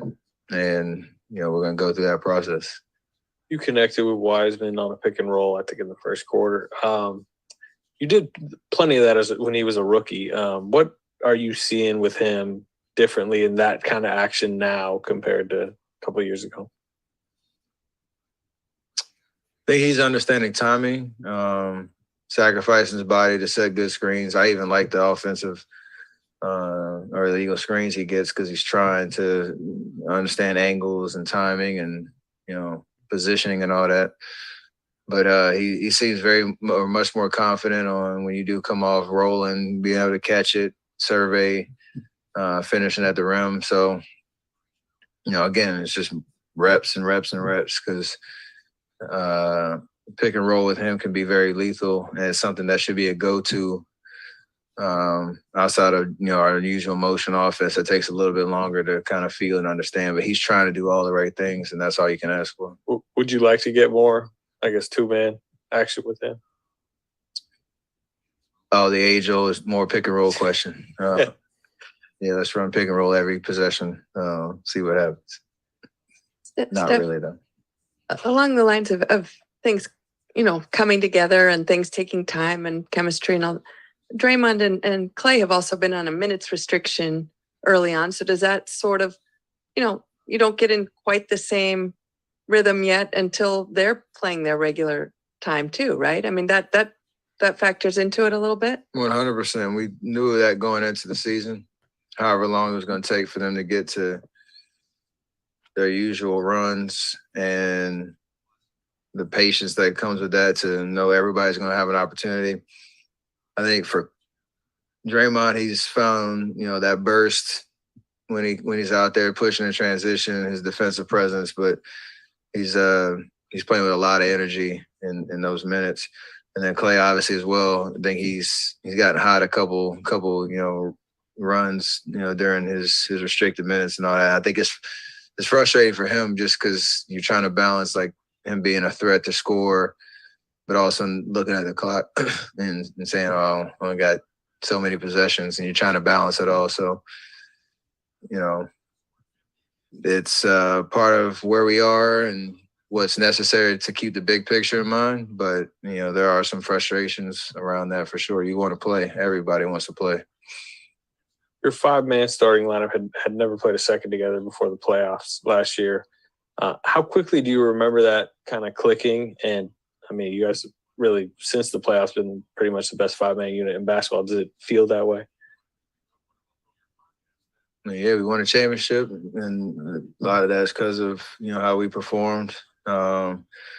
It's, again, built on the experience of knowing, how we play over the course of the last decade, Loon and WIGGS plugging holes and playing at a very high level, with us three. So there's a lot of confidence in that, no matter what the situation is, we can find a lot of chemistry there and carrying that over into this season, even with the minutes restriction stuff. So they're a burst of what we're capable of, and you have to continue to, just focus on that through this early season process and hopefully win a lot of games along the way. Keep pounding. Way to go, Carolina Panthers. I see you. See you. Be here tomorrow about 2.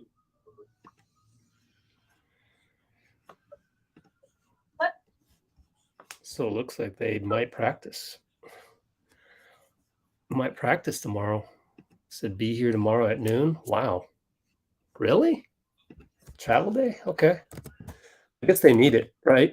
They definitely need it. Where are we? We're at the 4:23 mark, and they're going to practice tomorrow. So let's write that down.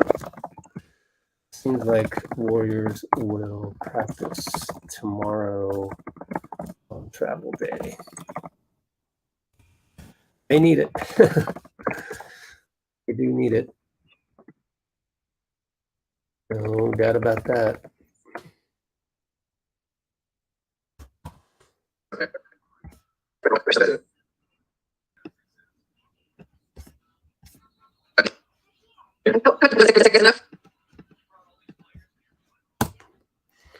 Sorry about that.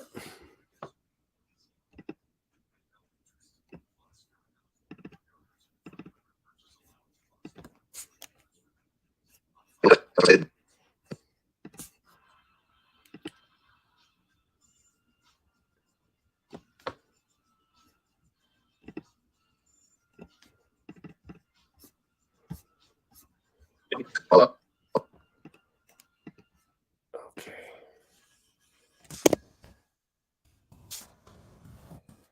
All right.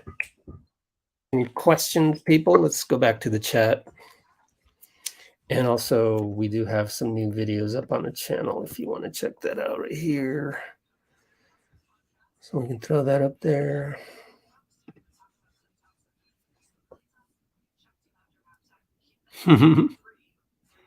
Thousand hands.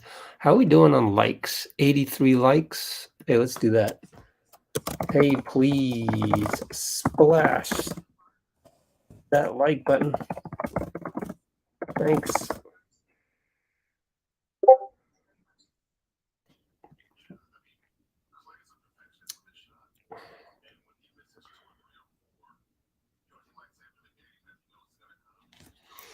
Let me check for other quotes I may have missed. Let's see.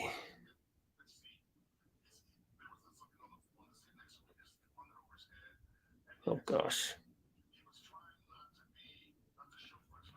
There was no juice.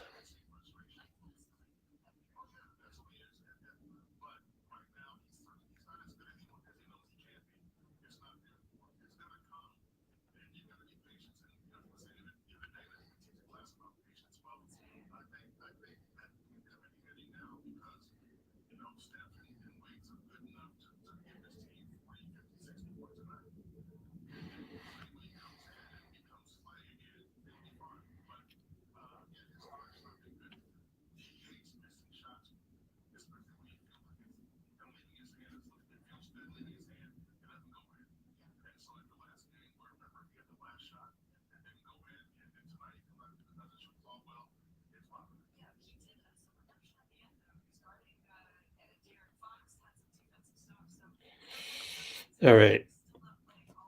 Steph was like, "Did you think you were done for the night?" Yeah. Everybody thought he was done for the night.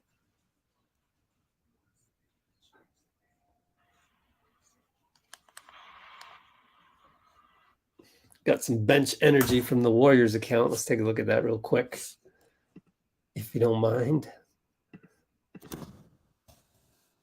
Oh, let's look at some highlights first. Let's see. Hold on, let's look at some highlights.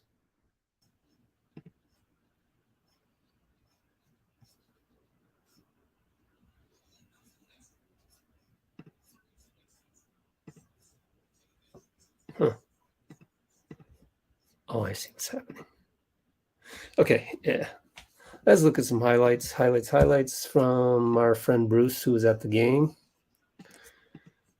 Always nice of him to tag us on these. Let's see if there's any more. Jordan Poole. Look at that. Oh, beautiful step back. Wow, look at that.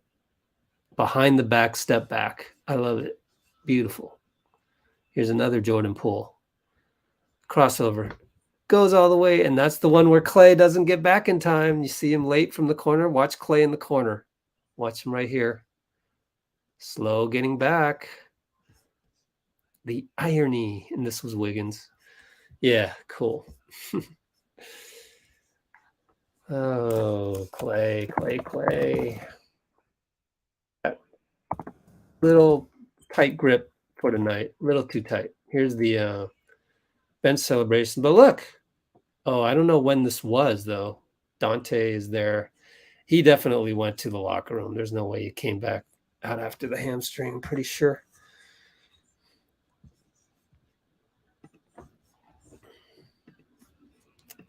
So that's about it, folks.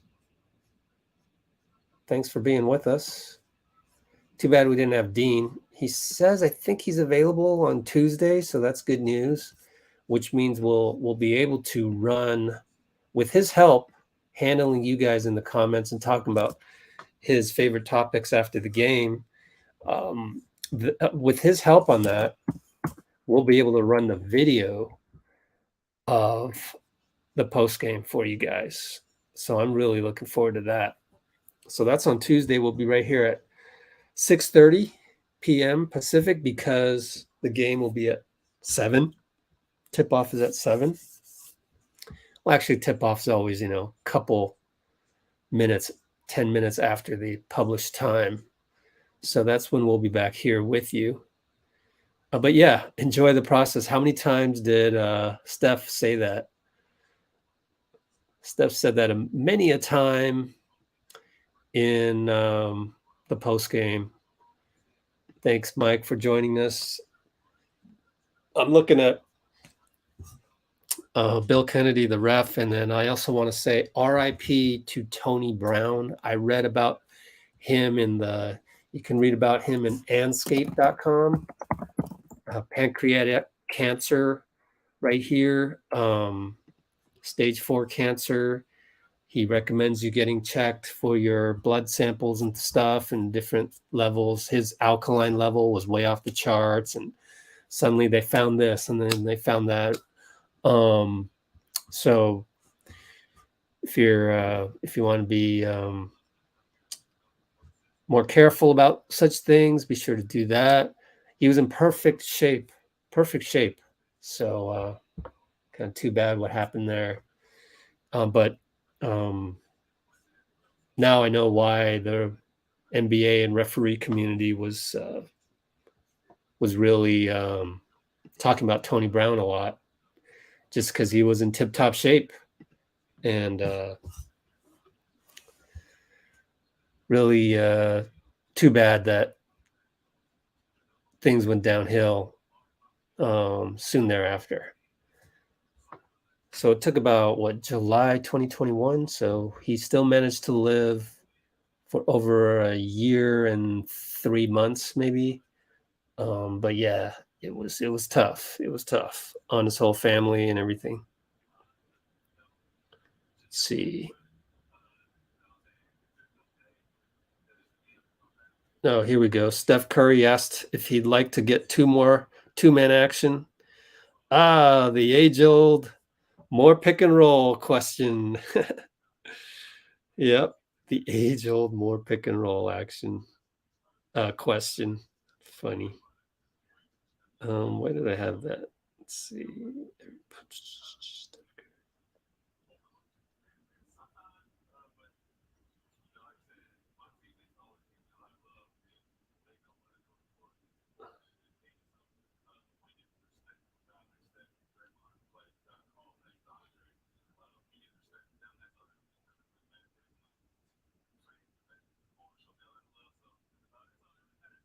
Hmm.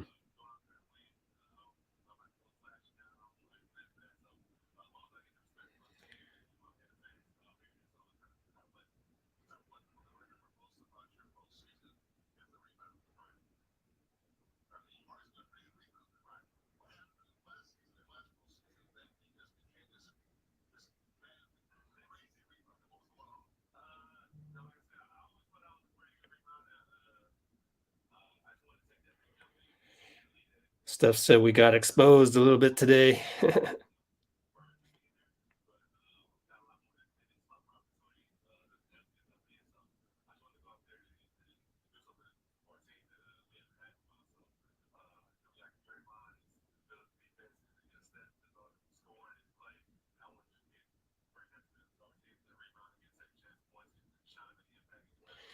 What other quotes are there?